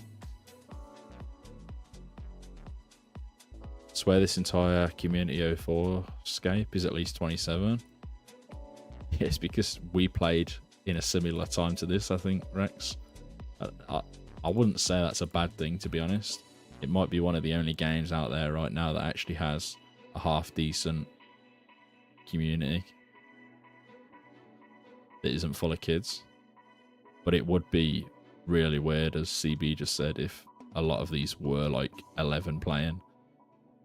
I think if you had like an 11-year-old, 12-year-old playing this now, they'd be like, huh? This is shit, I'm going back to Fortnite. It just wouldn't hit them the same.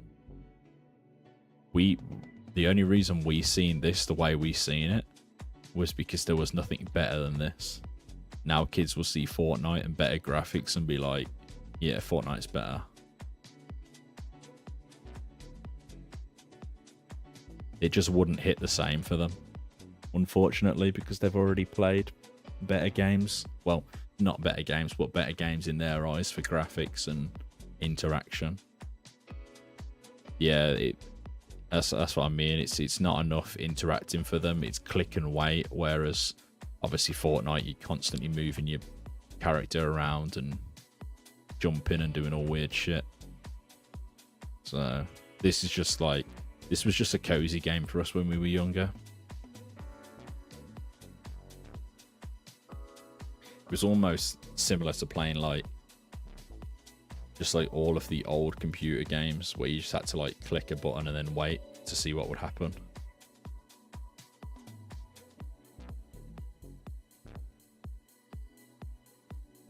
Who remembers playing Minesweeper on the computer, by the way? Minesweeper used to go nuclear.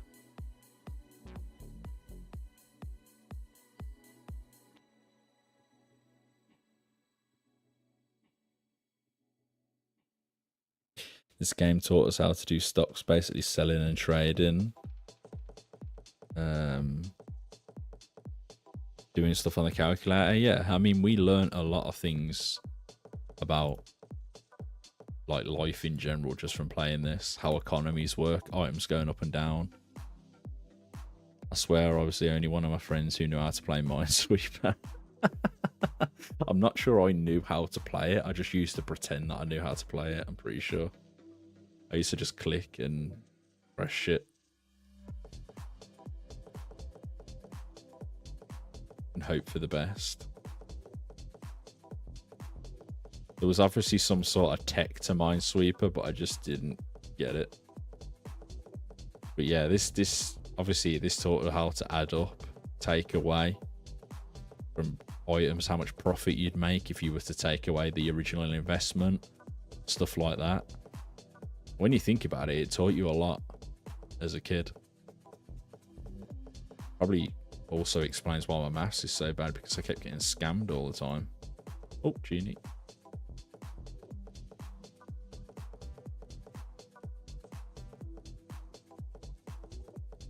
One more genie until 49 at runecrafting.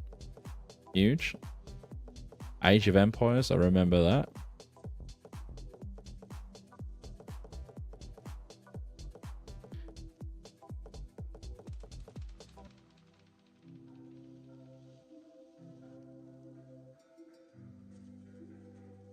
Did anyone play, was it Commando Conqueror or something? Take it easy, AJ. Is it Commando Conqueror or something?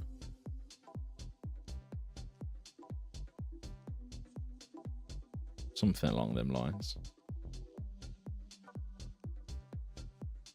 Command and Conqueror. Command and Conquer? Is it something like that? I can't remember what it was. But I played that as well. That went hard.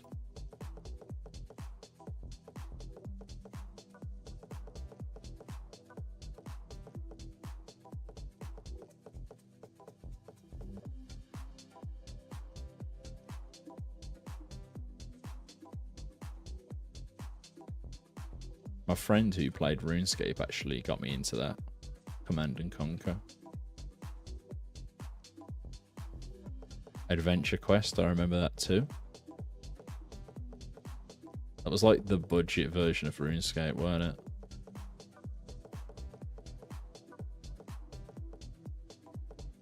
If I remember rightly.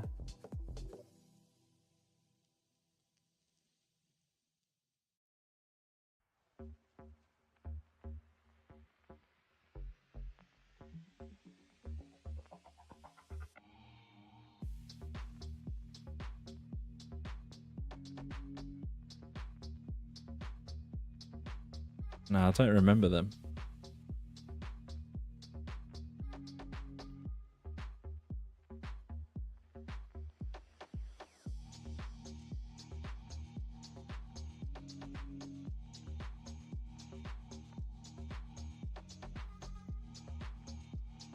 Yeah, a lot of these games I just don't remember. I don't know if they were before my time or I just weren't into them.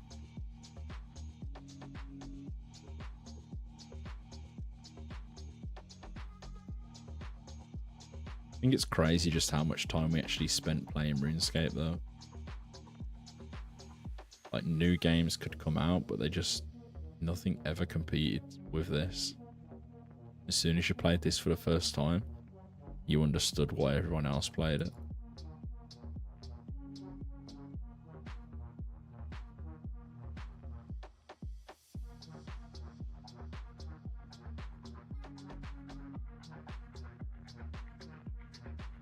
I remember playing Starsky and Hutch on CD-ROM. I would drive with arrow keys and my bro would shoot with the mouse. I think I had that on PS2. I'm sure there was like a PS2 game of that.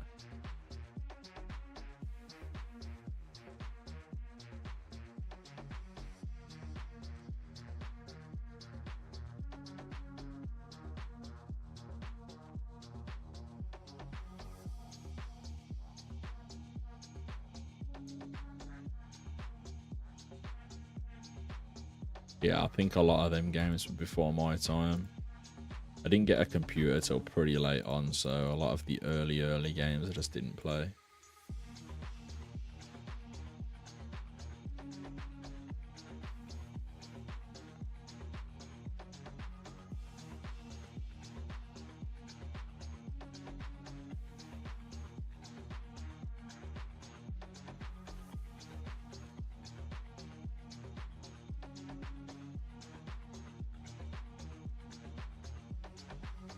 Yeah. I remember I got gifted a computer off my uncle. It was the worst, like, it was just the worst PC in the world. But I just didn't have internet either, so I used to play Minesweeper and Solitaire offline and mess around with Notepad.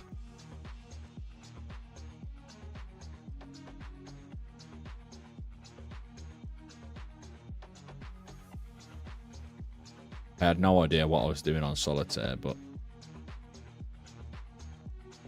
I used to just pretend I knew what I was doing.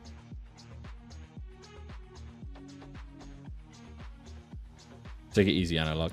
Appreciate you stopping in, man. Catch you tomorrow if you're around.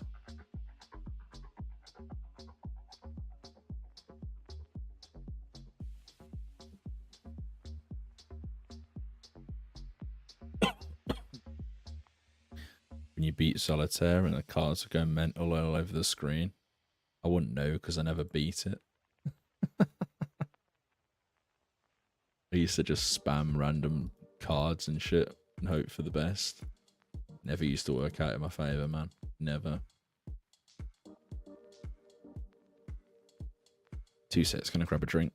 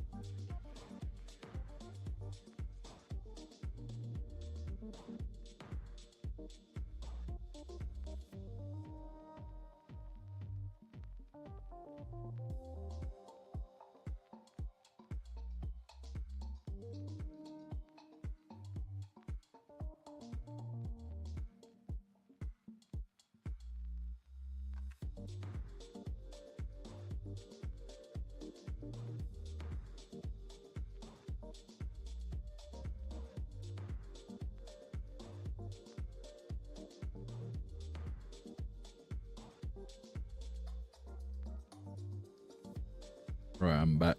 Although I am gonna kill this moss giant and quickly pop and go to the toilet. So annoying that moss giants don't aggro me anymore. Even if I reset aggro.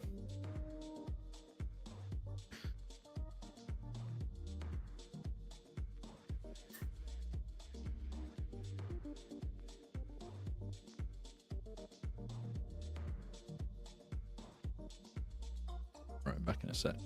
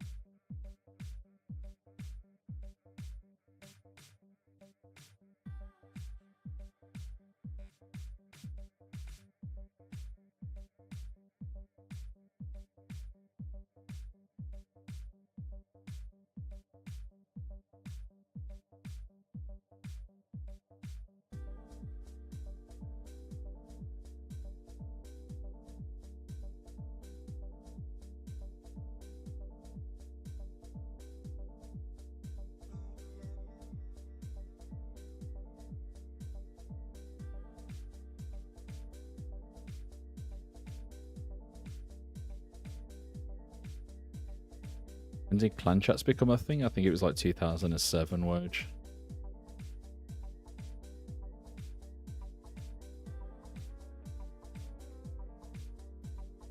If I remember rightly, man.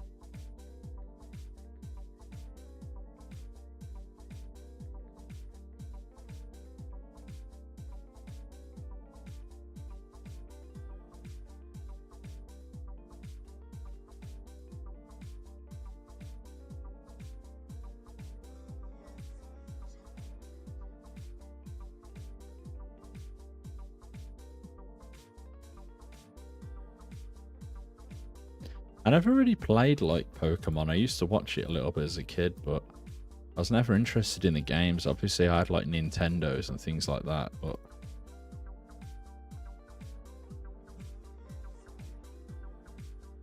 I was more interested in what's it called? Harvest Moon. I used to play a lot of Harvest Moon.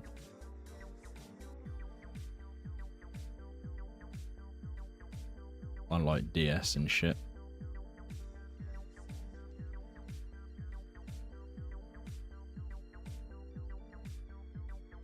Harvest Moon, yeah. Animal Crossing. Played Animal Crossing too.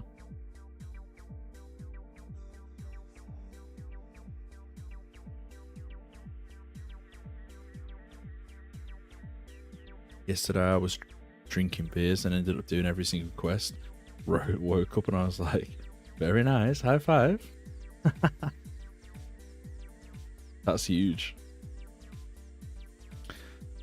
Animal Crossing New Horizons is such a good game to play with a partner. Yeah, I don't know about Animal Crossing, man. I used to play a little bit of it, but need to hook up a catheter so you don't lose XP. This is so true, man. I've thought about it.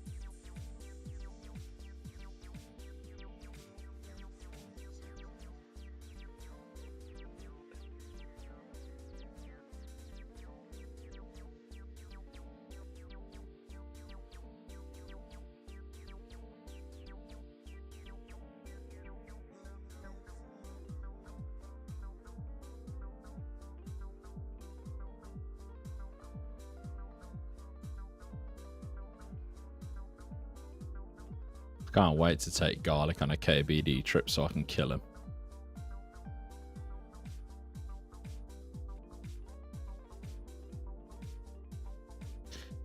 Gonna get him to bring all his fancy items with him.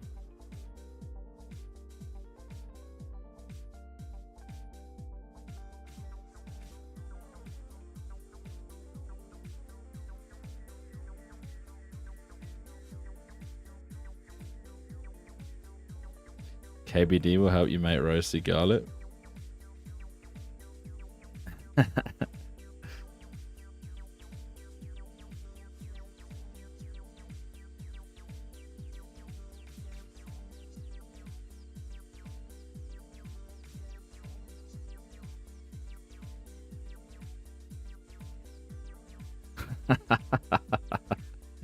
I'll tell him that he doesn't need one when he goes to KBD.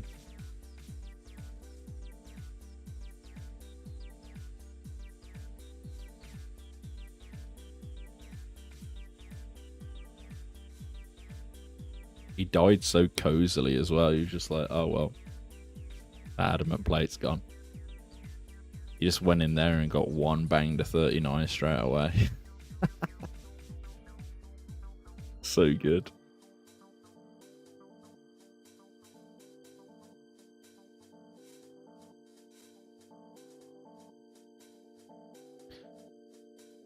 Remember when you could bless people's graves in RuneScape and it would last longer if you blessed it?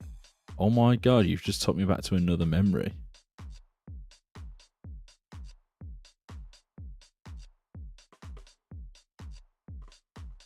Blessing graves, man. Why was that even a thing?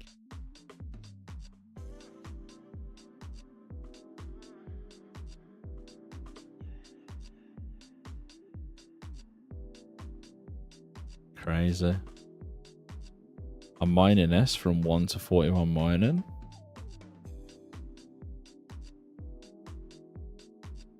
How many S you got so far, first name? I think it time boosted depending on your prayer level as well. Yeah, I'm sure it did too.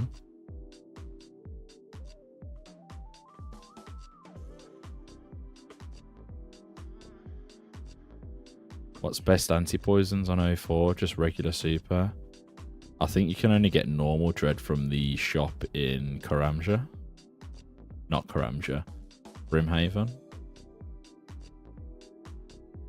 / Karamja.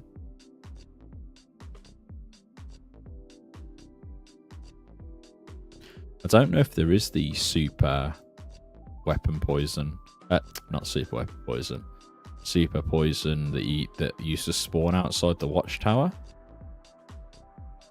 Is that, or is it the observatory quest?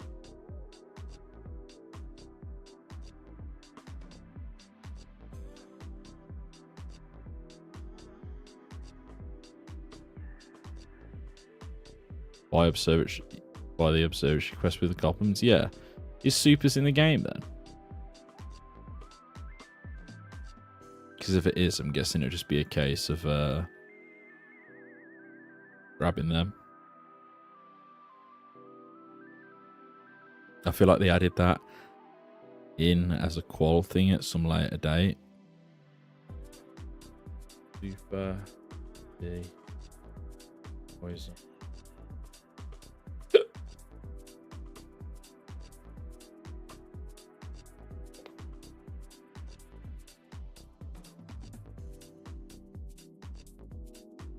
No, it seems like it was in the game from the start. And it also seems like it was a spawn from the start too, which is interesting. That could be a good moneymaker.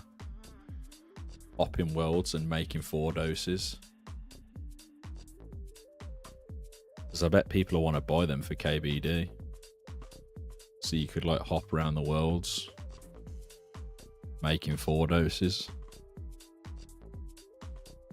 A full inventory of them would probably go for like quite a lot of money, I imagine. Probably like 10k a potion or something to begin with, if people are going KBD.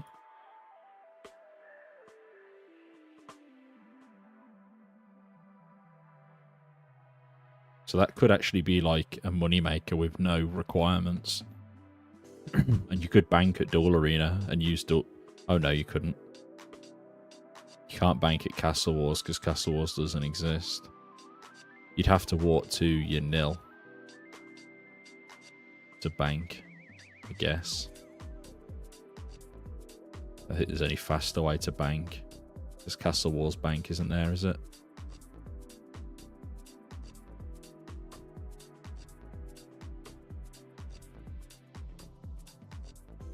Yeah, I don't think they're till way later.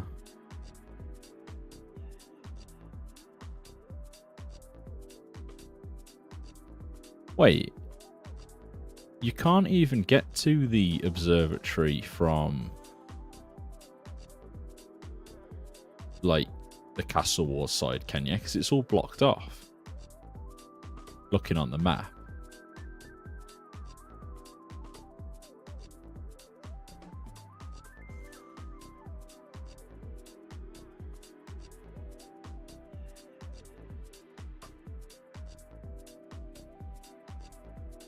Like, over here, look. Where are we? Like, how... Do you have to walk around here or something to get to it? Or do you go from here?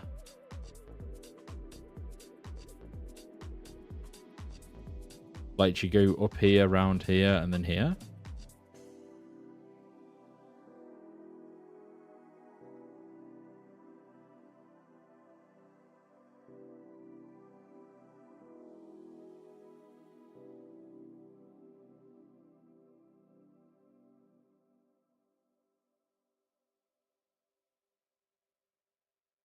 Tree Spirit from Stronghold to Battlefields. Yeah, so the Tree Spirit's like here, isn't it? So then you walk up here. And then where is the spawn? The spawn's like over here or something, right? Like here? So you like walk round here. Interesting. It could be quite a good passive moneymaker, though.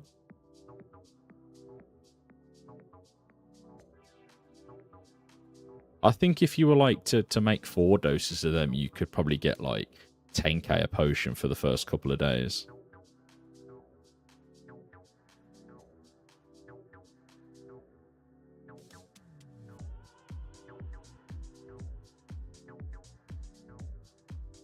By that building with a ranger.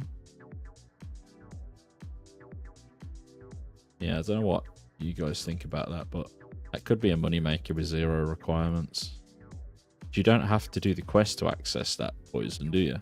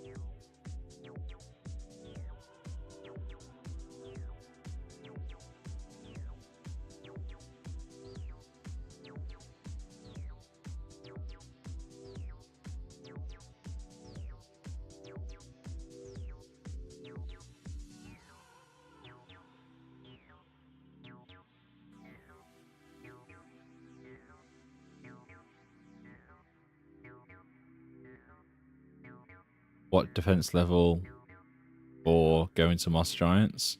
Probably 50 is a good number to get, I think. Where you're not going to get smacked 24/7, but also you will get still hit quite often. Just, I think like anything lower than that and you're just running out of food super fast, to be honest.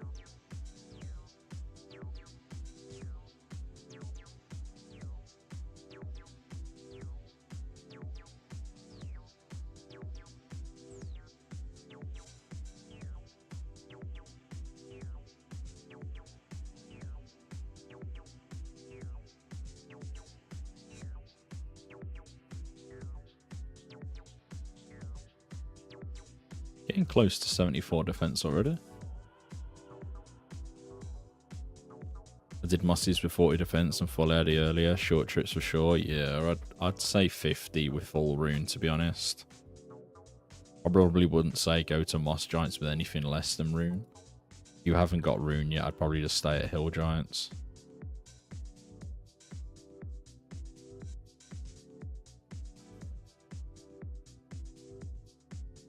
Yeah, I mean, if I was going to do it at 40 defense, I'd definitely be killing him in Varrock sewers and not at Crandor, so you can get back and forth faster going through the sewer, because Crandor takes longer to get to.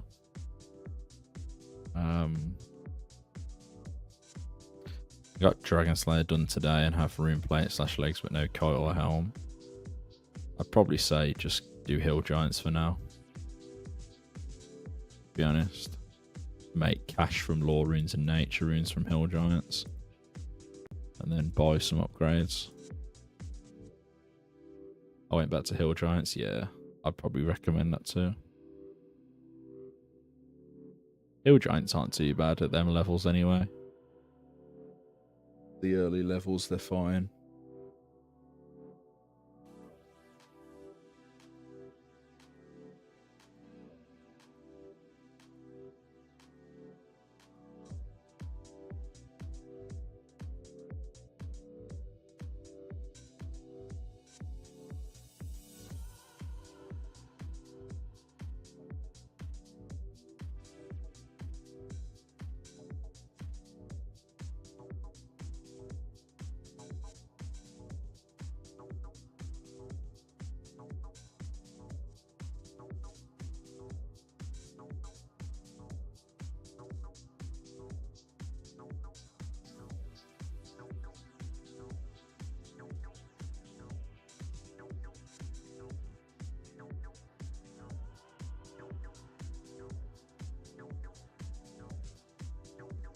Yeah, I mean, if you're maging or ranging, then you're good, but I'd probably also say if you are maging, just go lesser demons and mage them. If you are ranging, Moss Giants is a good shout from like 45 range onwards.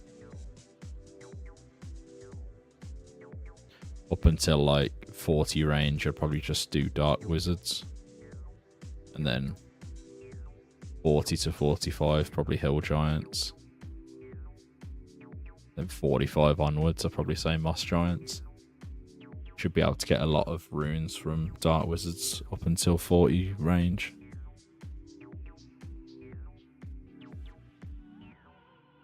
Nice, Spencer.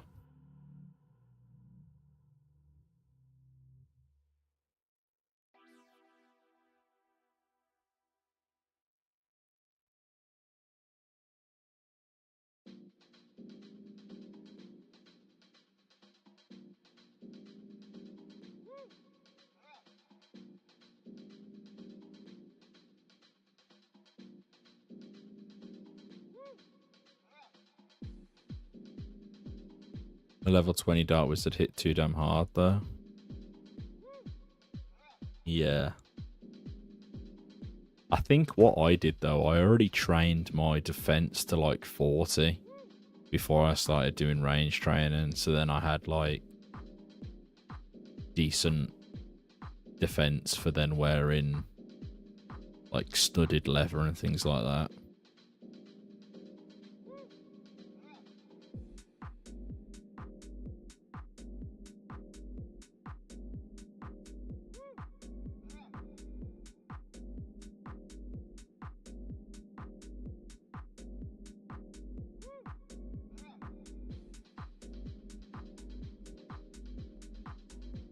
$66 right now, I believe. Goals for members is 80 defense, which will get me 100 combat and then 66 crafting, but we might not get 66 crafting in time. But right now I want base 80s.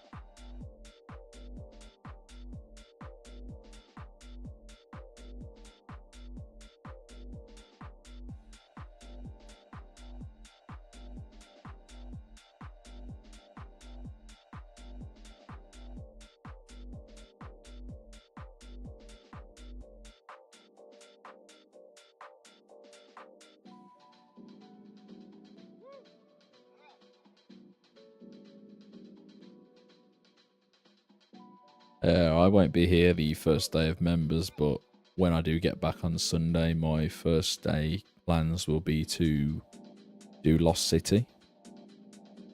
And then probably do some Blue Dragon killing. I might knock out some more quests though, to be honest.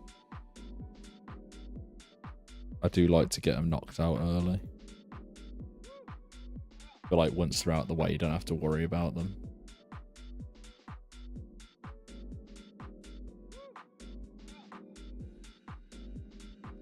No, Jaffa.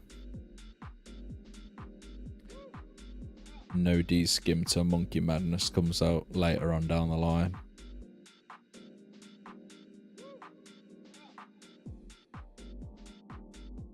Yeah, Tourist Trap, and then you can put it on. Is it Agility XP?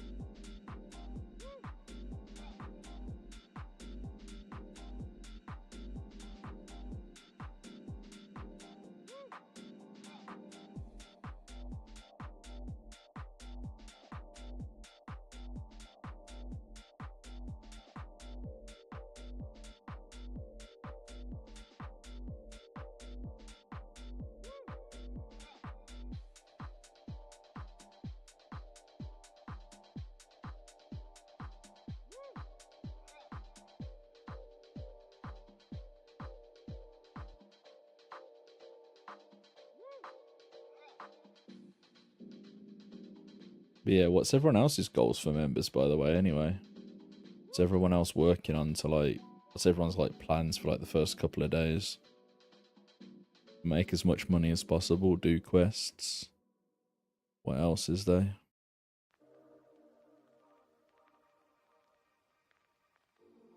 How much do you think Black D Hide and Magic Shortbow will go for once members have come?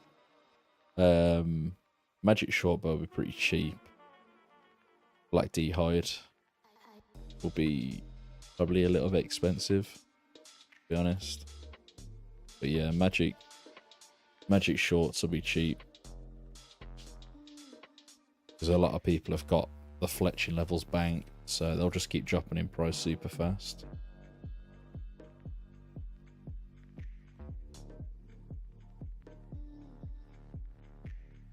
I just can't see the point in people PKing at the Worldy course, Woj. I mean, they're just going to be wasting runes, and runes are going to be expensive. Find someone to trim my armor for sure. Well, when you find out who can do the armor trimming, can you give me a DM? So I can get mine done too. Appreciate it, man. I'm going to smith a bunch of throwing knives for range training. Yeah, makes sense, makes sense.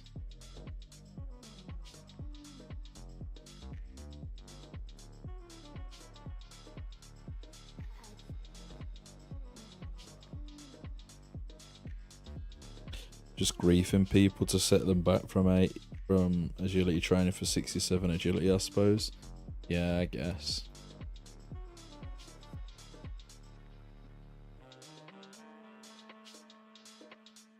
Seems pretty sad though, because you're just going to be wasting money.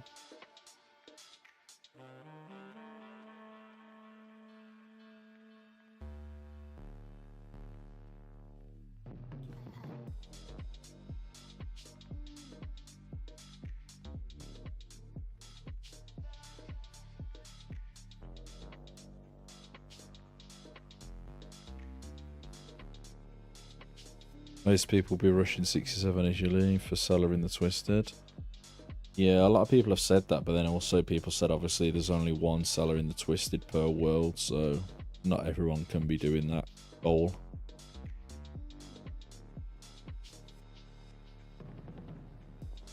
Sounds like that could get camped out pretty fast. Yeah, doesn't really seem like the most useful use of your time.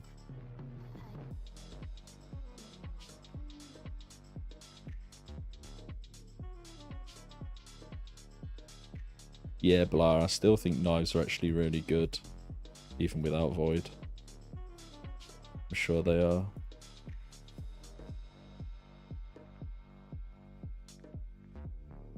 Magic logs? Nice.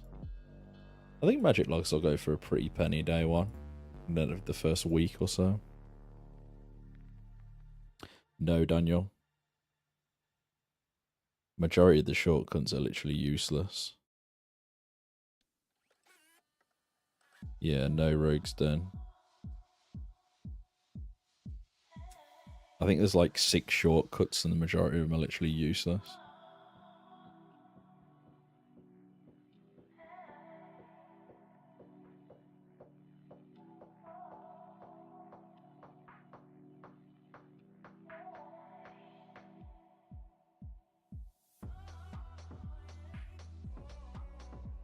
Yeah, walking the whole way through Tavoli Dungeon every single time is going to be pretty painful.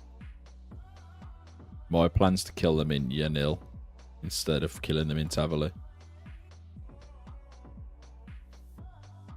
Although that plan could be pretty crowded too.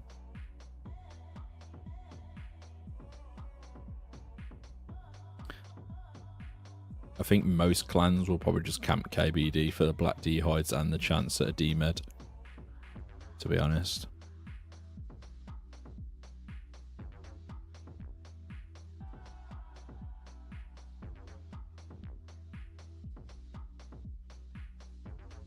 That'd be my guess anyway.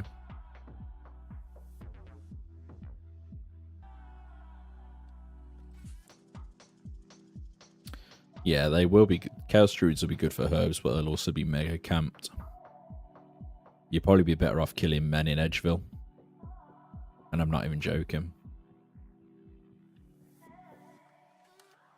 There's a little house in Edgeville, and you'd be probably better off killing men in there than there is killing the Chaos Druids. Plus, it's not wilderness either.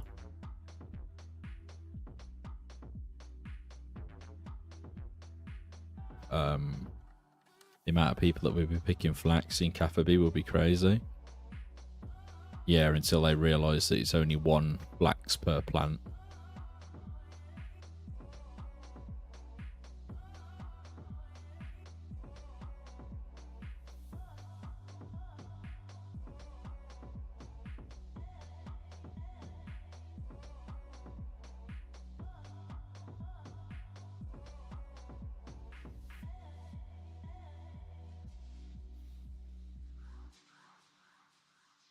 But yeah, the way to kill Chaos Druids will probably be to get the thieving requirement so you can kill them in the Druid Tower. I think it's like 42 thieving or 46 thieving needed.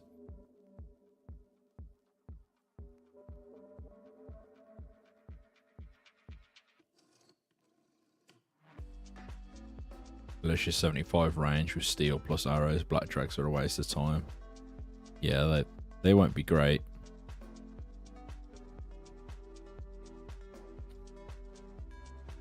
At the Chaos Druid Tower T. Maybe. I can't remember. I'm sure it's a thieving requirement. It might be something else too. Unless it is an agility requirement and not a thieving one. Can't remember off the top of my head. But if you're going to kill Chaos Druids, Edgeville Dungeon's probably not the place to do it. Considering it's no requirements. So that's where all the noobs are going to go and train. Like the level 30s and level 20s, they'll just go there because the Chaos Druids are good money and they've only got 13 hit points. It's like perfect training for the noobs, so it's going to be packed.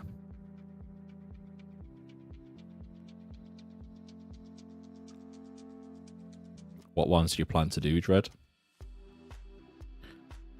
I think doing killing guards for medium clue scrolls could be an angle. If you can snatch an early ranger boots, it's going to be some serious cash. The door is locked and requires 46 thieving to open. There you go, so you only need 46 thieving then. I don't feel like 46 thieving will take that long to get, surely. Might take a couple of hours to be fair though. You might be able to get it in like a day. Maybe like 5 hours or so.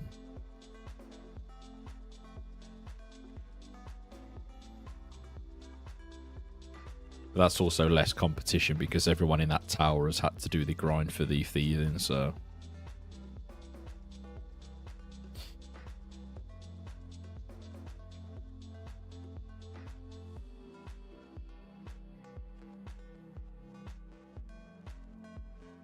Yeah, I don't know what you, what's the best thing to thieve at, like, leveling up thieving to get 46? I don't know.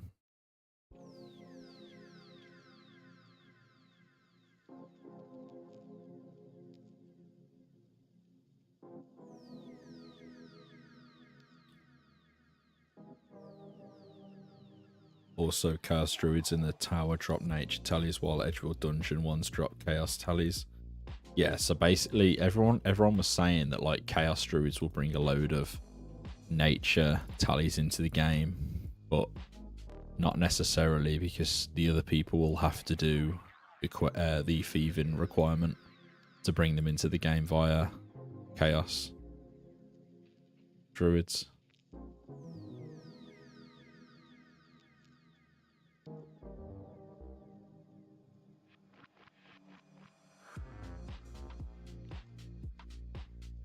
It'll be interesting to see what they do with Castle Wars. Yeah, I'm pretty excited for that.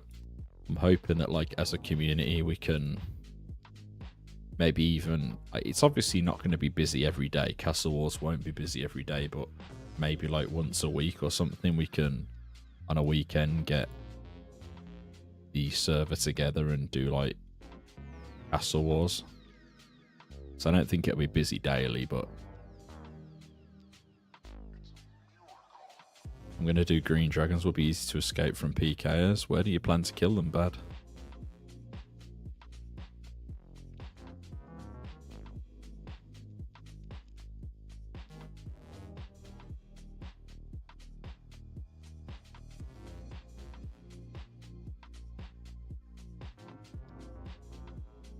Yeah, but you are aware that they only spawn in 38 wildy, right? They're not in level 13 wildy, and they're not in, they're like 23 wildy or something. They're up by the lava maids. Noob.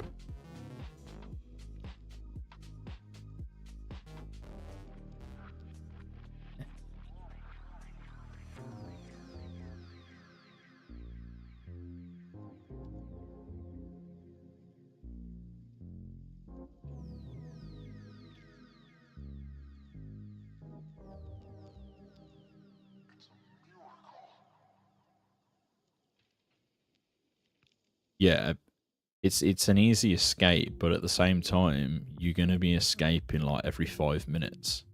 Well, probably not even every 5 minutes. You're not even going to get like 2 dragon kills before they're back trying to kill you again. They don't spawn at lower wildy, they're only in 38 on release. They get added to the other spawns later on. The only place they spawn is 38 wildy.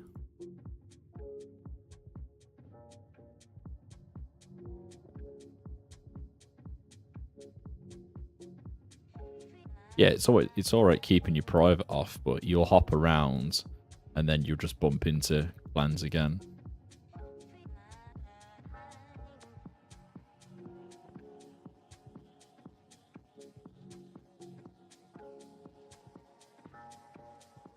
And there'll be a lot of people who are solo PKing as well, with god spells that are just out to annoy people. I just don't think that green dragons will be an angle. Wait, what are we talking about? Red dragons, black dragons? We're talking about green dragons in the wilderness at 38 wildy, and also KBD.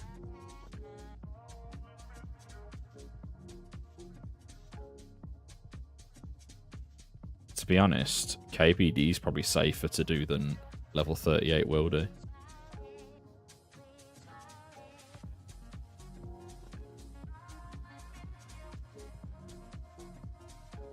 Because you can just there's no telly block, so you can just use the lever. Because it's not multi, is it?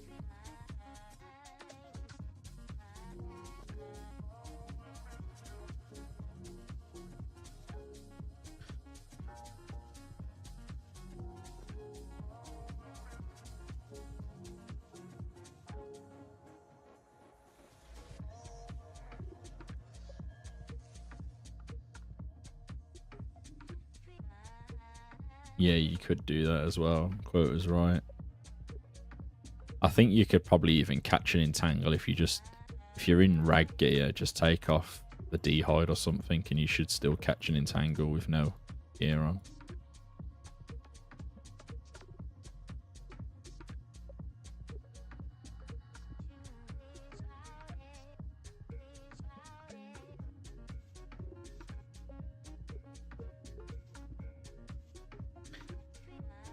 I believe red dragons are up by where lava dragons are in old school.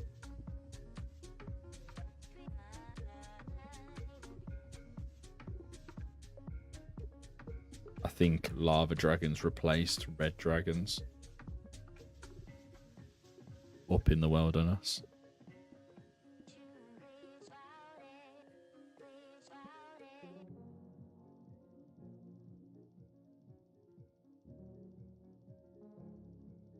How many lobsters did I drop? Jesus.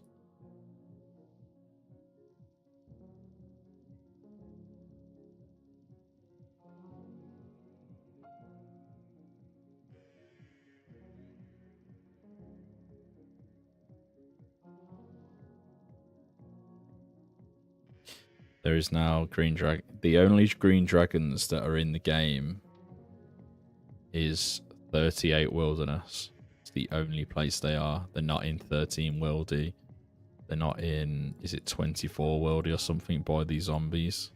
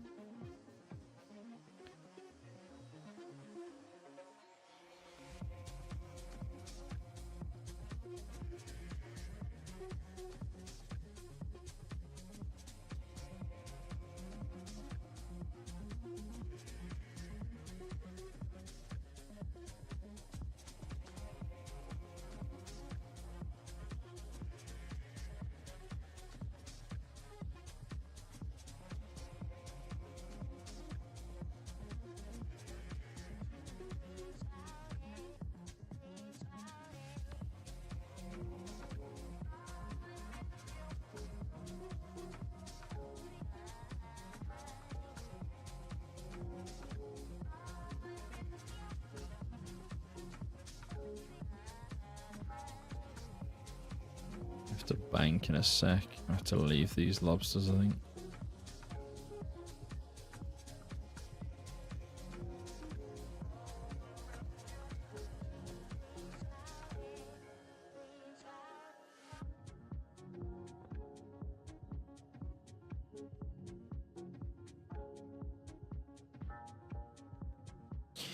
Best thing you can do is make a local server and go test out everything you plan to do. True, but this is true. You can go and see where all of the green dragons are and everything else on a local server. And if you want, you can even export your save and then use your actual character that you've got on here. And then you can use all the gear that you've got, all the stats you've got. So it could almost be like that you're already playing.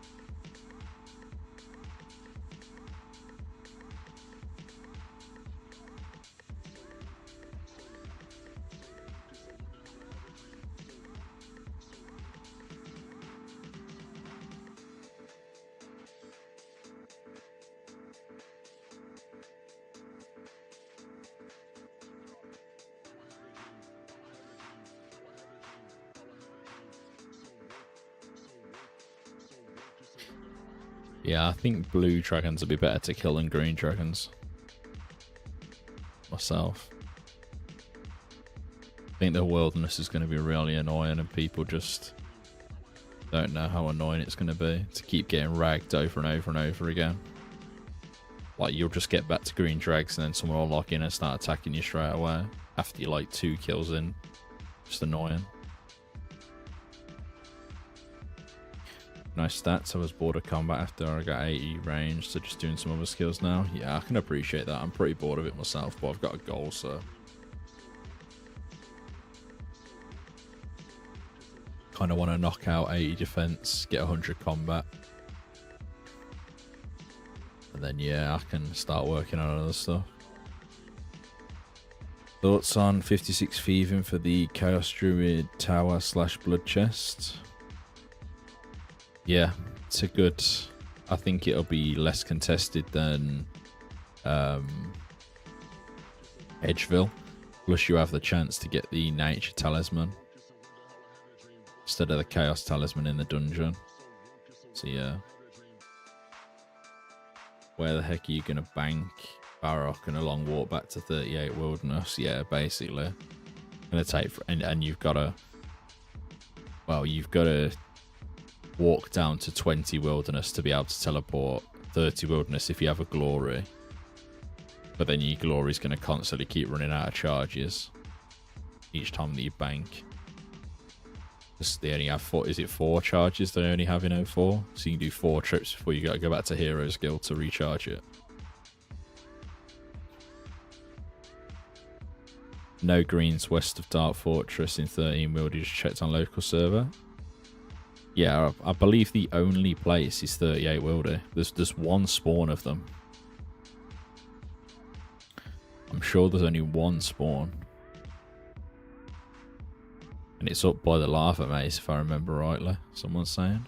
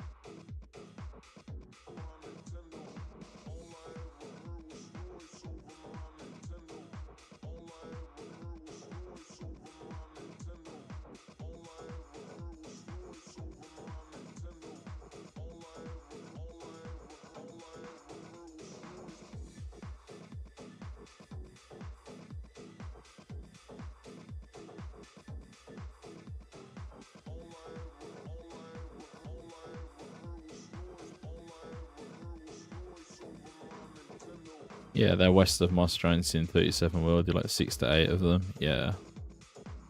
So I think a lot of people are going to be thinking that they're in 13 Worldy and they're in the other spot as well by the zombie graveyard, and they're just not. So going to be a PK hotspot. I'm guessing that's why he did it like that, so there was only one spawn of them. And PKers would know exactly where to go.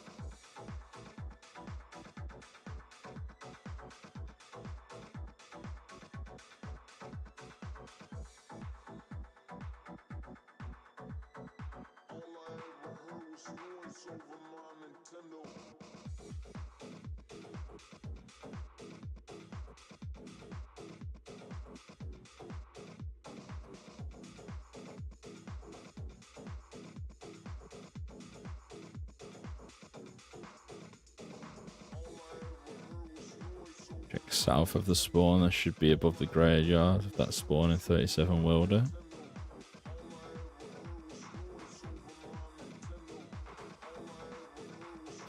I ain't too sure. I'm sure they're only in one spot though. I might be wrong. I was sure there was only one spawn of them.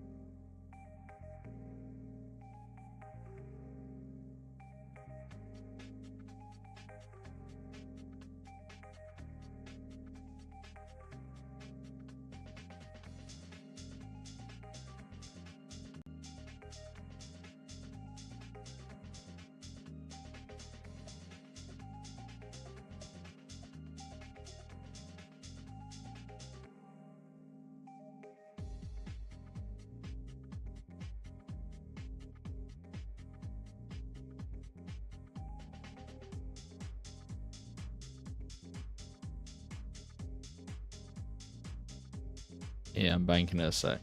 Do you need lockpick or anything for the Chaos Druid Tower? I don't believe so. I think you can just get in if you have the thieving requirement.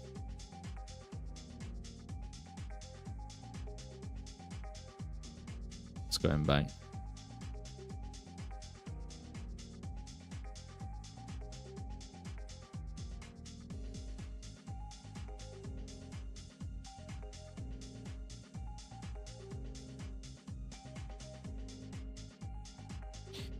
What's going on, Electro? What's my plan when pay-to-play comes?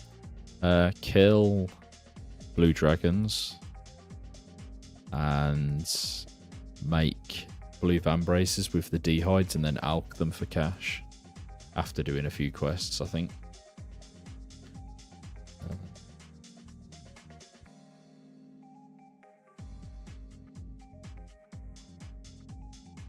Just realised we've got 439 steel bars just from Moss Giants alone.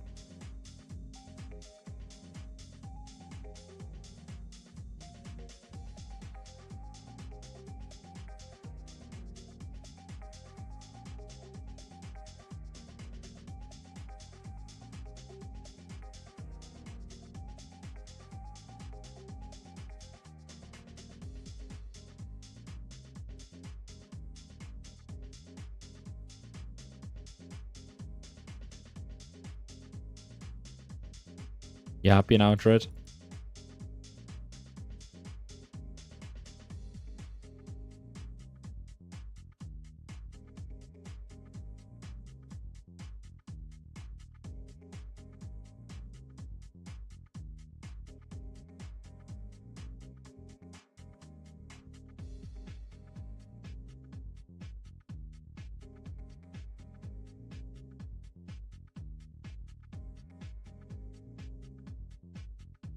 Yeah, they're not there in 2004. Bad.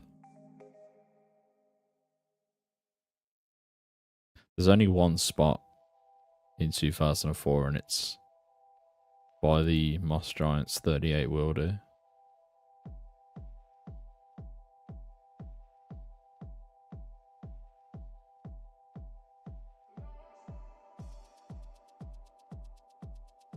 Why would you do that?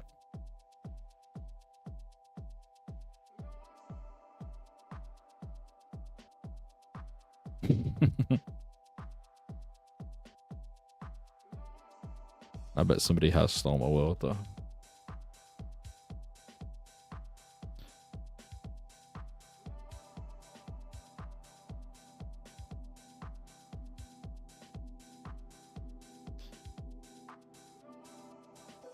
think we've had about 800 lore runes, 500 nature runes, about 400-ish steel bars, about 2k of each arrow, apart from bronze.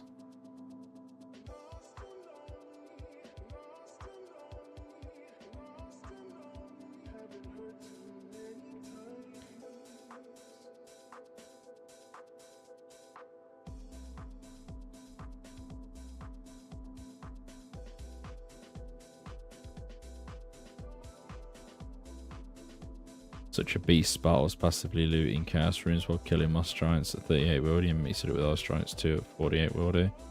Passively pick up cosmic chaos runes to stack. What's your first week in members will look like? Mainly doing blue dragons and creating blue vambraces and alching them for cash. Probably knock out some quests, do some KBD.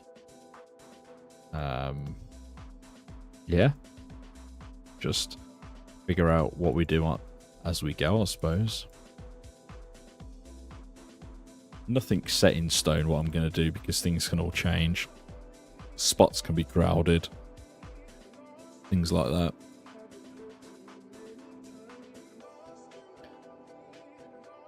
Can you telly? Yeah, you can telly. Yeah, I need to get some crafting levels. I plan to probably do that Thursday.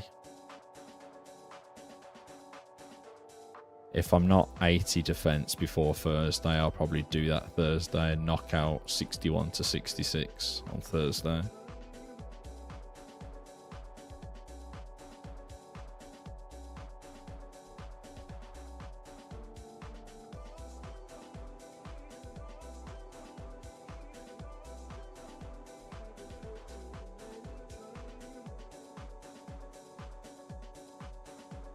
Grinded 32 range, 30 crafting with cows.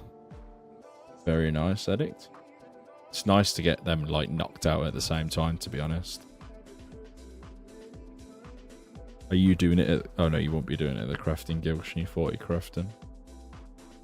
Alcarid, I'm guessing.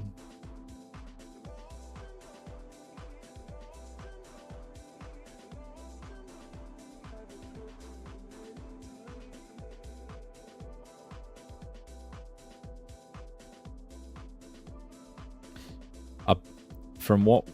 I don't know if Martel could check that, whether he's got like teleport privileges where he could teleport over to the observatory to check if the super poison is there or not. But we hope so. The super anti-poison was added in March 2004. So it should be there. We're guessing anyway.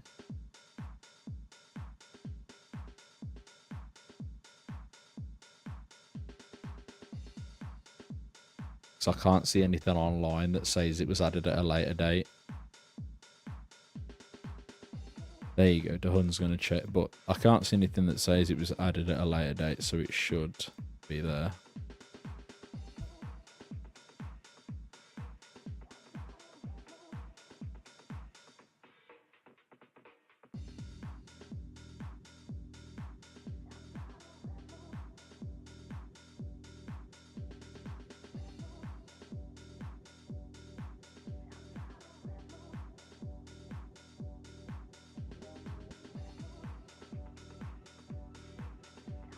Yeah.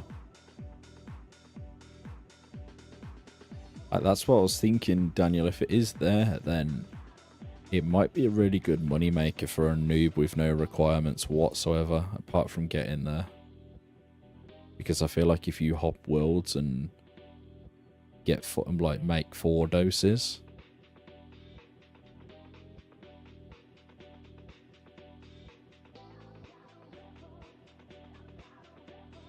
then it could be good cash. You potentially could get like 8 to 10k per 4 dose, I feel. Maybe even more to the right person. Because there's going to be clans that are going to need super anti-poisons, and they'll probably pay that kind of price.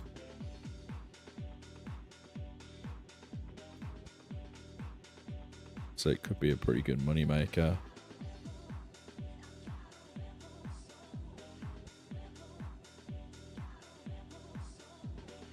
We was talking about it earlier, but we didn't know if it spawned there or not.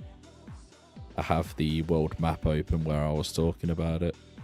So I think the anti-poison spawns like somewhere over here. Or is it over there? So I'm thinking you use the spirit tree to here and then walk down. And then probably walk back to the spirit tree. Bank. And then go back.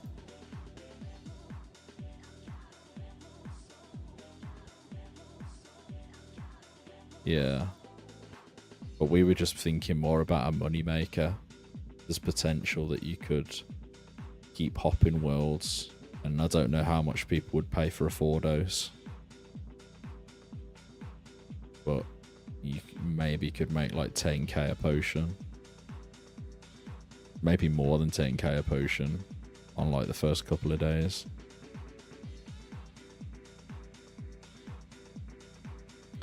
Yeah, there's no Castle Wars teleport. So it would be a case of using the spirit tree and walking back and forth. Which once again could be worth depending on... I mean, if you get 10k a potion, I don't know how long it would take you to get a full inventory doing ops every 45 seconds, but you can get 10k a potion, it would be like 280k in inventory with no requirements.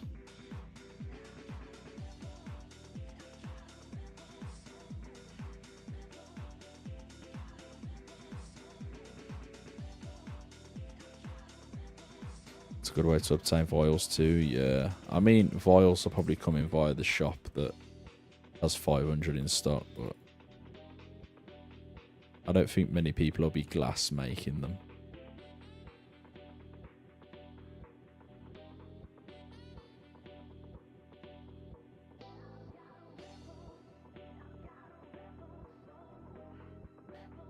problem with a strat like that, for me, it's just cash, not trying anything. Same reason I'd rather RC than run for someone. Yeah, no, I get it. But I'm just thinking, as a like, you could literally get there and just do it like for one inventory if you wanted to, and make enough cash to start off. Like, even if you were getting like 6-7k a potion, it would still be worth to go and maybe do like, I don't know. Oh wow. Wonder if that's correct. Do we know if that's correct or not?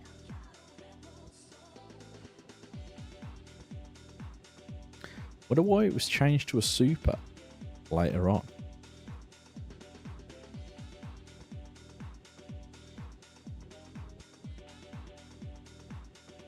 These houses are different. Well, that's ruined that money maker, guys. Scratch that.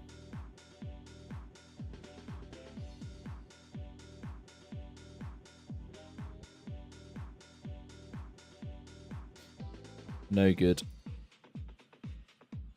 What level is it, Herblore wise, for the super poison?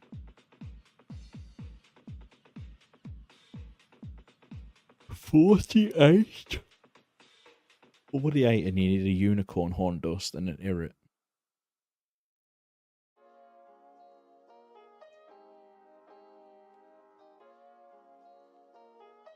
So everyone's going to have to just use regular supers for a while. Looking at that.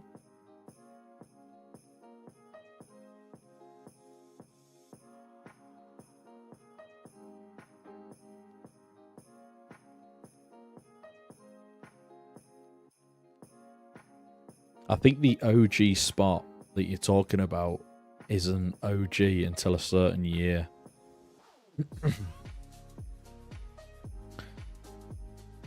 Like, I think they add more spawns later on.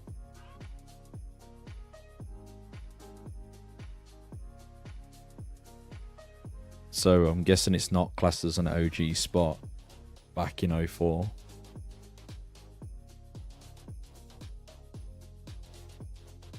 So it just depends. The developers would tell you when the more spawns got introduced in the development Discord.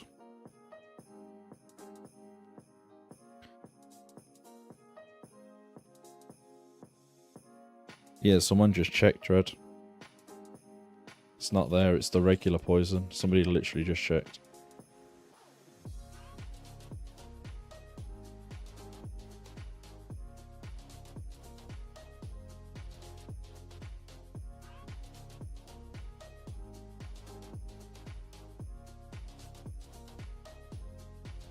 But it is interesting that it's not there. So there's no other way to gain a super anti-poison apart from actually getting the 48 Herblore.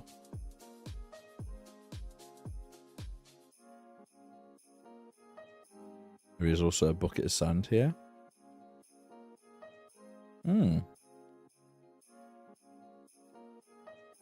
I know everyone was talking about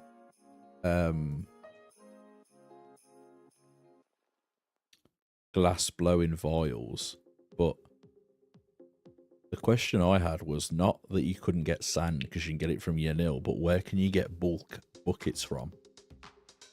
Like, where can you buy buckets in bulk? Like, I swear there's not a shop that has more than like one in stock.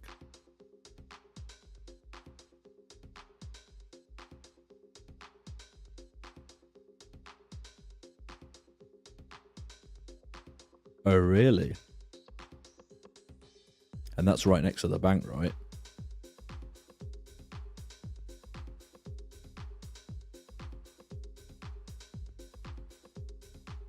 Just buckets in general.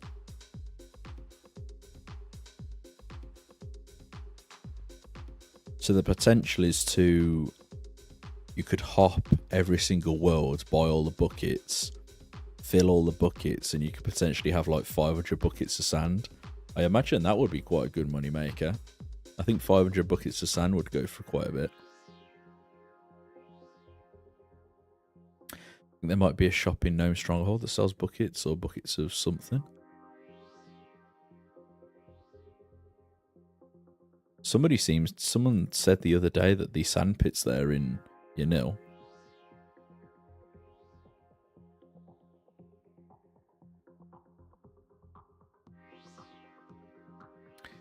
Well, if you use the sand yourself to do the vials, yeah, you've also then got to gather the seaweed, unless you obviously buy the seaweed and then just gather the sand yourself.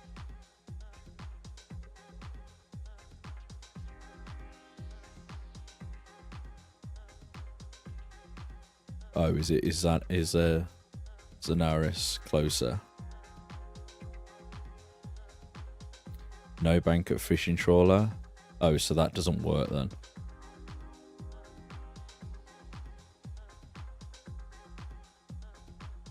You can't really stock buckets then. Wait, so how does the fishing trawler work? Does it give you noted fish? Or does it literally just give you inventories of fish when you finish a game?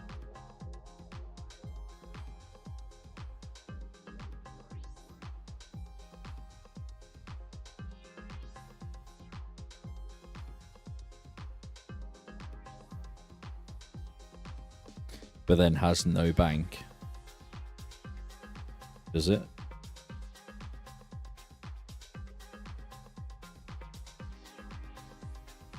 So the only sandpit you can use then is Zanaris then, or Entrana.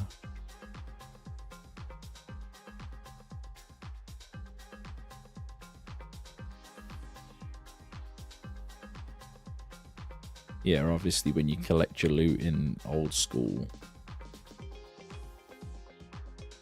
it gives you them.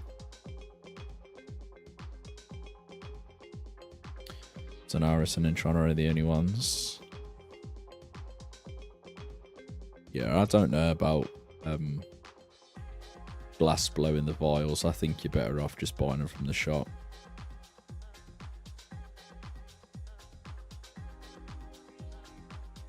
I mean, if there's like 15 worlds and 500 vials are coming into the game, like, I don't know. I mean, 5-tick respawn timer. I don't know how long that would take to fully restock the shop. I just think the only bottleneck to Herblore could be the vials.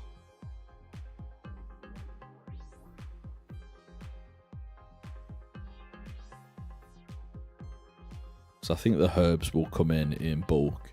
The secondaries for most of the potions you're going to be making come in bulk as well.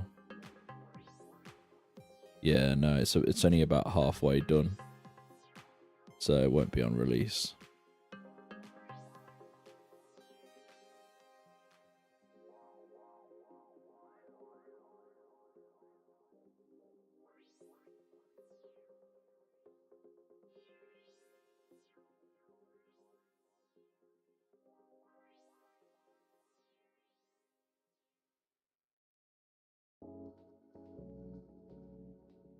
$500 vials every 25 minutes.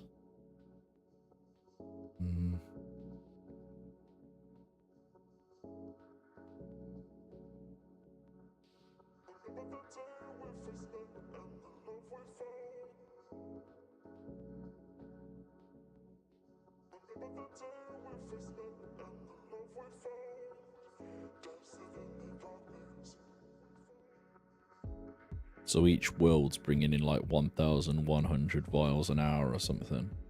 It's not really that many, is it? That's if everyone's buying them out straight away.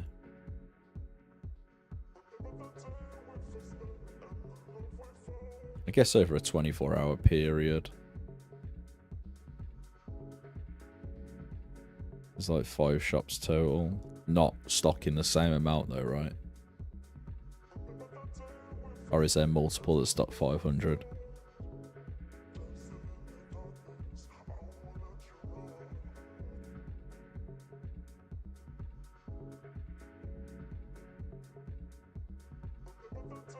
Most of 50. Got ya. So we can probably say like what, like 1,000. Alright. If it's like 2,300 coming in an hour per world, that isn't too bad, I don't think.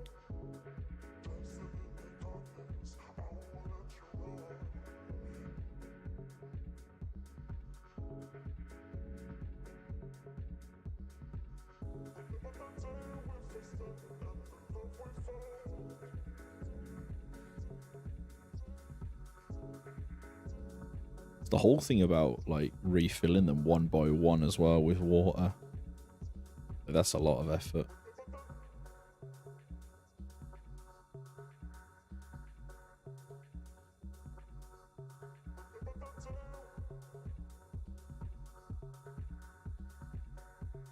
What's going on, Chill? How you doing, man?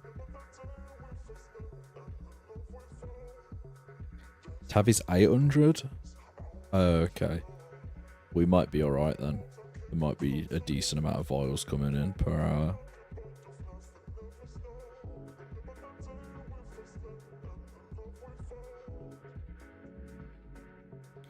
After like the first 2 weeks or so, we should be fine, I think.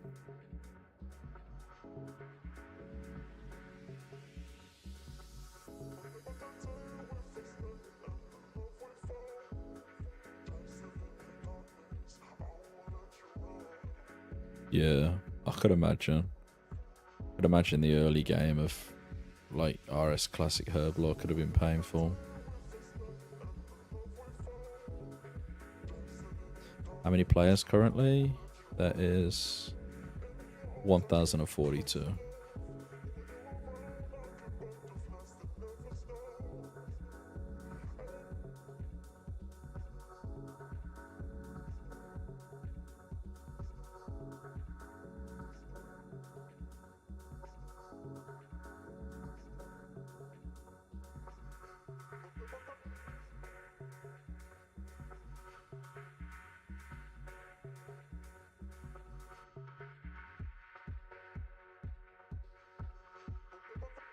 I mean, some of the secondaries are pretty easy to get, like Eyes of Newt and things like that. Limps ain't bad to get. Spider eggs ain't bad to get.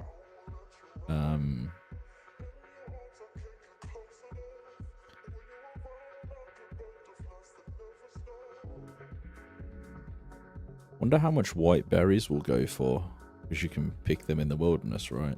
From the, like I used to do that back in the day, the white berry moneymaker, where you'd walk around where the lava dragons usually are now.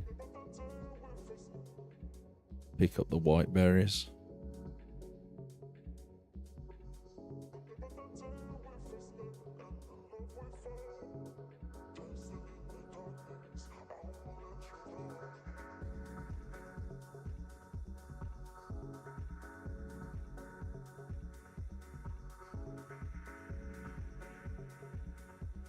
I remember telegrabbing the berries. I think I might have done the exact same thing. It's good money. I remember I did it when the wilderness was removed. Man, they made some really bad decisions, didn't they? Removing the wilderness and removing free trade and things like that. Like, they really fucked up, didn't they? When you think about it. They really dropped the ball, man. Who allowed that to go through?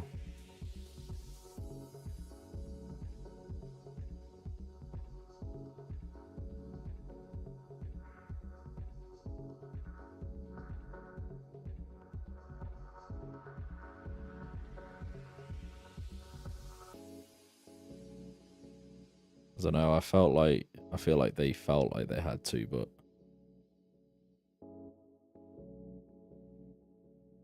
there surely could have been a different way around that.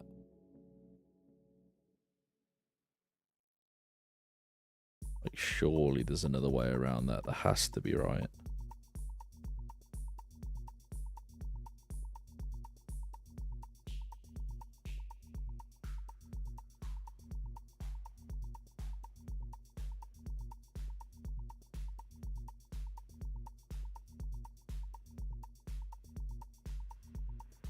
Did they even make that like aware to the player base like all them years ago? Like if that is actually the reason. Like I'm almost sure that the player base would have understood a little bit more if they were a little bit more transparent as to why they did it. Because it's basically do that or lose the game, right?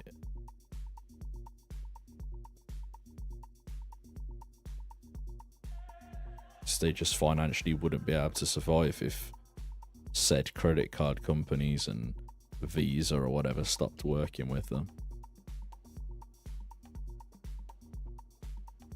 Like surely if they were transparent and actually came out and told everybody the main reason why, I don't feel like people would have. People, I feel like, might have been a little bit more understanding. Obviously, you'd have still got the ones that were pissed off, but it was either do that or lose the game, right?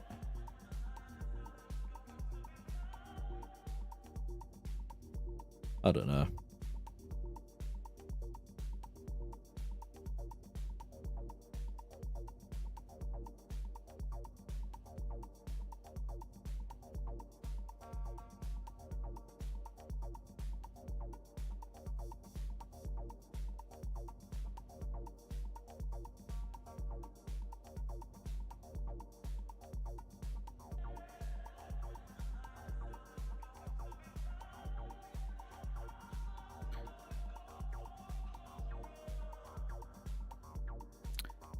But yeah, guys, we will be doing another stream tomorrow.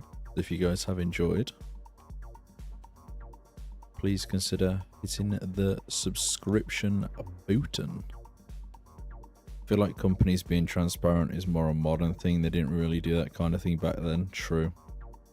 True. Not entirely sure why. But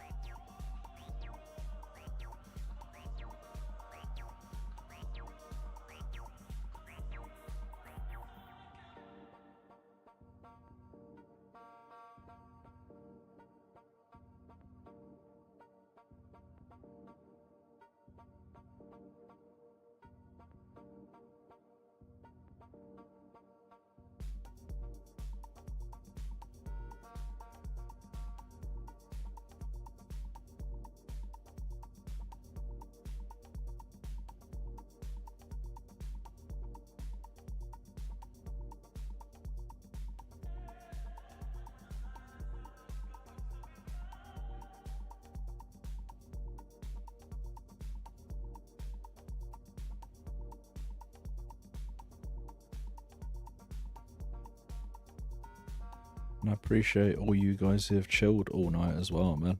I like you guys have been here a while. Appreciate it, man.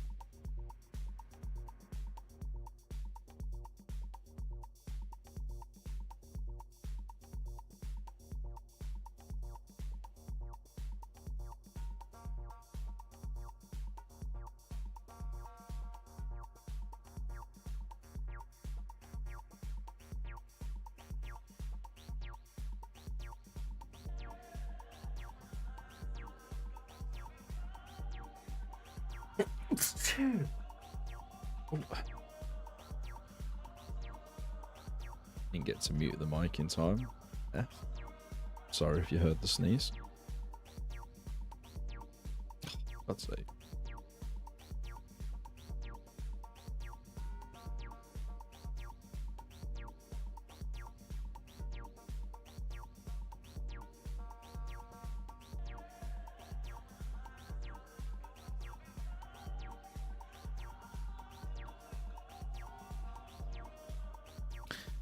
Appreciate you, Garlic. Did you decide not to go live tonight? Or are you just chilling tonight?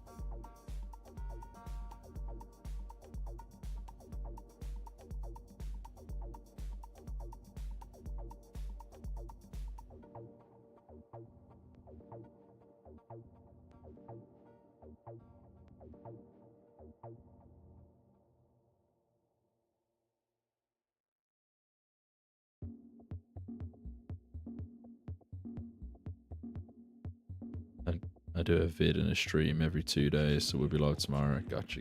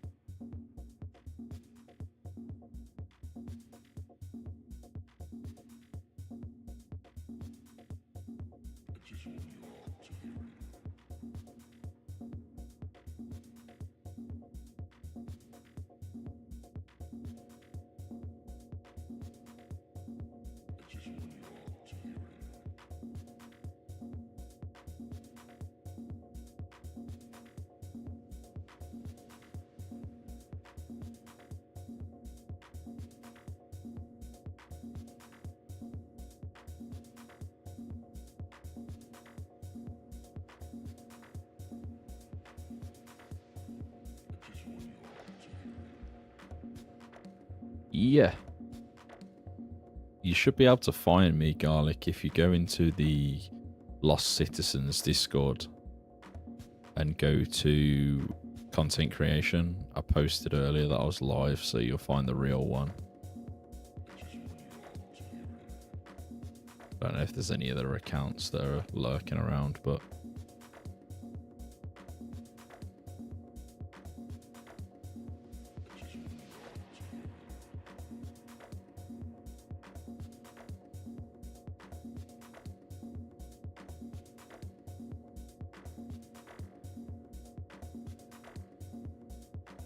yeah, just send me a friend request on there, and I'll accept you.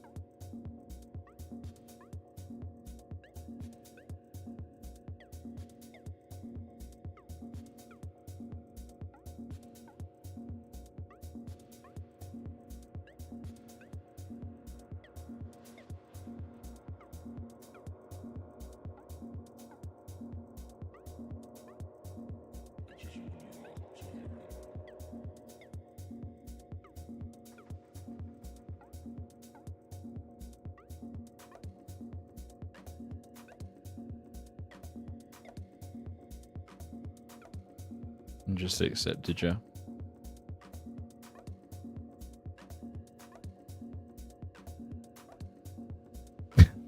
I'll skip it.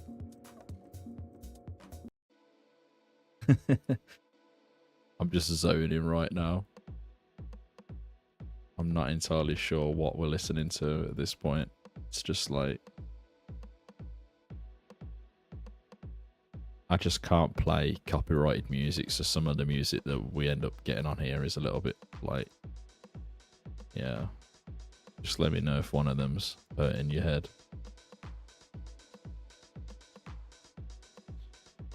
I know all of them probably are, but I don't have much choice in terms of music. Well, we should be hitting 74 defense in a second.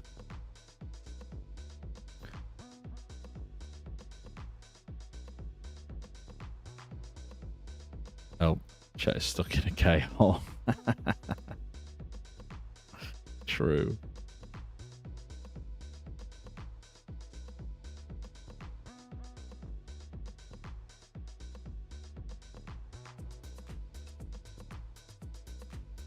And there we go. 74 defense. And 98 combat. Nice.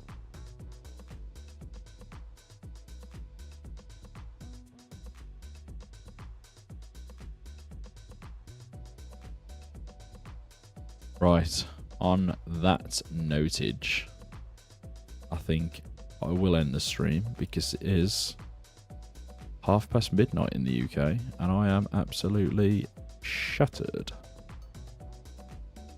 So I'd like to thank you all for being here again. I think we reached like 70 concurrent viewers earlier listening to me yap, so that's pretty cool. If you are new around here, please consider giving me a subscription. It'll let you know next time that I go live. Probably be live tomorrow for a few hours, do some more defense training. And yeah, don't know what else to say really. New progress video will be probably coming towards the end of the week. I'm hoping to get 80 defense before I do the video. Might not happen, but we'll see. Other than that, I appreciate you guys, and catch you tomorrow for another one. Take it easy, everyone. Peace, peace, peace.